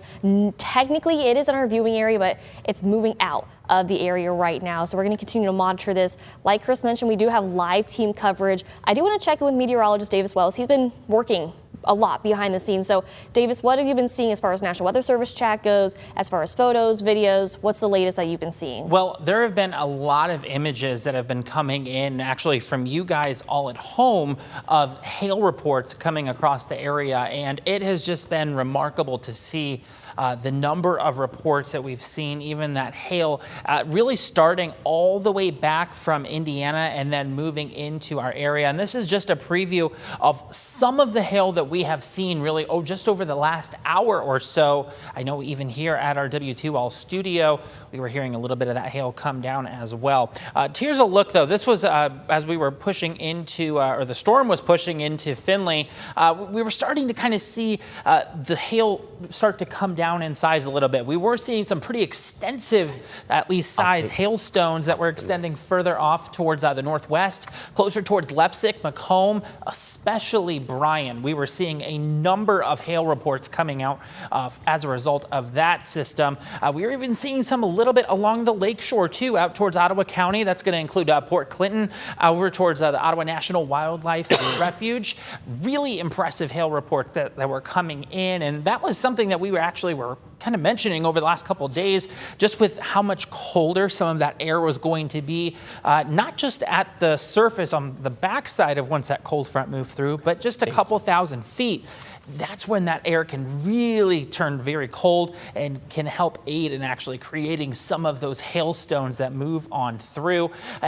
But we're going to start to see, if you're on the back side of this, you're going to start to notice temperatures starting to back off. In fact, tomorrow morning, going to be considerably cooler, dropping back into the 30s. Daytime highs only into the middle 40s.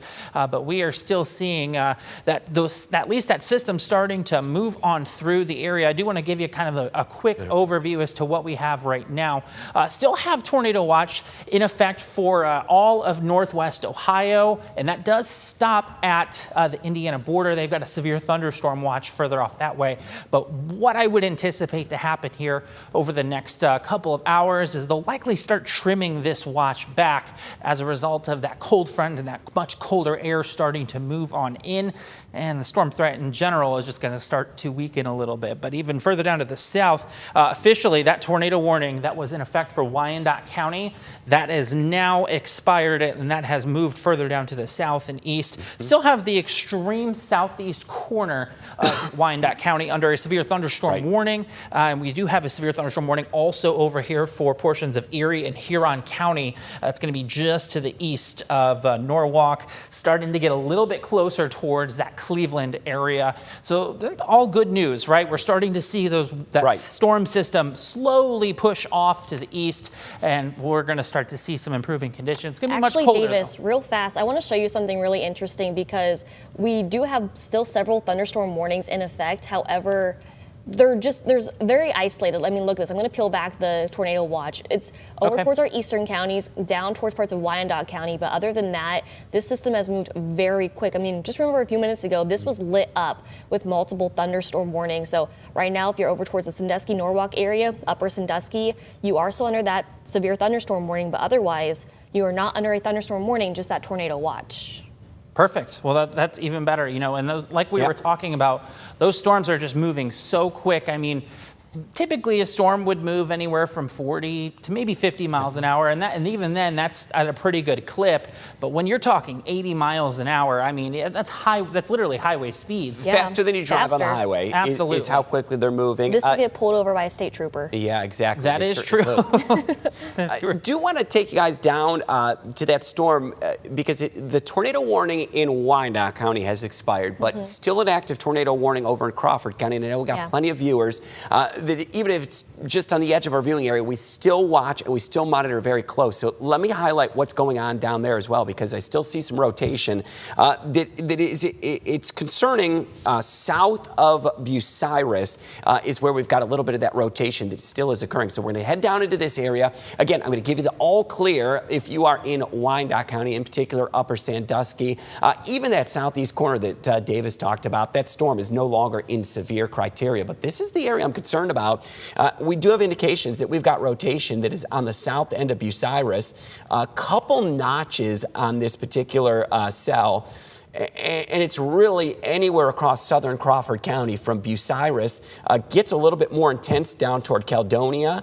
So that is, again, well outside of our viewing area, but there are indications that active tornado warning is going to be occurring because there's some what we call velocity signatures that are showing up in this area, Caledonia. So mark my words, there could be more of a concern in this area for a potential tornado that could be occurring on now south of Crawford County is where that would be.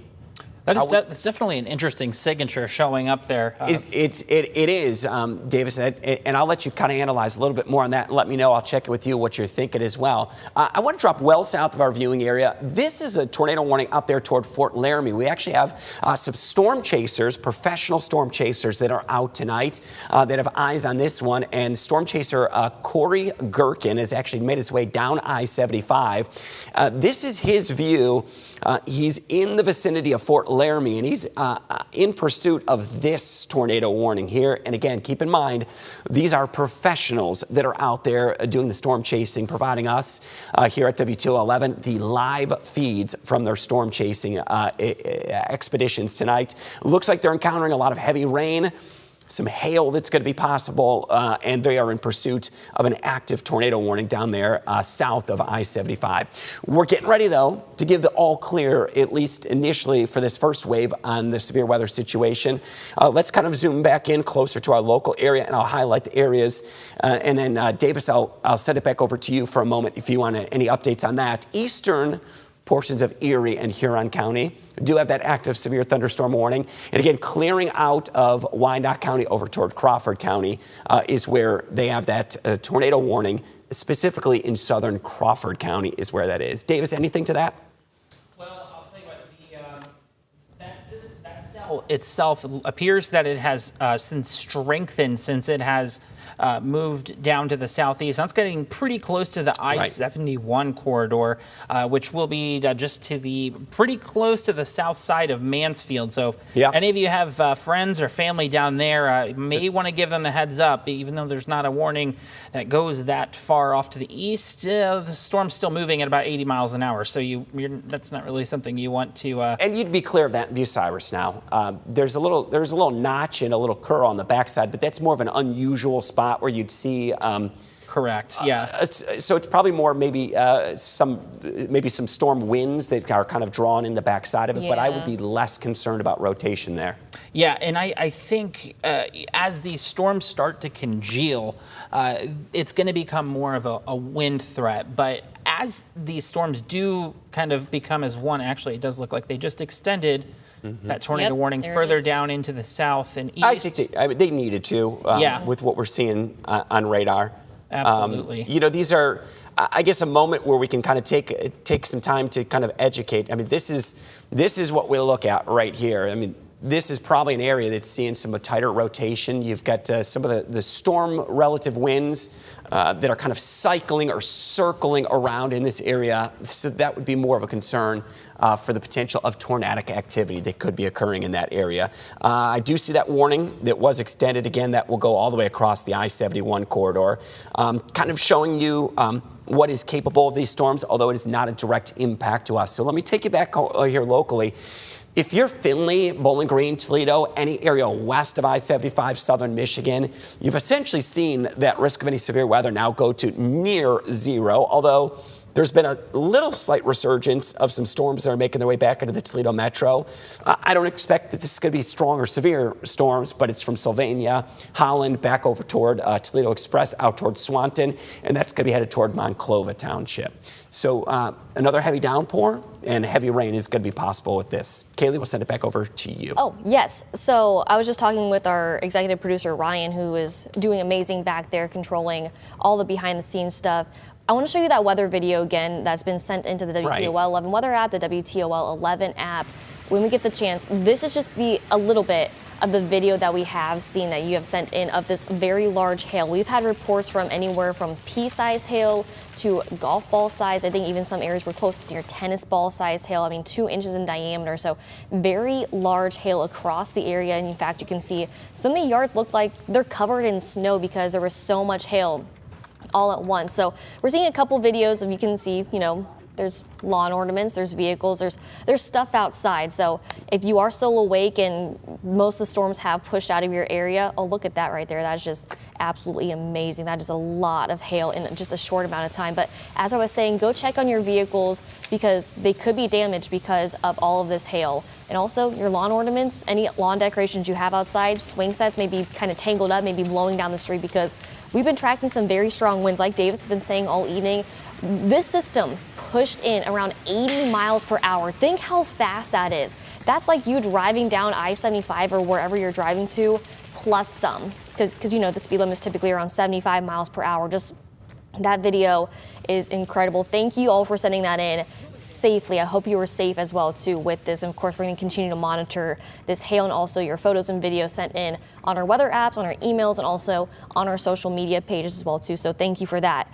I want to kind of bring you back and show you what's going on across the area. So we are under that tornado watch until 11 o'clock this evening. So still a little over 2 hours until this tornado watch will be allowed to expire. But here's the thing. It's not just us in Northwest Ohio. In fact, a good portion of northern, eastern, western, and central Ohio is under this tornado watch. But this is something that we kind of have a little bit behind the scenes I do want to show you. These are called our LSRs, our storm reports. This is from you guys sending this in to the National Weather Service office. So we're seeing storm reports of a bunch of hail, some strong winds, down trees, down power lines, anywhere from Monroe County all the way down into Lima over towards the Allen County area, western Seneca County. And notice this system is right now in our eastern counties, so that's why we don't have any storm reports just yet. But along with the hail, the wind, we're also seeing a decent amount of lightning. So I do want to stop this and see just how much lightning we are seeing within the past 10 minutes. So earlier we saw almost nearly 500 lightning strikes. Now it's still a lot, about 377 lightning strikes within the past several minutes. So there's a lot as far as the wind, the hail, the lightning, the thunder. I do want to pull up real fast our sky cam because, Chris, you did a really good job showing this with our 4-box earlier. Let me see if I can find it right here. Maybe, Chris, you can pull it up because... Yeah, I get it right over here. So when we get to it, we get 4 views here across Northwest Ohio. Oh, look at that. Much quieter now, lakeside to Marblehead, as that storm is raced off to the east. Downtown Toledo, our next little downpour is going to come through. I don't think there's any risk of any severe weather with that, and down towards Sandusky as well. They're looking at just rain that is occurring. Guys, I'm going to do a quick reset. We're looking at wrapping up here on WTOL 11 Plus so we can get prepared for our evening newscast on WTOL 11 and on Fox 36 at this point. Now, all active alerts or active threats as far as warnings have expired for our viewing area, but I did reset this for the past 3 hours, and this was the line of storms basically just raked across the entire area, came out of southern Michigan, dove through Northwest Ohio. And this was one of those storms that really got your attention. We have been here on WTOL 11 Plus for the better part of about an hour and a half. Briefly did some coverage on WTOL 11 in the midst of our NCAA March Madness. And then storm reports. We're going to continue to file through this, and we'll have the latest on WTOL 11 and on Fox 36. But huge hail reported across the area, 1 inch to 2 inches in diameter. And we're going to continue to file through those, any wind damage reports, and so many pictures and videos that have come in through the free WTOL 11 weather app. One click, bottom right corner of the screen, and you could submit your videos and pictures right through the free WTOL 11 weather app. If we could wrap this up, we'll end with kind of a 3 shot so I could thank the team for our coverage, for what we did through the course of the evening. Kaylee and Davis, I appreciate you guys standing by. I have the throat spray and the cough drops. They're in good supply here this evening. I'll tell you what, I think it's also our building trying to figure out what the temperature is outside, whether to run the air, the heat. It's just the air is a little dry, and when you're talking for as long as we are, sometimes it can be a little challenging. And of course, fighting the sniffles and the congestion. It's just that time of the year. This was full when we started. Yeah, guys, I appreciate your coverage. Kaylee, meteorologist Kaylee Bowers, meteorologist Davis Wells, and Chief Meteorologist Chris Vickers here. We are going to wrap this up here on WTOL 11 Plus, and of course, always trust our coverage here on WTOL 11 Plus and on WTOL 11. We'll see you tonight on Fox 36 and on WTOL 11 after March Madness. Have a great night.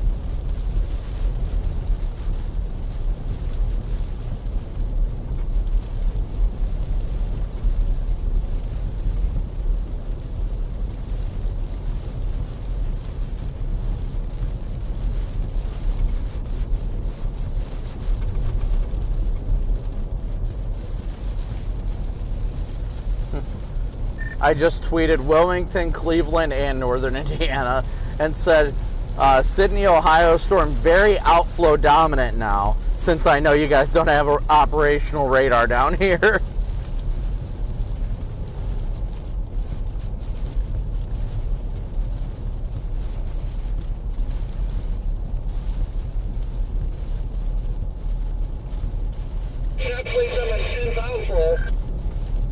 Just west of New Bremen, there are power lines down.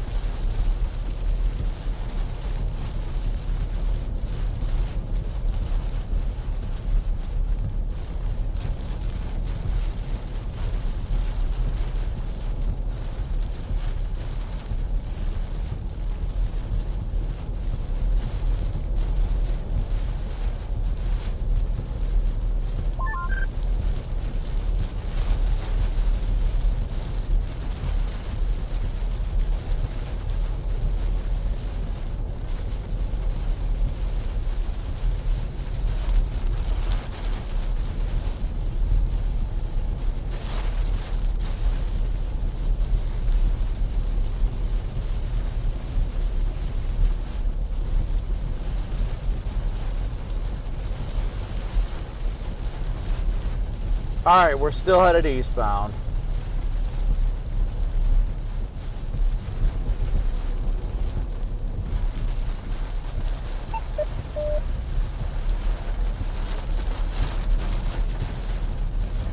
Come on. Boop, boop. Ben, Garrett, how much longer you guys think you're sticking with it? I'll leave that up to Garrett, but I don't know how much longer. Probably not very long, I'm sure. It's just a hailer, and even then, I don't even know if it has much of that. Yeah, I mean, I'm gonna start heading north anyway, but there's already storms to intercept on the way north too. So.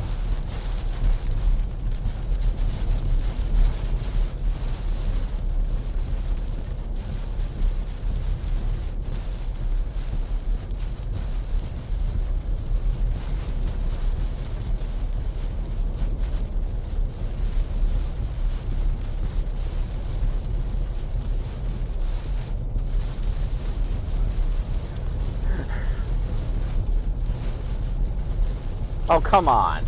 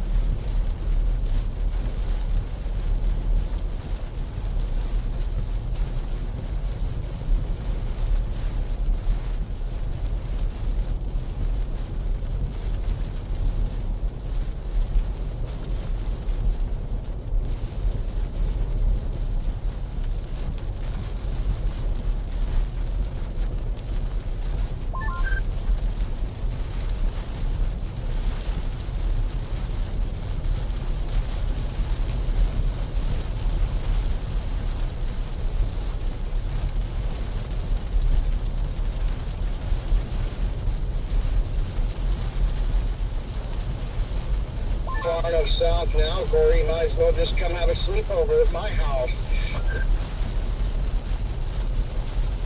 Woo, pizza party! Yes!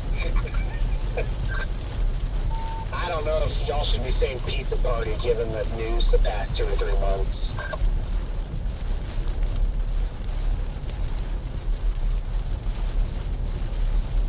Oh? Oh?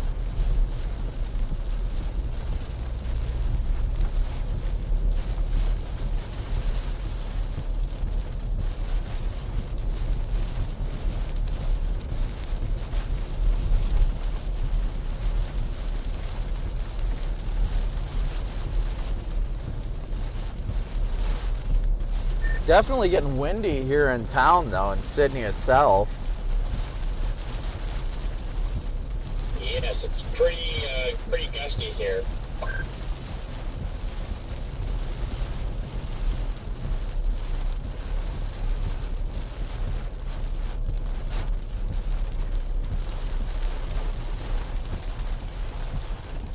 My phone keeps vibrating. I just want to say, too, back here behind you guys, it's still cool, and it is still raining under the precipitation areas.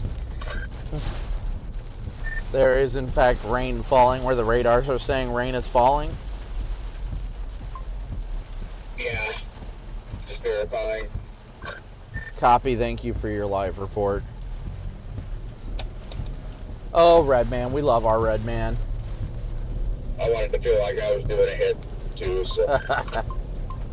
Just as quick as we got up into the 70s, it's now back at 55, at least according to the car. Yep, same. I'm about to 75 now where I'm going to head north.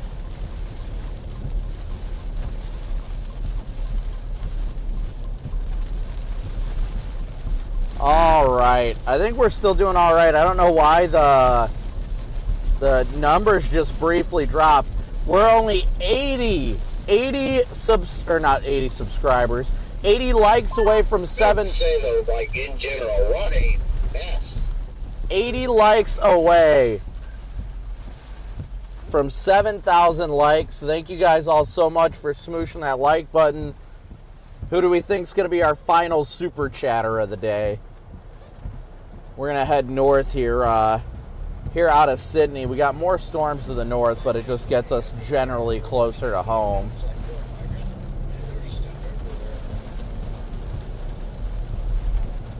Sydney isn't that far from me in Toledo, thankfully. I would love these kind of events close to home. They just kind of hit the spot a little bit better, you know?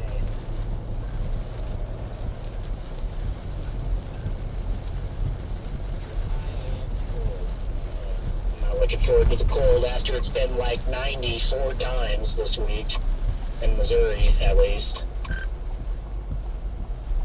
Yeah, it's been wild how hot it's been in some places. I know. Usually, I mean, I don't know what's going to happen, but usually when it's like 90 in southwest Missouri, like 3-4 times during March, that's usually not a good sign for severe season, at least in the southern plains. But I wonder, this El Nino is going to start kicking in and we get our subtropical jet, so I'm wondering if this pattern will just completely flip.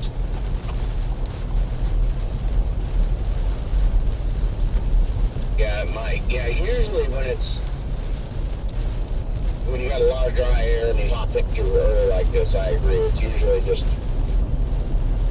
Last time I recall this kind of pattern happening in March was 2020. So now, I mean, that doesn't mean the pattern in May or June will be anything like 2020, but at least similar pattern in March, I think. Somehow Corey ended up just ahead of me, and I don't know how. It's kind of funny, though.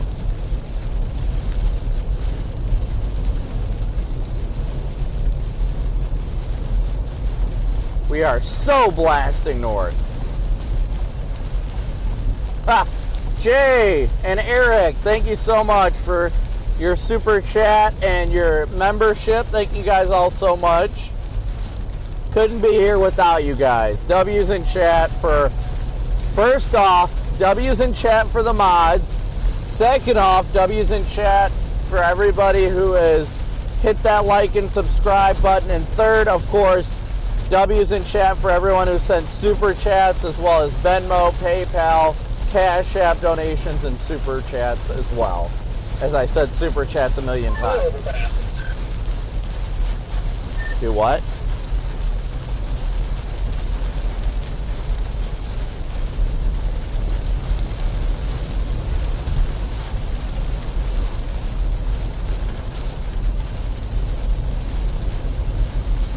Man, it is dumping right now. PDS buckets, y'all. PDS buckets.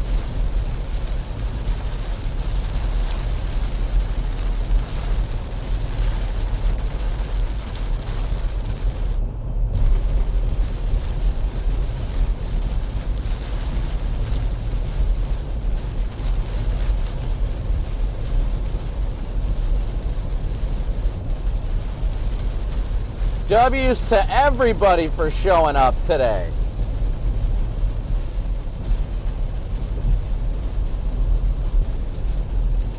Why are people parking under the overpasses? I don't get it.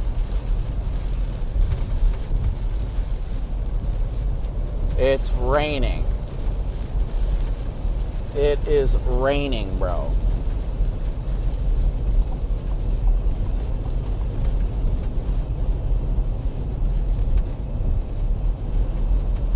So I do have to say, pulling up the tri-cam, today, you know, it went kind of as expected, I guess. I wouldn't say complete, well, we got into a tornado warning. It barely, but we got into a tornado warning today, on top of everything. Getting into a tornado warning, we chased our heart outs, we gave it everything that we had, and we got on the right storms today. So I definitely think we made all the right calls today by the grace of God, and I thank God for giving me the right calls. Thankfully, today did not live up to what it could have been. Granted, today was not looking like a tornado outbreak day by any means. Just the fact that there was the potential for a strong tornado, if one developed, was definitely something that I'm grateful. I'm grateful that no tornadoes happened. I will take no tornadoes over a strong, damaging tornado any day, without a doubt. I'd rather not see anything at all, if I'm being straightforward and honest. So, grateful it was a fun day, non-damaging day. It's just been an incredible day overall.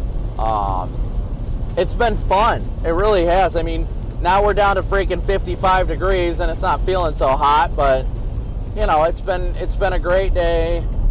of just being out here. It feels great to be out in the field and to test all the new angles and stuff like that. Like, hasn't that been a good thing for today? We test all the new camera angles, everything that we had, we tested today, and I'm very happy with how it turned out. So, definitely grateful for that. So I can't really complain. Any bad storms in Illinois? No, by time no, you just some general thunderstorms for the most part. General thunderstorms. I mean, we've started the chase season pretty solid with the Kankakee tornado and stuff like that.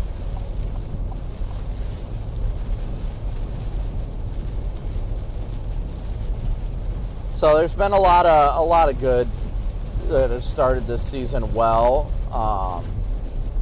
We're still going to be going through the storms on our way back north too. A lot of storms, like non-stop storms. We'll switch to the main front camera.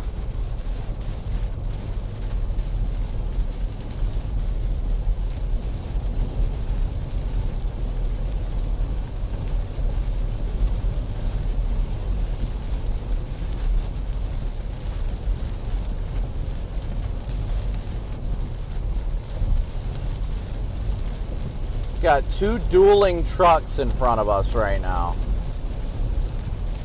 Where is me? So right now, guys, I'd say the overall severe threat has greatly been reduced. We had a couple of tornado warnings, but overall, after the sun sets like now, the overall severe threat is quickly waning down.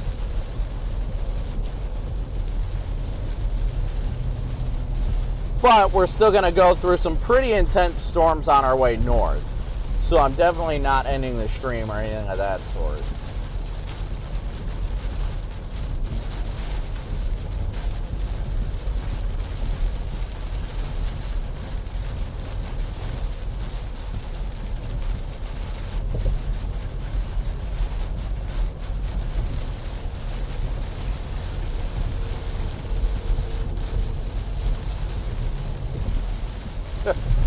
Later, Grandma.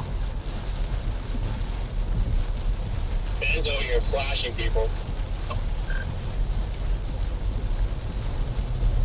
I still got them pursuit tires. Flashed to two people.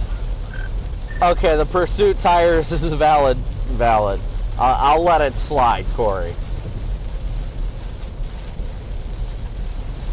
Could we catch you in our pursuit tires? Pursuit tires are the worst in the rain. Like, absolutely the worst. I really don't know. Do we have pursuit tires? I don't even remember.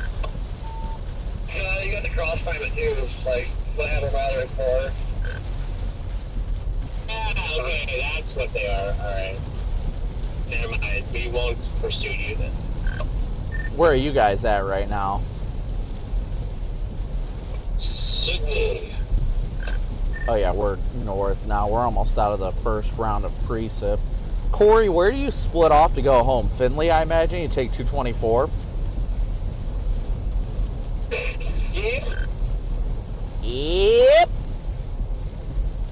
Yeah, Outerpin. Was there a little spicy storm developing west of Lima? Bro did not just say Lima. You did not just say Lima. I'm pretty sure it's Lima. No, I was talking Lima, then Ben said Lima, so I just said it. Limon. I thought it was lemur. Did you say lemur? I thought it was Wumbo. From to the west of it definitely is like elevated, but maybe it'll have some hail for you guys. Gotta drive through all this crap on our way north anyhow. Heather, tell Joel I said hello too. Tell Joel I said hello too. If he sent, I'm not asking him to send anything. But if he sent anything on Venmo, thank you in advance. Because it has not sent me any notifications. Venmo, it usually does not tell me. Corey, watch out for the truck that just pulled over underneath that overpass. Overpass, I wonder what the heck was going on. Yeah, he was literally pulling off as I was going by him. I was like, really? Really, man? There is a very fast-moving line. There's a very fast-moving line moving towards Fort Wayne, moving at 70. Jeez. Coming toward Lemur and maybe Findlay. Yeah, I saw that. I knew I was going to be running through this crap the whole way north.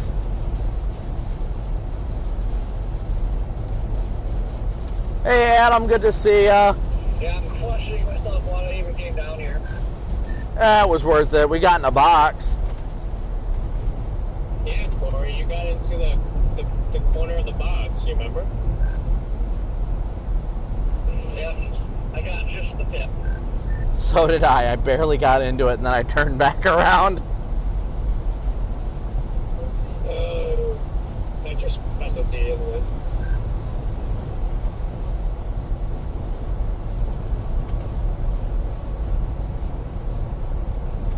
I still didn't end up getting the radio. I did not expect it to be this chaotic, though, like this fast-paced the whole time. Just like, oh God, where do we go? I don't think anybody really anticipated 70-mile-an-hour storm motions today.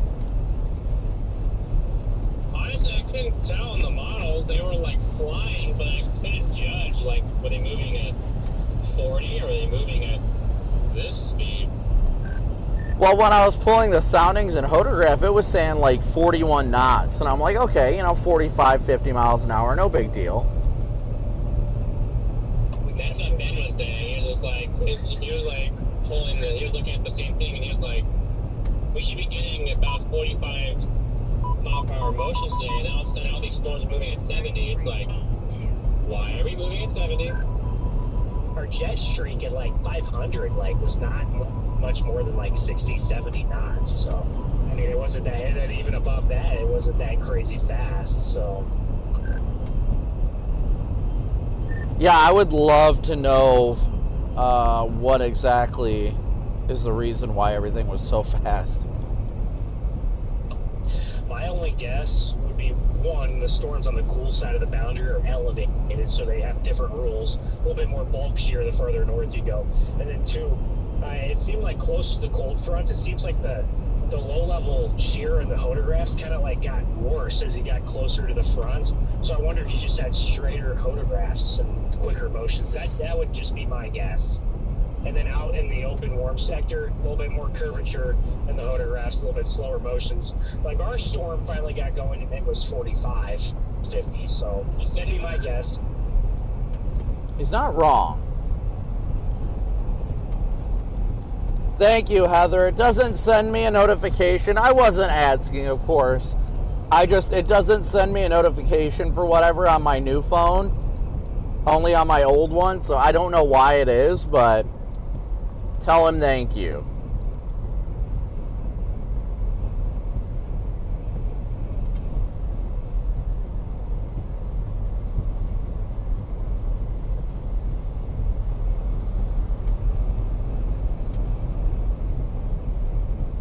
All right, well, before I forget, I want to do a quick stream prayer with everybody.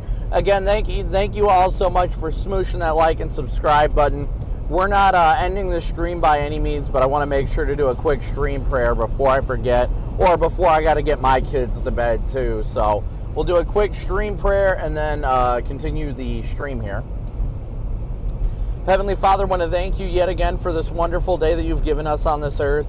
Lord, I thank you first and foremost for my amazing family and the life you've given me. Lord, I pray you continue to lead us into prosperity if it's in your will, but more importantly, that we glorify you all along the way. I thank you for each and every person you've brought to this channel to support us, whether it's hitting that like and subscribe button or financially. Lord, I thank you for guiding them to us. And Lord, thinking of them, if anybody watching right now is struggling, whether it be mentally, physically, emotionally, spiritually, Lord, that you show them that you are the light that does not stop shining, the sun that rises in the darkness, and that by you, through you, and for you, they can do all things. Lord, we just thank you so much for the opportunities you've given us and all you do and continue to do. And we thank you so much for this wonderful day. Pray we continue to glorify you in all that we do. And thank you for these things in Jesus' precious name. Amen. All right, so we're still blasting north. I know my kids are going to get to bed soon, so I know I'm probably going to get a call from my wife shortly about getting the kids to bed soon. I think Illinois is pretty well good by now. I mean, we're in some drier-ish air right now, so we're doing good. We got some lightning ahead of us. We got this next storm that's about to go through Lima that we're going to have to punch through that guy.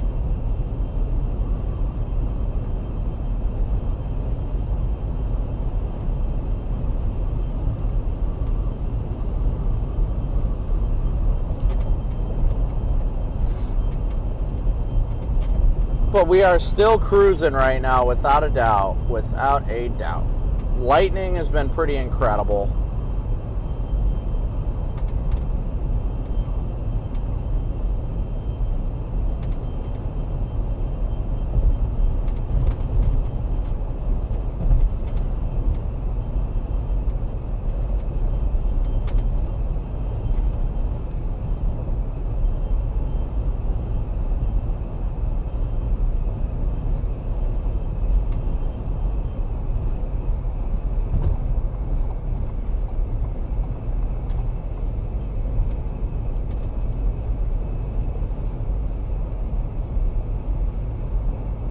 We're going to be hitting this precip here shortly, I'd imagine.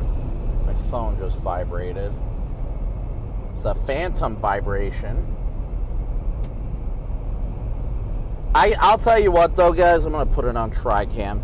I cannot wait, really cannot wait for us to get out to the plains next week. Like, I am so amped right now to get to the plains.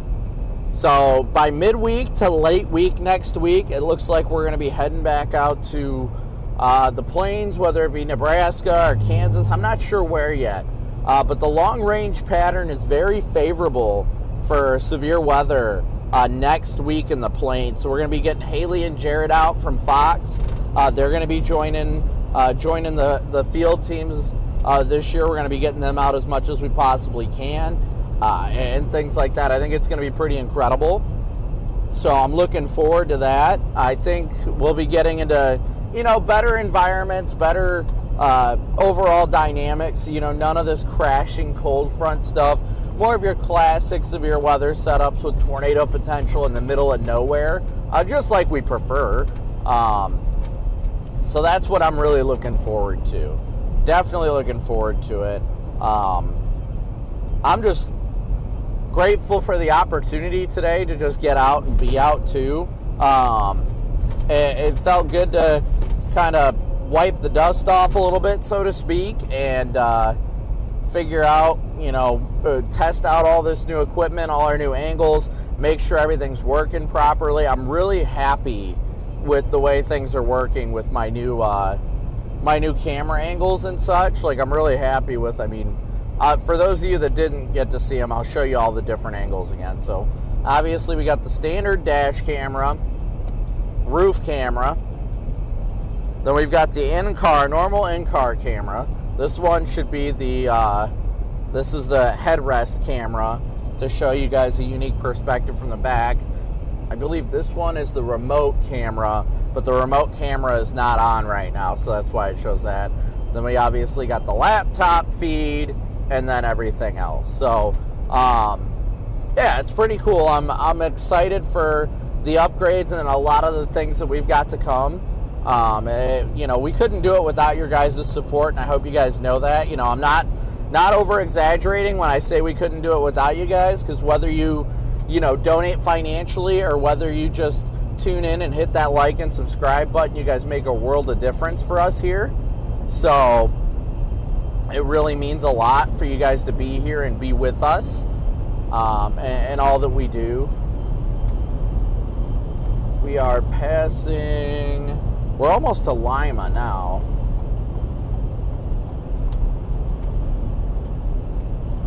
So we're continuing northbound. Let's see. Yeah, we're about to come up to the south side of Lima right now. So we're doing good time-wise. We still got this storm out ahead of us right now, which is pushing out some decent lightning. But we'll punch through that pretty quickly, and yeah.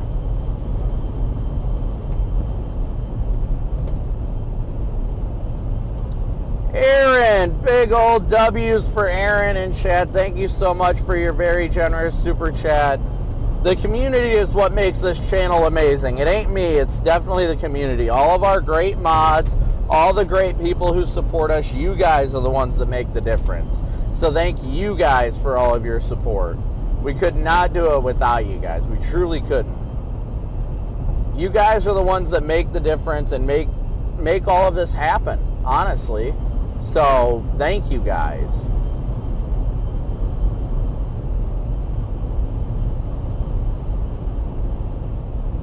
We could not do it without each and every one of you guys who tune in. Meow.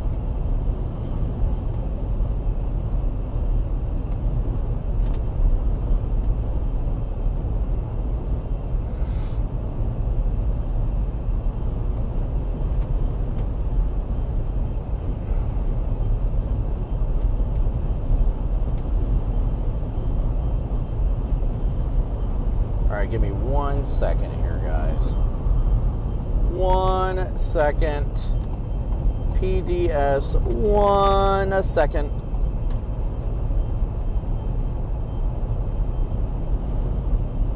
We're still cruising northbound. That's the good news, at least. Still cruising it northbound. Did I delete?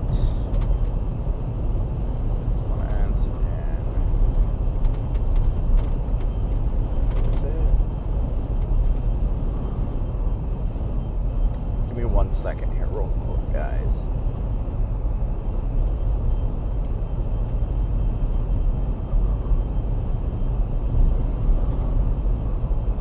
Wow, that bolt. What an incredible bolt. Completely forgot to shut that one down. Ope, hard ope.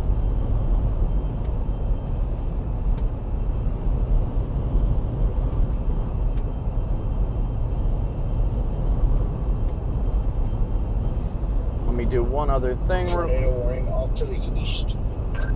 Always a tornado warning. Always. If it's not one tornado warning, it's another.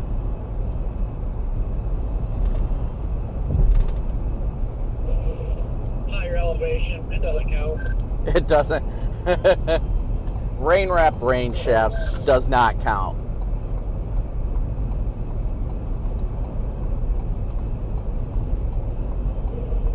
Where are you at, Redman?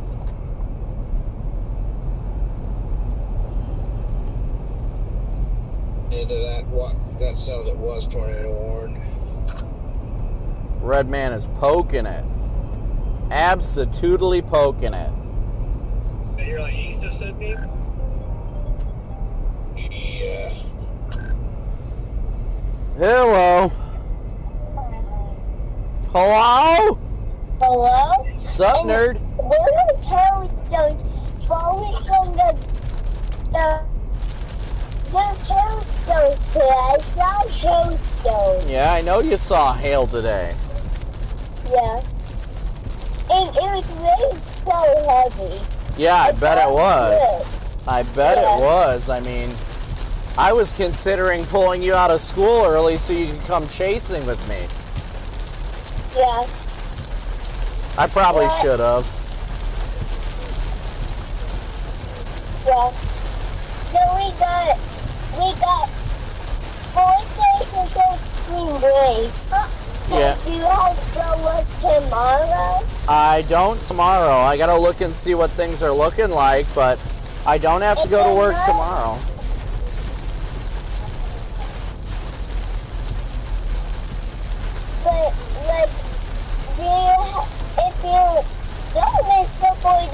that can continue. And then if you didn't wait the 4 days, then it can't, right? Well, I'm pretty sure that you've got school next week. Yeah, you've got school all of next week, buddy. I got a 4-day weekend. No, you got more than 4 days until your spring break, my dude. I'm saying it's the weekend today. It's not the weekend. Yeah, it is. Let's do tomorrow. Tomorrow's Friday. Yeah. You got that, hold on.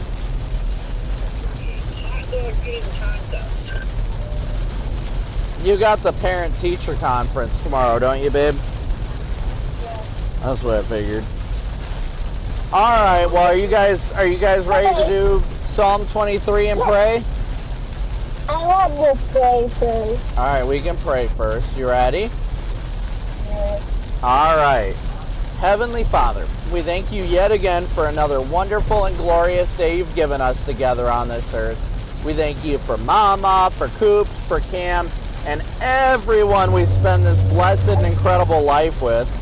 We pray you continue to guide and bless us, honor and protect us in doing all things for your name's sake, that we seek out with the fullness of our hearts each and every day, and that we continue to glorify you in all the things that we do.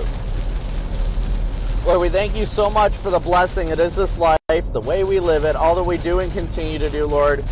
We pray that we continue to glorify you in all these things. We thank you so much for all these things and pray we have a wonderful night's rest. And we thank you for these things in Jesus' precious name. Amen.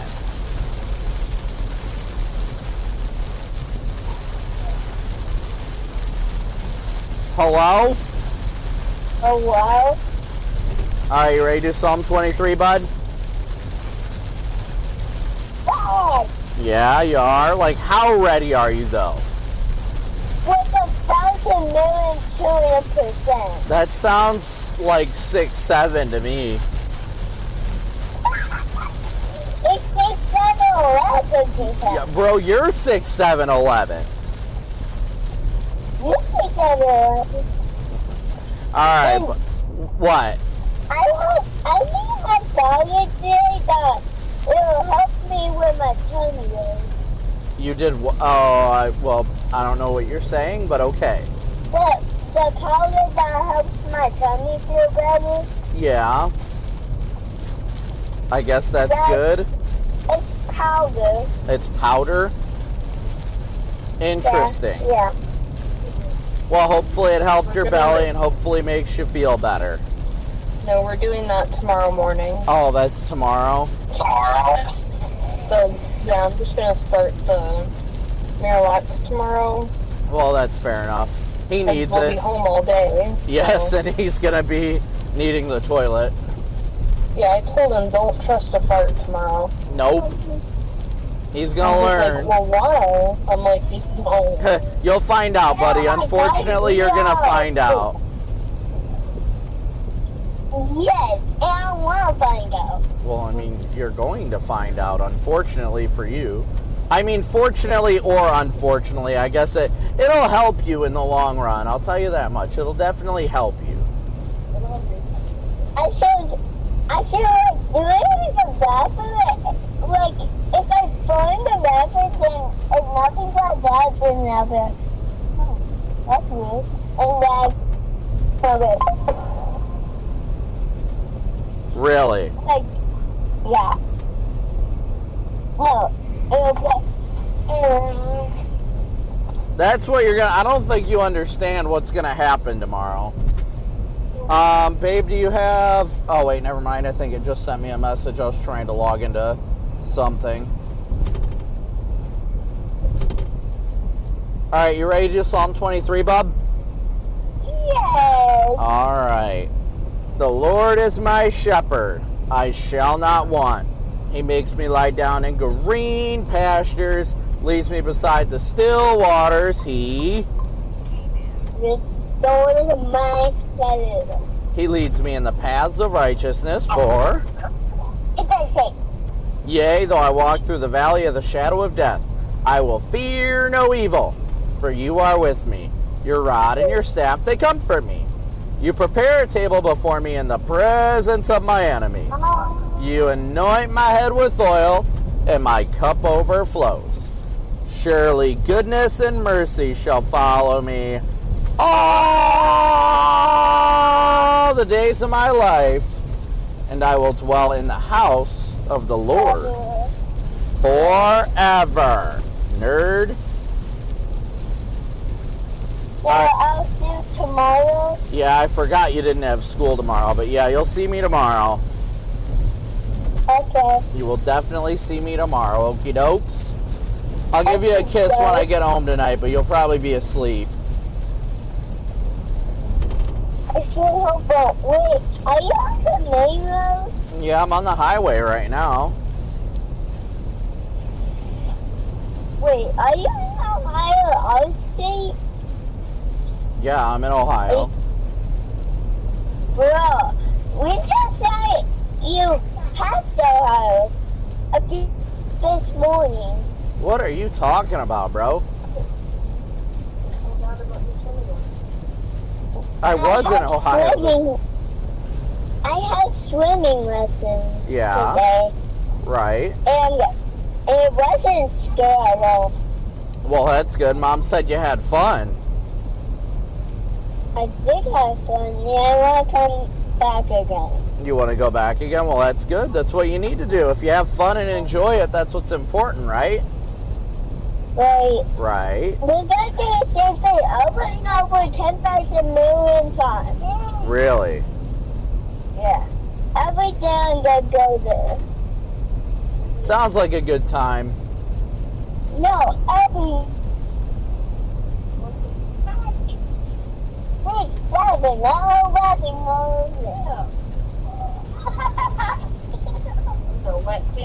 Bro, you are just downright a goof. I hear Kim Goose. Give me a wet kiss. Wet kisses are the best. If you think his was wet, wait till I get home, Mama. Nope, his was way worse than yours. Oh, I'm gonna French you up when I get home. I'm gonna give Mama a good dog kiss. And Dad, What? the mirror broke. The mirror broke? The mirror by the door, it broke. How did that happen? I don't know. Because they just fell and it just went. Interesting. Very interesting.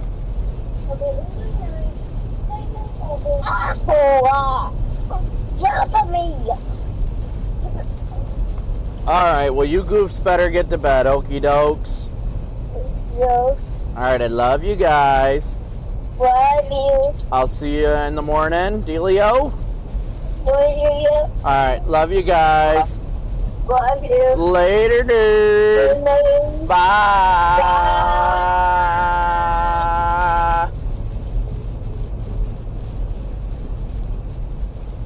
Alright, sorry about that, guys.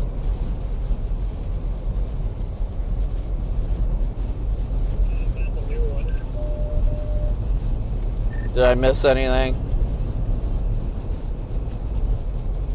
Yeah, there was like a freaking 5-mile line wedge. I figured. Choked on what? Girthy like me on a date night.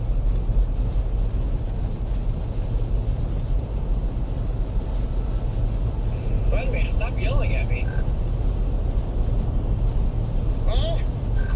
How many times do we have to teach you this lesson, old man? I love the young people. I'm not home.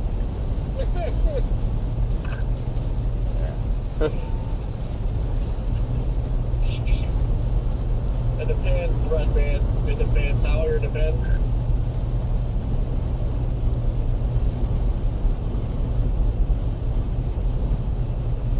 Oh, goodness, guys. We just have too much fun with one another, honestly. We really do. In a good way, though. Definitely in a good way. There's a gas station over for $3.24. I gotta take advantage of that. Because every other gas station around here feels like it's in the 360s or above. Yeah, I know the Sheets across the street from that Loves in North Baltimore is, I think it said it was like $3.28 for unleaded 88. So odd out here that, like, you know, you'll have like in the 410 range and then 410 range, and then all of a sudden you go 60 miles and it's like 320. I feel like some places it's just unanimous across the board. Yeah, it's weird how that works, but I don't know. I have no idea why it's like that sometimes. But it is. It be like that, though. It do be like that.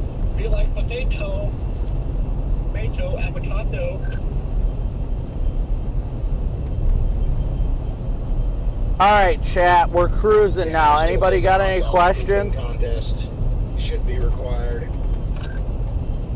Are you saying hot dog pooping contest?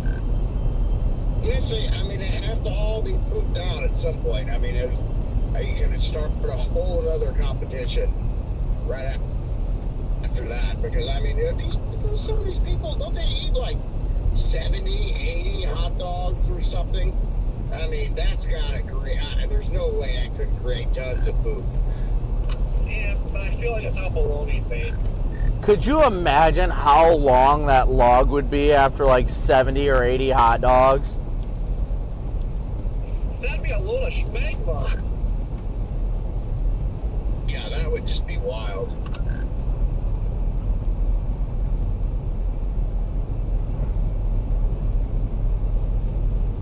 You'd get like a 3D print of your intestines.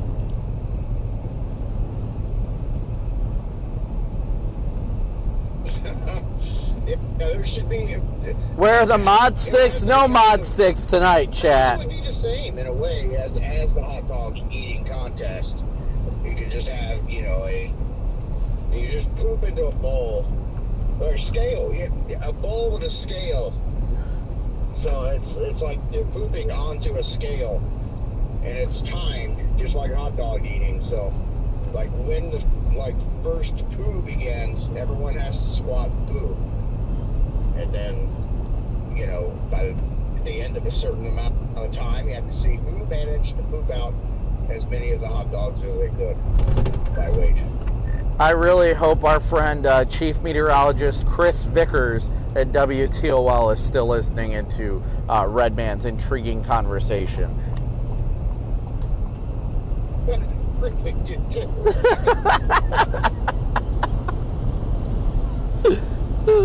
Yes, now everybody can go home and think about pooping out 52 hot dogs.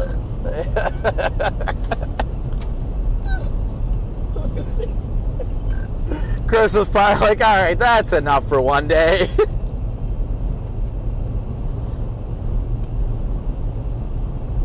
He went home, he's like, yeah, I'm done with this. These guys are weird. I'm going to go home and have me a hot dog.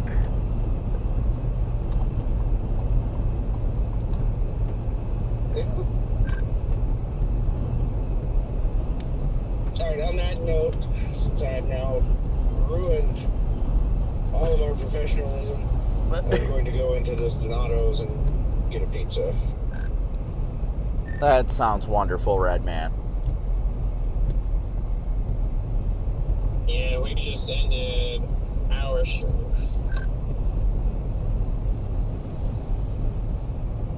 Just gonna turn around, run my head down there, Roger, copy, over, beep. Come on over. Roger, copy, over, beep. Where you're at here. Where are you at? Can't believe that there was, can't believe that Iowa made it to the Elite Eight.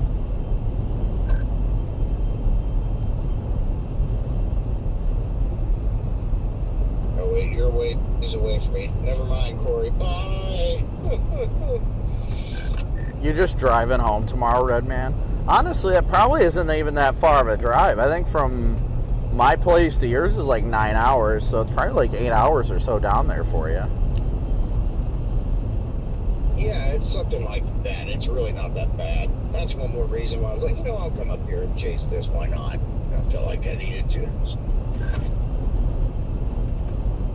This is the first chase run, man. Right, never even seen you. I really want to come back and chase this area because the terrain is awesome. So I really hope we do get some setups over here. It never happens until we're out west. That's when the good stuff happens here. Dude, literally every time we're in the plains, there's some like warm front setup out here that just goes berserk.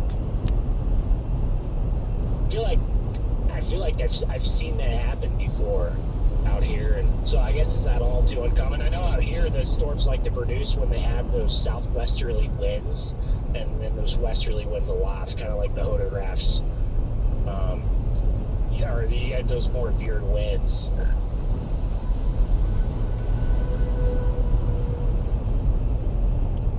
Yeah, I hate to say it. No, actually, I don't hate to say it. I really do hope we have more of a Midwest year this year. I would really like that.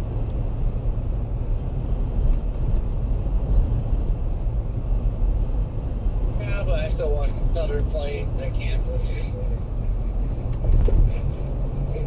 It's ready to be out there, rolling Texas for like a month straight. Tired of San Angelo. See, I can do the Texas Panhandle and anything north of I-20, but if we're going to go south of I-20, I'd rather not have a Southern Plains season.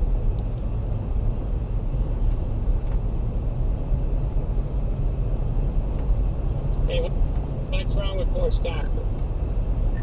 Fort Stockton is okay, but the road networks are horrible. Anything south of I-20, you go further east, then you run into trees and no roads. Further west, you're straight up no roads. You're not wrong. Yeah, no. I just, like I was saying, I just waiting for that setup. Like I was telling you guys earlier, where, like you guys had today, I mean, where I literally wake up in Omaha and I'm just like, I don't have to leave until like 2 o'clock. Yeah, those setups are the best, like we had today. Honestly, I didn't know what to do with myself because I was like, what am I going to do? Like, I don't know if I should leave at noon because originally I scheduled my stream for noon and I'm like, I just can't drive around aimlessly. Like, that's going to drive me insane. And then even left at freaking 2 and still, like, felt like I was aimlessly driving around. Yeah, those are I mean, you're not wrong. Those are definitely the best type of setups. I mean, look at this. You're only an hour from home, which is even nicer. Slept in my own bed last night, get to sleep in my own bed again tonight. That is just a win in itself. I still just can't believe that Freddie drove all the way out to Davenport and then put the fries in the bag when he woke up. I mean, I don't blame him, but that is wild.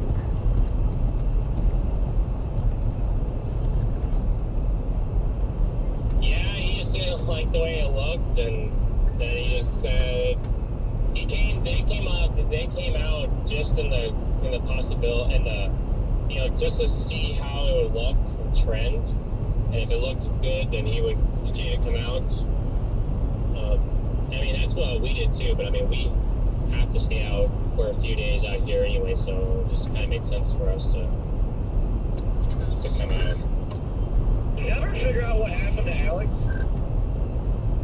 Yeah, he just had a reaction to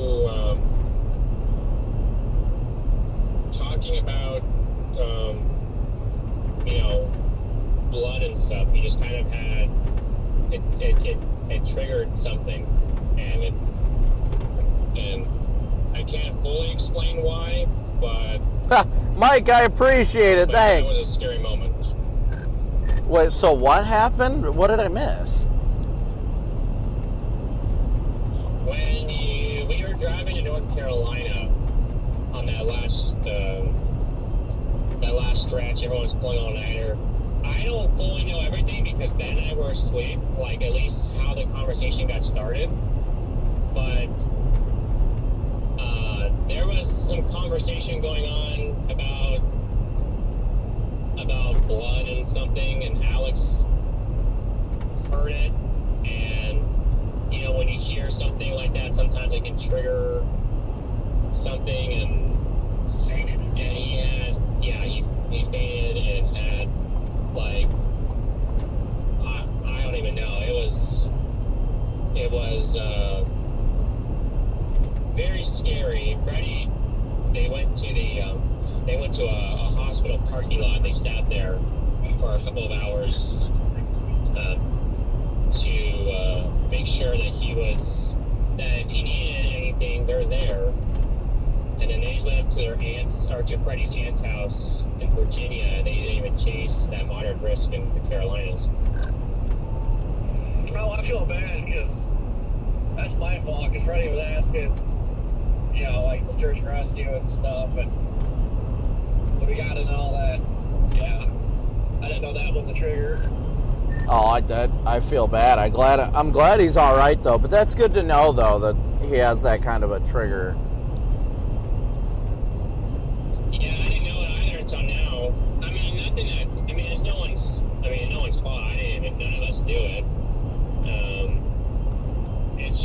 I just know that it's just something that, you know, he's that we're aware of, and I mean, he's going to try to overcome it, because in what we do and being out here, as much as we don't want to see that, the more often that we're out here, unfortunately, there's a chance that we come across something at some point, whether that's storm related or something. And if we're there, you know, we're out here to help. And he knows that. So he's just gonna he's trying to figure out a way to see if he can overcome it. Well, that's good at least. Yeah, is it gonna happen? One time, me and my friends were like watching Dahmer or something, and there's like some blood, and one of my buddies was just like, "Oh, I just need to go to the bathroom," and then like 30 seconds later, we just hear like this crash, and we go in there, and he's just passed out on the floor in the bathroom, and I guess like whatever scene in the show with blood like triggered him to like pass out or get nauseous or whatnot. Well, I could see watching a show like Dahmer freaking somebody out, though.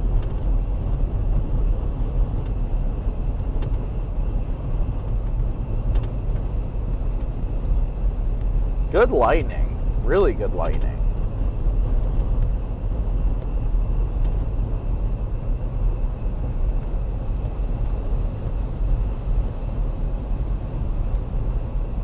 Well, what do you guys think?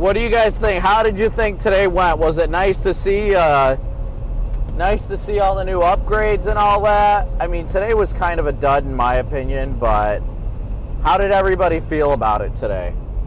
Did you guys at least have fun in chat? And, you know, everybody please be sure to put big W's in chat for the mods. They truly did a remarkable job today as always, and we couldn't do this without them. So I'm so incredibly thankful for all of them and the work that they put in.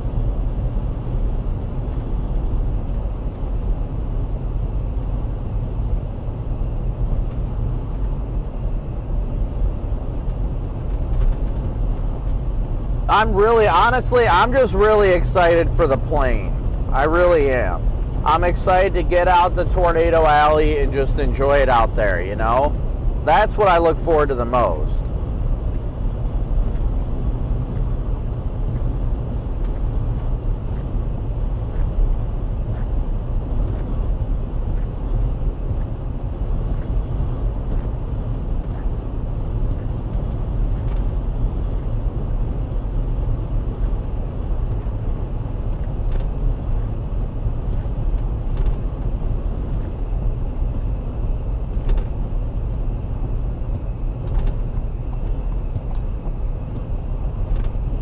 I'm just grateful for the opportunity to be out here, guys, honestly. You guys allow me the opportunity to be out here, and it's a blessing to be out here, honestly. It really is. So I can never really thank you guys enough. That's why I'm so annoying about the thank yous for everybody's support and everything, because you guys are the ones that make this possible. And, you know, obviously by the grace of God, you guys all come to the channel and you want to watch. And, you know, we do our best to interact. Days like today was a little bit harder given the extremely fast storm motions. But, you know, you'll get to see a lot more of the interactivity when we get to, you know, the plains and get to go out there and enjoy helping people out there and just having a good time. Polished a turd of a weather event. I mean, we do the best that we can out here. I mean, if we're going to be out here, we might as well have fun. You know, today did have a very conditional risk for strong tornadoes, but at the same time, I knew that there was the risk that it wouldn't happen and that that was more likely, but we still came out here, we did what we do, and at the end of the day, you know, this was my home turf, guys. Like, I live in Northwest Ohio myself, so I got to be out here to represent my own area. There ain't nothing more important than keeping the people that are in your area that you love, that you know, safe, right? Even though you know the day wasn't going to be a spectacular, amazing chase day, you still go out there and give it your all because it's your job. Especially when it's your home turf. And it was awesome to meet the Chief of Police of Napoleon and all that stuff today. I thought it was funny that their mayor called him and was like, there's storm chasers at the truck stop. Go check it out. I thought that was pretty funny.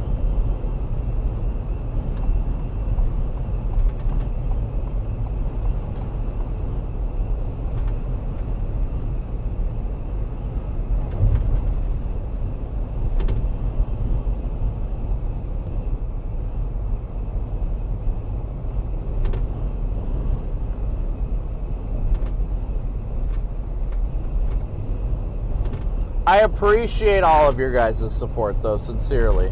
We're coming through this last, I think this is the last shower we'll run into for the most part. We'll have on and off rain most of the way back north, though. Well, anybody still alive out there? No, we got our tornadoes, and now we're going home. Yeah, we saw our tornado and our structure, and we're on our way home. Like one of those little tornadoes, you know, one of them roller dogs from a gas station? No, we saw a cone, actually. It was down there on that, oh my gosh, man. On a tornado-worn cell near, that was northwest of Dayton. Garrett is trolling him so hard right now. Yeah, you mean for real? I've been out of the load blast guy almost 2 hours. Yeah, I'm being serious. Ben got his birthday tornado that Yeah, I tried to poke it.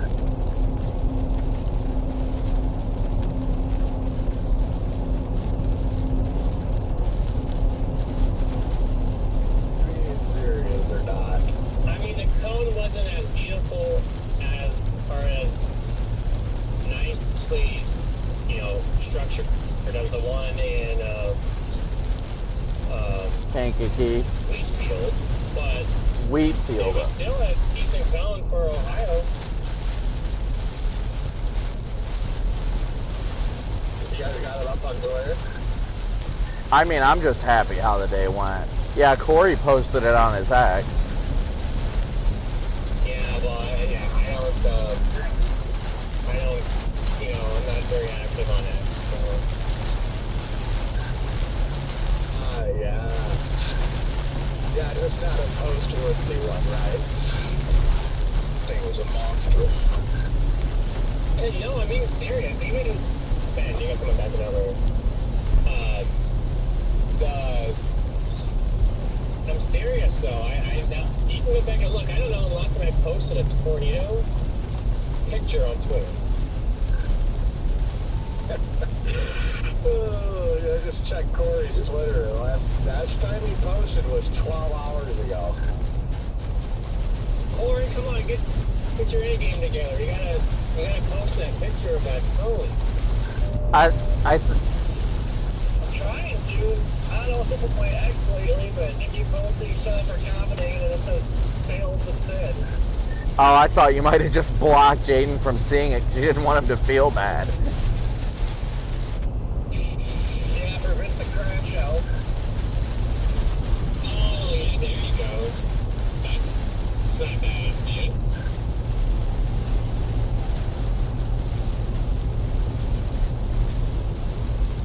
Yeah, search on Facebook, Jaden. Or go to Google the cone tornado west of Sydney, Ohio. I think it was like Fort Laramie or something.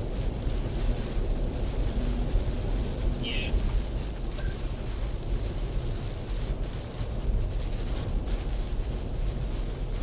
We're gaslighting the crap out of him right now.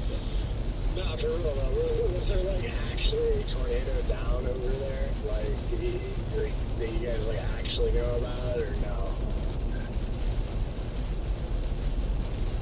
Yeah, it had a massive debris ball. I don't think anything had a massive debris ball today, but unless I just magically missed the one tornado of the day because I'm leading Zaxby's.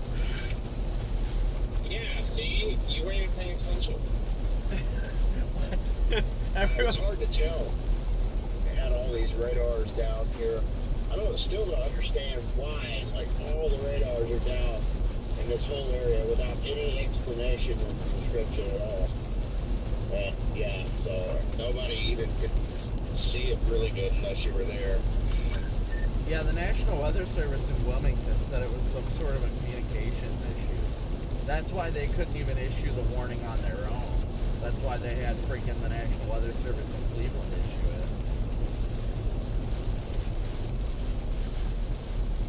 I thought that was wild. Like, what are the odds all these radars have a communication issue? You know what? I guarantee it was the HARP enthusiasts that went and attacked the cables that went into the Weather Service. Yeah.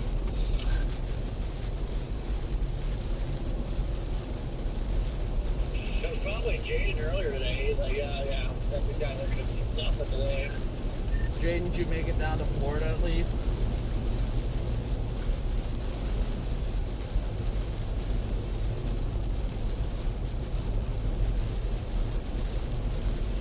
Jaden is hardcore right now trying to figure out if we were gaslighting him or not. No, I mean ass. He said dead ass.